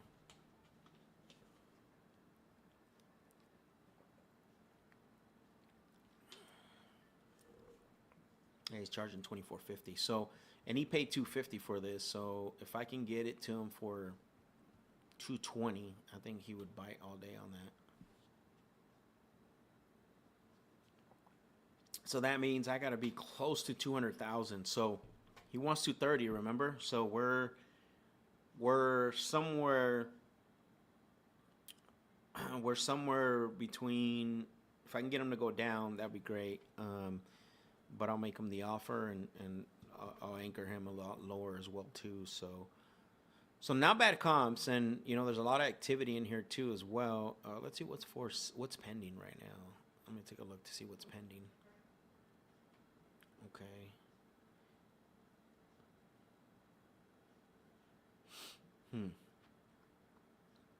Go back 6 months. Damn, nothing's pending in the last 6 months. Oh, one is. Wow.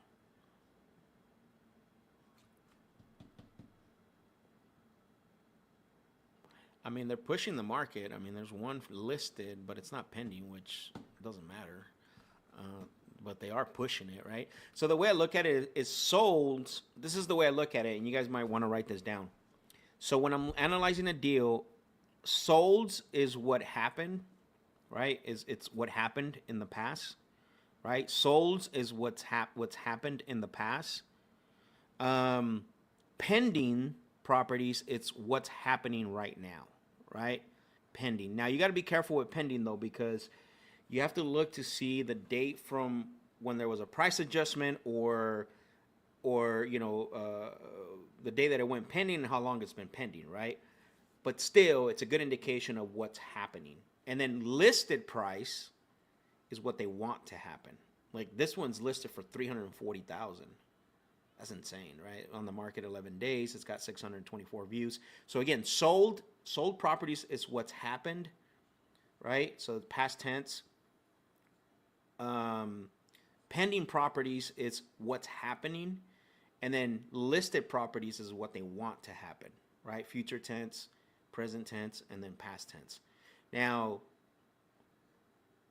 going from cash to novation, you got to be able to navigate all three phases, right?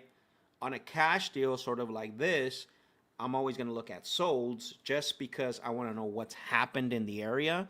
With I'm going to look at solds and I'm going to look at pendings. Only reason why is because if there's not enough solds, I'm now going to go look at pendings. Now, if I go to a novation offer, if I'm going to switch to a novation offer, I got to analyze, right, the pending, because I'm looking for current market value. I'm not looking for ARV.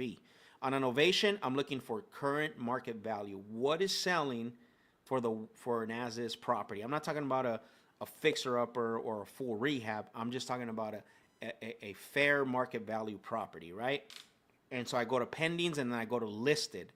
The only reason I go to listed on a novation is because I want to be competitive. I don't want to compete with those that are listed already, right?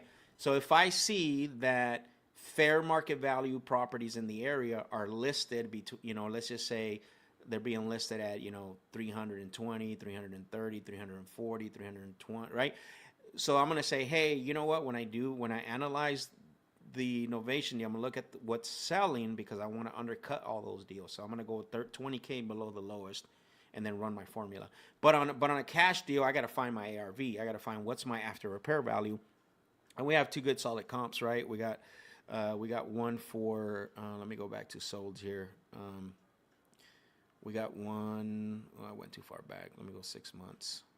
So we got one for 278, and then we got one for 299. Actually, that's not bad. And then so those are our ARV for 2.2s, but there's also two 250s that were bought by LOCs, a little bit bigger, but I can make the adjustments. You know what I'm saying? Like, I can make the adjustments on that. So even if I ended up giving him 215, I got some room. It's not going to be like a banger deal, but it's still going to be a deal, right? But I don't want to be there. I'm going to start super low. And again, I'm just giving you insight how I analyze this. And this is why I wanted to call him back, because I wanted to make sure that that I look at this. Sam said, what was your formula? So I take the ARV. Let me see if I can type this. ARV, right?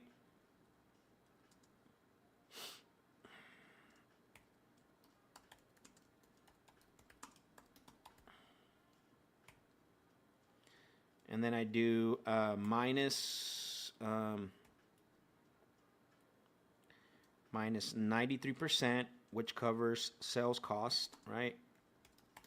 And I'm writing this down too.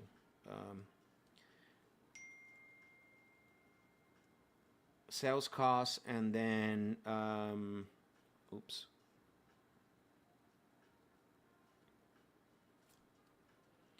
And then you want to do at least 10%, 8.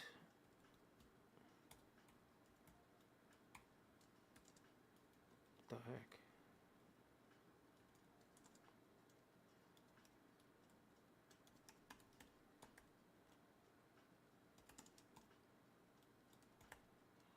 $8 to 10% investor profit minus repairs minus your fee, assignment fee. Okay. Let's see if I can put this. There we go. So ARV, after repair value, minus 93%, right? That covers sales cost, minus 8 to 10% of the ARV for investor profit, minus repairs, minus the assignment fee gives me my MAO. Now, sometimes I get really I get very conservative, guys, with my repairs, right? It depends on the market. Phoenix, I already know that the square footage is going to be a little on the high end, so I might not do anything less than probably $15 a square foot, right? North Carolina, smaller markets, probably get away with like 8 to 10, just depends. Some areas in Phoenix, though, not every area needs to be a lot higher, but this area here, and then the type of property, right? This is a cookie cutter house, so I don't need to put gold freaking toilets, right? Gold faucets and gold toilets, so I don't need that. So that's why you calculate that based on that. But I do always go a little bit more conservative, and I think I'm going too conservative on this one, but it'll help me on the long run. Now, on the sell side, let's say I lock this up and I go to sell it. I'm not disclosing repair costs to the buyer. Like, they got to figure that out. It's very subjective, right? But this is the formula that I've used, right? So it's ARV, after repair value, minus 93%, which is about 7% for sales cost, right? And then minus 8 to 10% for investor profit, just depending on the price point evaluation, right? And then minus the repairs, and then minus your assignment fee. That's the formula that I've used and that I use all the time. I used to use what's it called? ARV times 60%, right? ARV times 50%. But what I was finding out is that depending on location, price point, valuation, is that your sometimes you would it's too much, right? Like, you would find out that when you ran this formula, it was a lot. Your offer could be a little bit higher than the 50 to 60% of ARV, right? And sometimes it's the same. Like, it depends, but this keeps you a little bit more secure when it comes to, this one keeps you a little bit more safe, when it comes to making your offer, because you're running them off real numbers. Now the reason why I put $15 a square foot on this is because the type of house, it's not in a luxurious location, right? Type of house, very cookie cutter. You're talking about, flooring, paint, things like that. So, like, again, I don't need to put gold toilets in this place, right? So I calculate about 15,000 on this, which actually might be a little bit higher. Actually, let's see. Let's do the math real quick to be on the.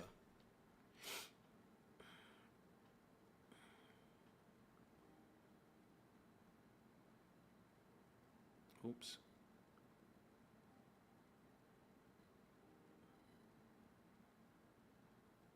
Yeah, so I'm pretty close, right? I don't know if you guys can see that or not. So I'm a little lower. So it's about 17. So you see that 15,000 divided by 870 square foot. You're talking about $17 a square feet. So now, also, when it goes to the buyer, right? When it goes to the buyer, it's going to be very subjective. You cannot. This is the reason why I don't put my repair costs on any of my advertising, because you're going to have one buyer that's going to tell you, no, that's wrong. It's going to cost me $30 a square foot. It's going to cost me $20 a square foot. And the reason why that is, and why it's very subjective, is because one buyer does all the job themselves, and they got to go buy all the materials at Home Depot. The other buyer might have a crew, right? They might have 2 or 3 crews, and they need another project just to stay busy, where it might cost them half, right? So repair costs are very subjective, and this is where a lot of people get caught up, right? And so what happens is that when you do give an evaluation, or you do put a repair cost in your marketing, right, when you're going to, send it over to your buyers, 100% of the time you're going to be wrong, right? And I can explain that here right now. There you go. He's saying $15 a square foot is cheap, right? So what that means is that and again, I could talk to another buyer and they can get it done, right? Because again, they might have a lot more crews.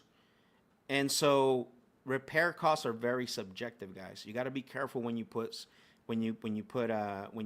repair cost, or the total number of repair costs, right? because it's not. Again, you're gonna be 100% of one to every buyer that you talk to. You're gonna be 100% wrong on the repair cost, right? Because again, it's very subjective. Because one buyer might have one buyer might have again a cruise, right? That they just need another project to keep them busy. They don't care if they make 5 or 10 grand profit, right? And they got they got the material, just get in and get out, right? Make it look good. But a buyer like me who doesn't have crews, I'm gonna need that thing like very, very discounted, right? Max, Roxy, what's going on? Good to see you, Roxy. Man, I didn't know this was your channel. Let's go. Appreciate you. Max, for repairs, I use a quick calculation of 10% of ARV for fix and flip. I know it's not going to cash flow. 5% of ARV is likely a rental property. Your thoughts? Max, for repair cars, I use a quick calculation of 10% of ARV. Why would you do that?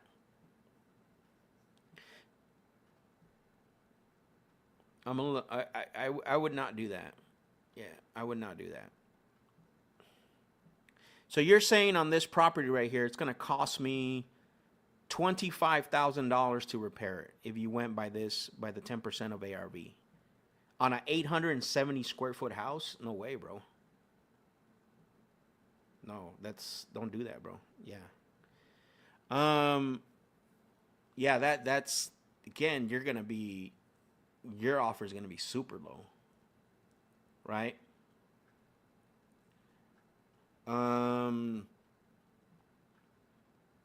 Yeah, I would be careful with that.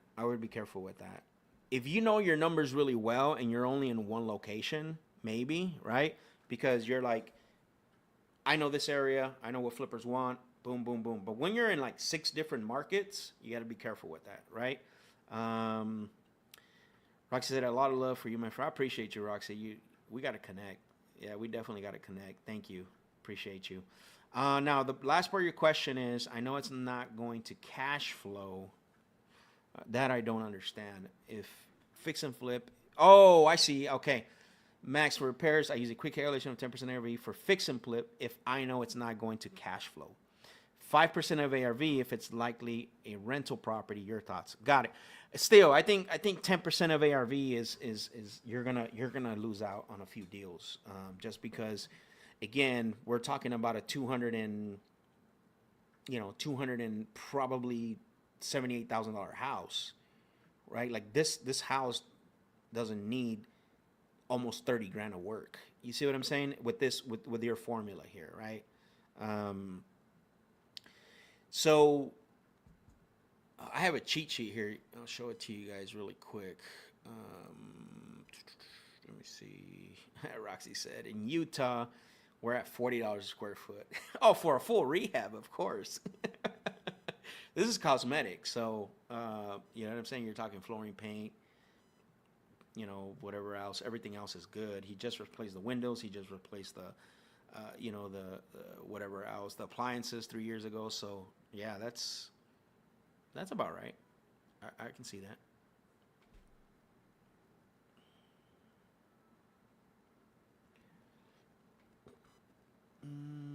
Let's see if I can find it here.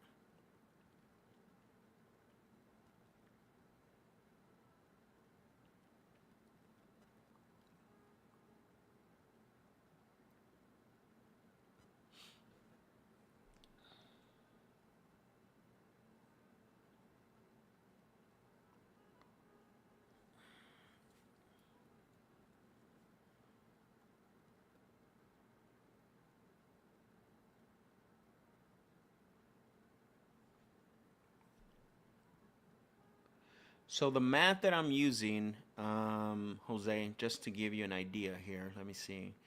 So we're right around,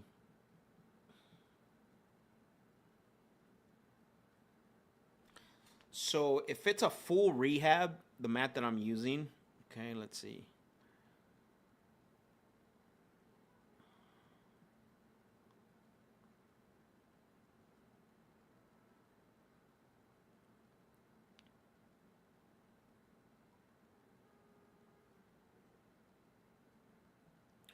we're being very conservative, right? We're using, so if it's a full rehab, like let's say this property was a full rehab, we would be right around 30 grand. Full rehab anyways, right? So that means we're like right around $30 a square foot, right? A full rehab, but it's not a full rehab, right? This is just, I even think it's an easy lipstick, honestly. It might be even like 10 grand, right? But I put it between 10 and 20,000, right? So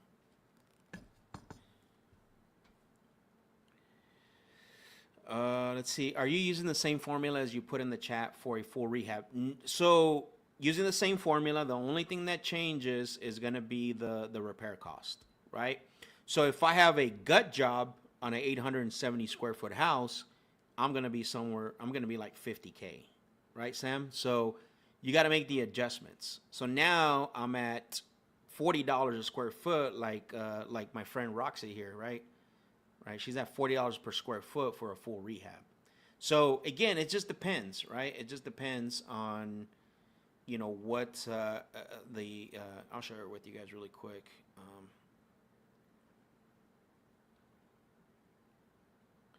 Right, so it just depends. So we're right here, right? So easy lipstick, light fixtures, flooring, paint, full cosmetic, everything in easy, plus appliances, bathroom vanities, full rehab, everything in full cosmetic. We need the kitchen, the countertops, the kitchen cabinets, bathtub, showers, right? And then gut job, right? Everything in full rehab, plus the roof, plumbing, HVAC. And this might be a little bit low on the low end too, but it gives us an idea to at least do it, right? Like an idea of where we need to be at. So if you see, if it's a gut job and it's only 800 square, it's less than 1,000 square feet, but we need everything, we're going to be, you know, 50K, right? We need to put everything on the property. That's an 870 square foot house, right? We're talking about a very small house, guys. Like, that's probably pretty accurate, right? Now, as you start getting bigger in square footage, the same house, let's say it's a 1,500 square foot house, or let's say it's a 1,500 square foot house and it's a full gut, we're talking 80 to 90 grand there, right? If it's a full rehab, we're talking 60. If it's a full cosmetic, we're talking 40K, right?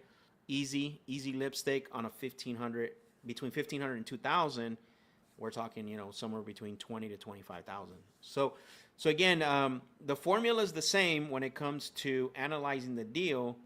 The only difference that's going to change is your repair cost. Now, if you're a flipper like Roxy, right? Roxy's a flipper. She rehabs home for a living.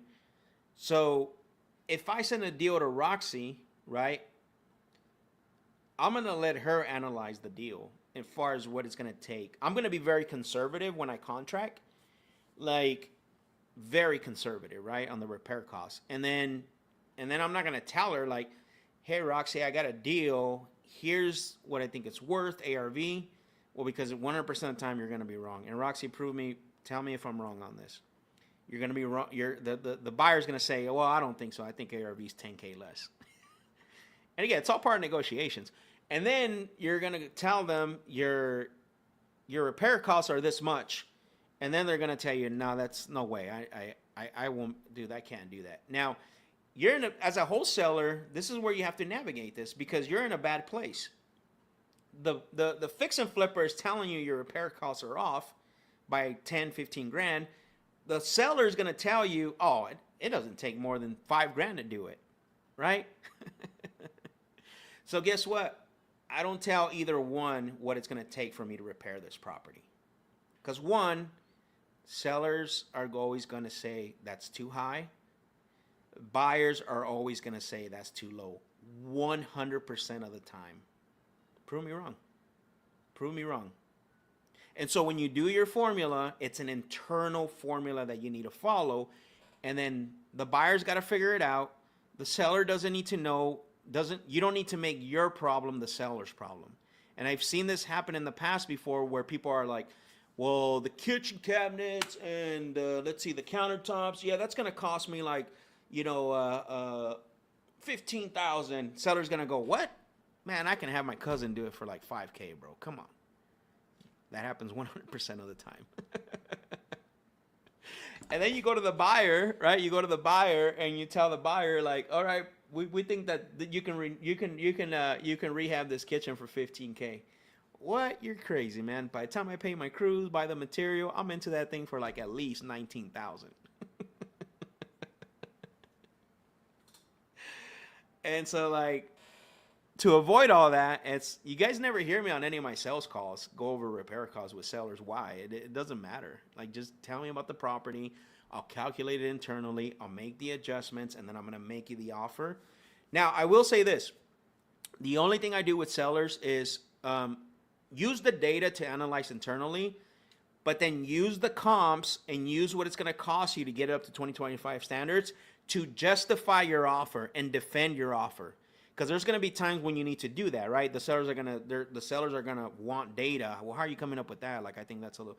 Look, by the time this is what properties are going for. This is what comps are going for. You guys have never heard me discuss comps with sellers. Only when I need to justify and logically explain the offer, right? When the question comes up, that's the only time.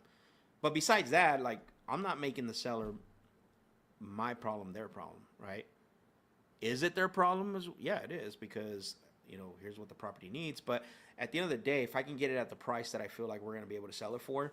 And look, man, like, there is no one who's an expert at comping. I don't care who they are. There's no one an expert calculating repair costs. I don't care who they are. Even if you talk to appraisers who are licensed and do this for a living, they appraise properties, they still guesstimate. They just get the data and then they give you their best opinion.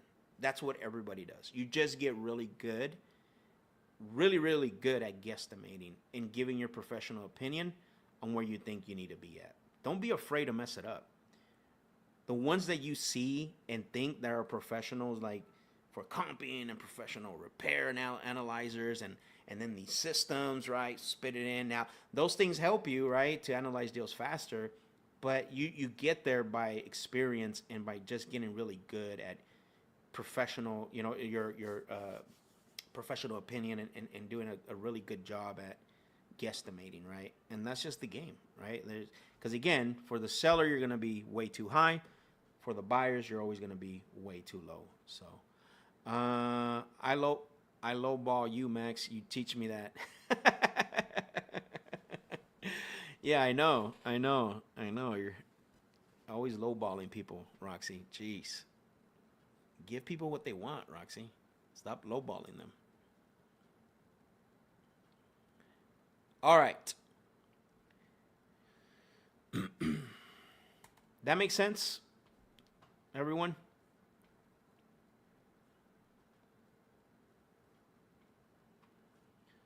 My guy, Charles. I got to call him back at 4.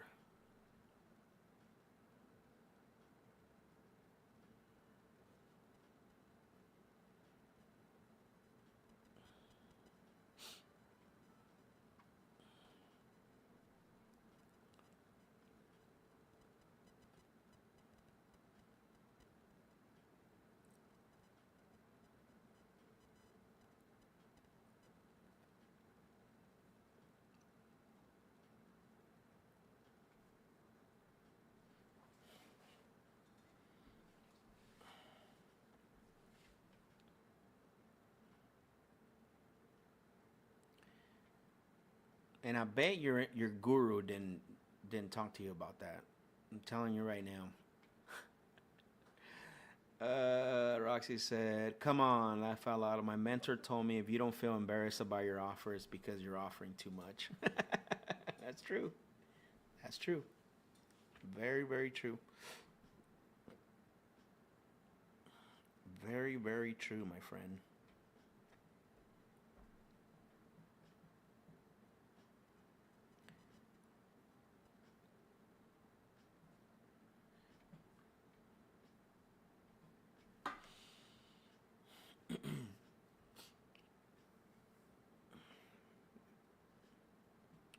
These leads are stacking up. Whew. Man.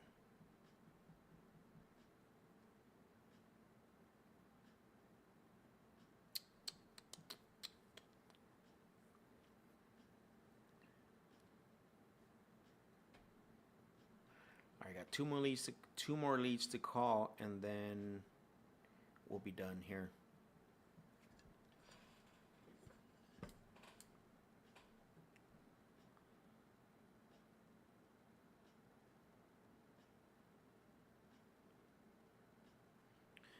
Who's getting value out of this? Who got value out of the that little segment of talking about the formula?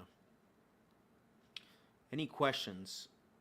But you see what I did, right? The reason why I didn't make him the offer. Now you guys got to see. See, this is the thing about.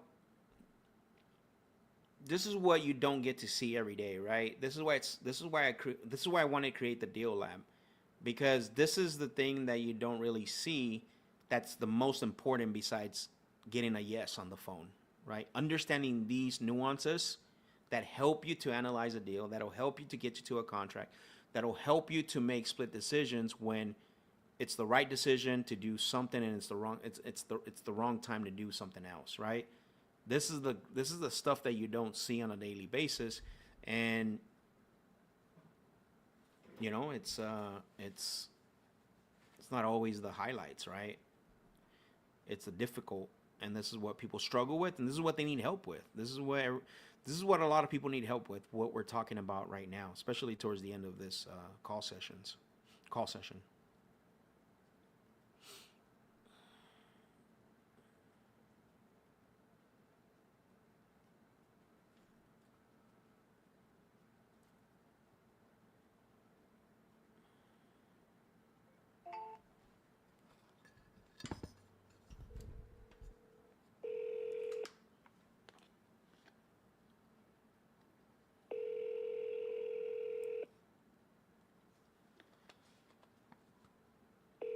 Your call has been forwarded to voice. By the way, you notice all my calls today have been answered on the second attempt. All of them.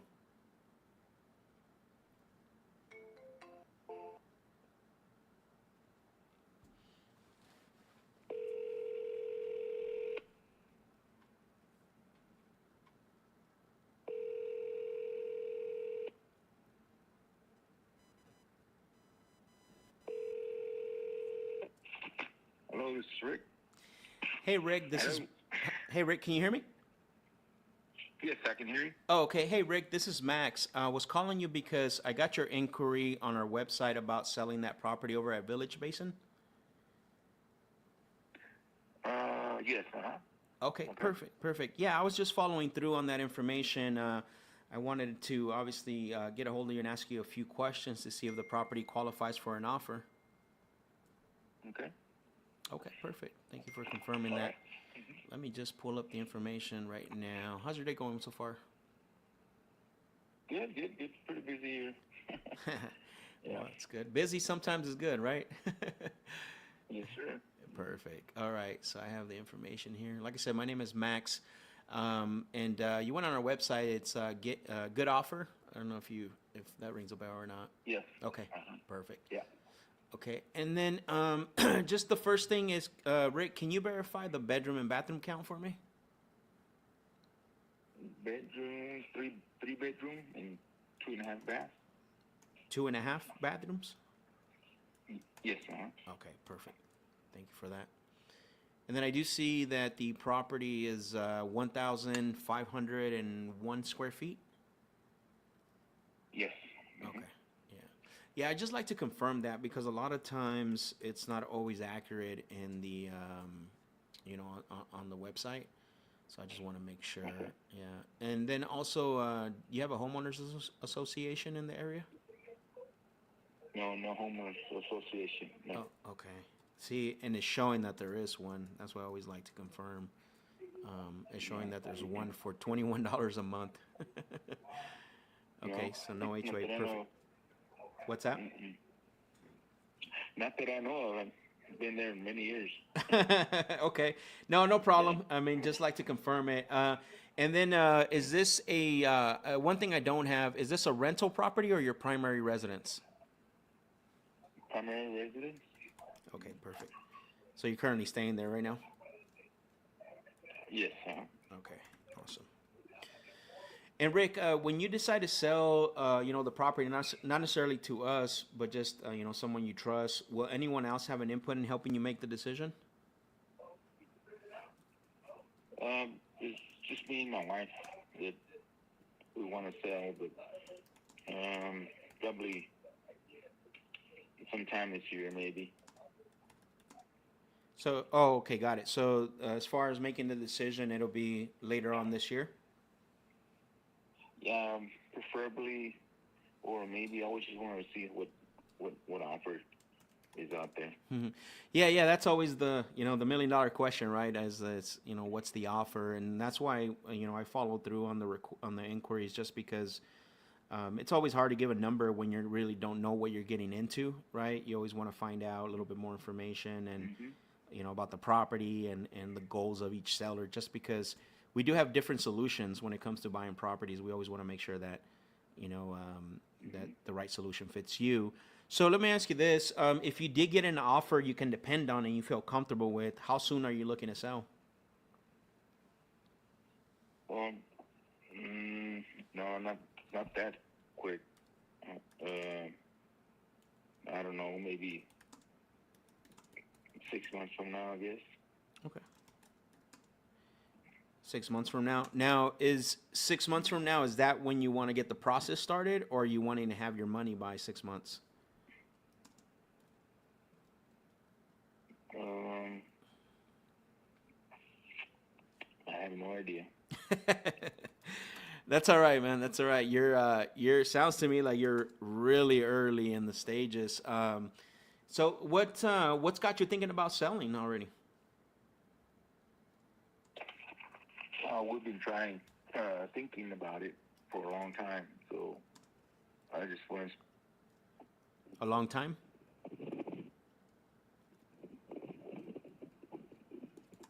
How long have you been thinking about selling it, or considering selling it?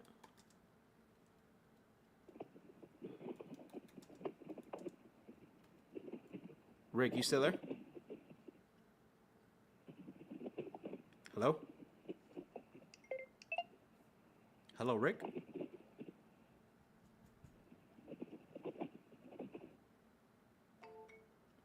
Dude, it got too real for him. I already knew it, dude. It got way too real for him. He didn't have the answers. He was very shaky, right? Now, you see what I'm saying? Like, before I call him back, actually, let me call him back and I'm going to end the sale. He's probably not going to pick up. Yes, sir, Max. Got disconnected. Yeah, hey, Rick, I'm so sorry. I think my phone ended up losing connection. I apologize about that. Yeah. Yeah, no, I don't know if you heard the last question that I asked. What was it again? Oh, I was saying, how long have you been considering selling the property? Oh, we've been considering it for a while, but we're doing For a while? little bits and pieces here. Yeah. How long is that? About 5 years. Oh, wow. Okay, yeah, that is a while. So, I mean, what has stopped you from selling or moving forward with anyone? Well, we haven't decided where to get a house, or what area of the house, or what area of the town. Mm-hmm. So you guys have not discussed of where what you're doing next after you sell? We've been looking, but we haven't decided what area of town or what size of house, or maybe an acre or something like that. I don't have no idea yet. We're still thinking about it. Okay, got it. And okay, so even if you did get an offer that you can depend on and you feel comfortable with, I mean, you're still not ready to make a decision because you don't know where where you're gonna go from there, right? Right. Okay, I see. Got it. Well, I can tell you is in the past, others who have sold to us, or when I speak to them, Usually it does so because of three reasons, right? And it's not always the same reasons, but for the most part, it is. A lot of times they need a specific time frame to sell, like choose their own closing date. Some of them were in financial situation, not all of them, but most of them sold to us because the property just needed a lot of repairs and they didn't want to make the repairs on them. I'm assuming none of those apply to you. No. Got it. Okay. So how are you hoping that I can help, Rick? What was it again? I was asking. So how are you hoping that I can help? Well, I just was asking for an inquiry about the offer. Well, that's tough, right? Because like if I made you, like I asked you earlier, if I make you an offer you can depend on, it sounds like you wouldn't be ready to put anything on writing yet. Because the offer can change, right? Like if I made you an offer today and then we talk again in 90 days, that offer can change, right? And that's always the hard part about making offers. Yeah. Well then let's just quit here because on the inquiry was just it's either I'm not selling or fast enough that I'm interested in selling now. It was something like that. It was the questionnaire was. So if he can offer an offer, so then no matter with me. Okay. Well, sounds good. Should I follow through with you at some time later, or should I close the file? Yeah, I just close the file then. All right, sounds good, Rick. Take care. All right, thank you. Like, what are we talking about here, bro? Makes no sense. I spelled that wrong. Let me see. What would you have done there, you guys that are watching? It's crazy. I was going to tell them, hey, if you're looking for what your property's worth, you can go on Zillow, but it's not even worth doing that.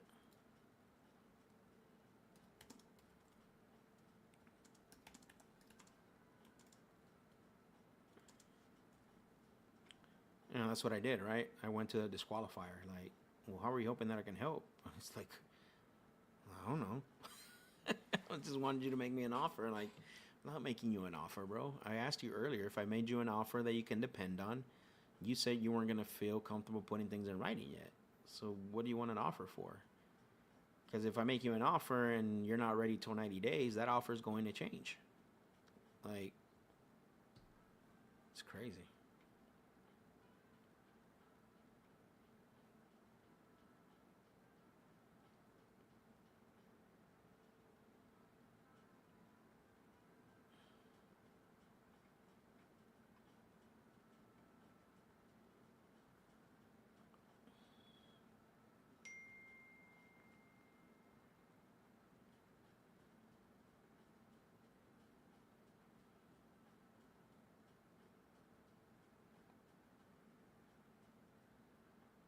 My God, crazy.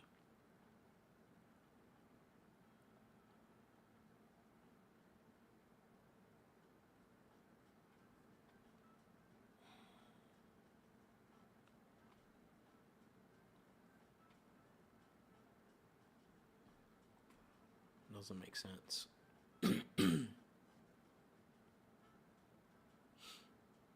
Okay, so we got one more lead to call and then we're done. I asked the question earlier, who got value out of that session? No one. That's crazy. Maybe I should make this deal lab the last week.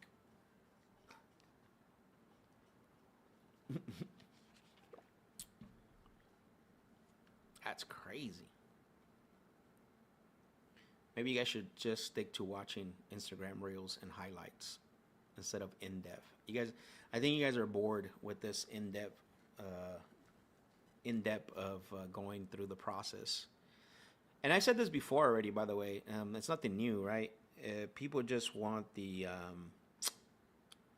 think it's the highlight reels that gives you success, but it's actually this stuff that we're talking about.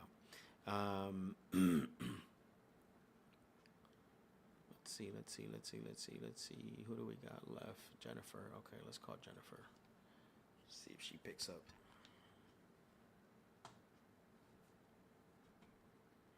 Yeah, exactly. Exactly. He wants me to be unpaid consultant. Like, bro, you nuts.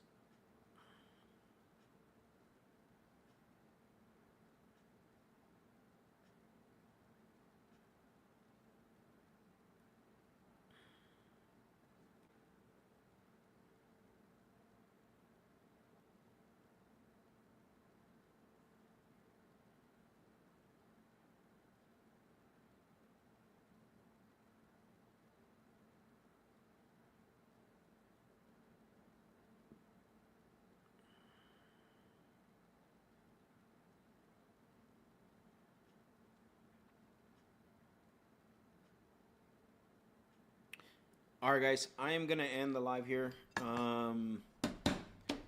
Today was a good day. We got a bunch of follow-ups. We should have at least, from all this conversation from yesterday till today, to be honest with you, based on my experience, we should have at least one or two contracts by when we meet again on Thursday morning, right? There's some follow-ups. I got to call this guy in AZ. I got a few other ones that I'm going to end up calling back. But overall, great day today. We went almost 4.5 hours, making calls, breaking down, formulas. This is one that I would go back, to watch just because there was so much in here. There was a lot that went down today. We had some really good conversations. We had some, not so great ones, which is fine. It's part of the game, right? So this is one that I would go back to. And by the way, what I would, if you haven't liked the video, like the video. Make sure that you're also sharing it. We got 8 likes on it right now from what I can see. And so these likes should be up, and you guys should be sharing this stream with one person. If you find it valuable and you think it's valuable, I would recommend that you guys, share this stream with someone. And again, we go live Mondays, Tuesdays, Thursdays, and Fridays. No Wednesday. So between today and tomorrow, we should have at least one, potentially 2 contracts, right? Based on the conversations that we had today. So what I would, again, like the video. Make sure you share it with one person. And let's, again, let's make sure that we're active in the chat. Let's make sure that we're, letting people know that you're on the live. Because it does, I think we're doing some great stuff here. And I think a lot of people, and guys, when I say, hey, like, a lot of times it's truth, but also I do this because I'm actually locking up deals and I'm making money, right? I don't do this because I'm trying to sit here and sell you courses. That's not even the point of this. But what I wanted to say was that I'm doing this because I believe that there needs to be a standard set, right? I'm not saying that I'm the only one that does it right. By any means, I'm not saying that. But when it comes to mainstream and when it comes to a lot of the lives and a lot of the reels and these highlights and the hype, like, people get lost in the sauce, right? And so, I'm hoping that the Deal Lab is bringing something a little bit different. And I'm hoping that it's different than before, because when I used to do the Closers Lab, I want it to be even different from when I used to do the Closers Lab. So I'm hoping that you guys are seeing the difference in the content, in the quality of the content, because, again, I wanted it to be different, right? I wanted it to be different than what it was even before. A whole 100% transparency, as you guys see, right? Everything we're navigating, everything we're doing is very, very different, from what I did before on the actual Closers Lab. On the Deal Lab, I want it to be just about deals and just about, talking to sellers, contracting, letting you guys hear conversations with Dispo, letting you guys hear conversations with, with the relationships that I have to move deals.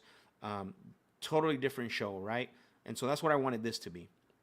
I wanted the Deal Lab to be a whole different show than the Closer Lab. And look, we're just going to continue to grow. The one thing is that I can't do it on my own, right? Like, I need your guys' help. And I know a lot of people don't like to share things. They like to keep them to themselves. But to be honest with you, it would help me personally. That's the only thing that I ask is you like the video, share this with one person, and let them know we're going to be back live Thursday, making phone calls, locking up deals, talking to team members. the whole enchilada, right? Running through formulas, everything. So that's the only thing that I would ask of you. Share this with someone, but that's it. We're gonna wrap up today. It was a really great day. Sam, thank you, brother, for being on, being very active in the chat, asking questions, everything. Thank you, brother. Appreciate you for being on. Everyone else that was on, Derek, everyone, every single one of you guys. Derek, I'll see you tomorrow morning, bro. It says the deal, man. The deal. I'm assuming you said the deal lab, but the deal lab is more relatable, not just highlighted. Some of your calls are like most of the calls that I have with sellers who have no motivation and get to see on the deal and deal with that. Yeah, I mean that's the point, right? Like the point is that this is reality, right? This is not, we're not cutting up, highlights, and this is everything. Everything that happens is a highlight. It's not like this is reality, right? Making split decisions, when to submit the offer, when to shoot your shot, when to kind of keep dribbling. Like you're learning these nuances to make sure that you're not you're making the right decisions when you're out there analyzing deals and you're talking to sellers. Because I'm gonna tell you, and I'll end with this: above knowing what your comps is, and above rebuttals and objections and all this other stuff, there's another level to it when it comes to critical thinking and analyzation, right? And that's the main thing that I want you guys to get insight on, right? There's a science to how you talk to sellers, and basically also is how you navigate the conversation, right? Do you proceed? Do you keep going? Do you do this? Like there's an aspect of critical thinking and also decision based, right? That's going to drive, the outcome.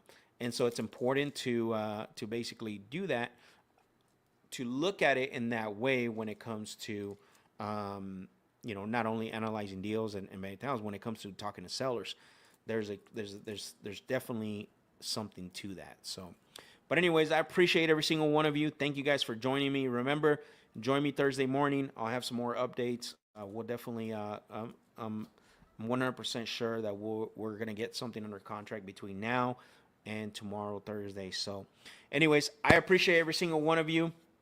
Sam, I don't know if you follow me on IG, bro, but hit me up on IG. I'll send you something. Roxy, thank you. I really appreciate you. People charge a lot of money for learning. Yeah, they do. And you already know, Roxy, you've been part of some groups and you do your own training as well. And so we're kind of setting the standard here. We're changing the narrative, right? And so, especially with our business and our industry that's getting bombarded, from all angles. But anyways, I really appreciate every single one of you. Thank you guys for joining me. I will see you guys Thursday. Remember, like the video, share the video, and I will see you guys Thursday morning. Later.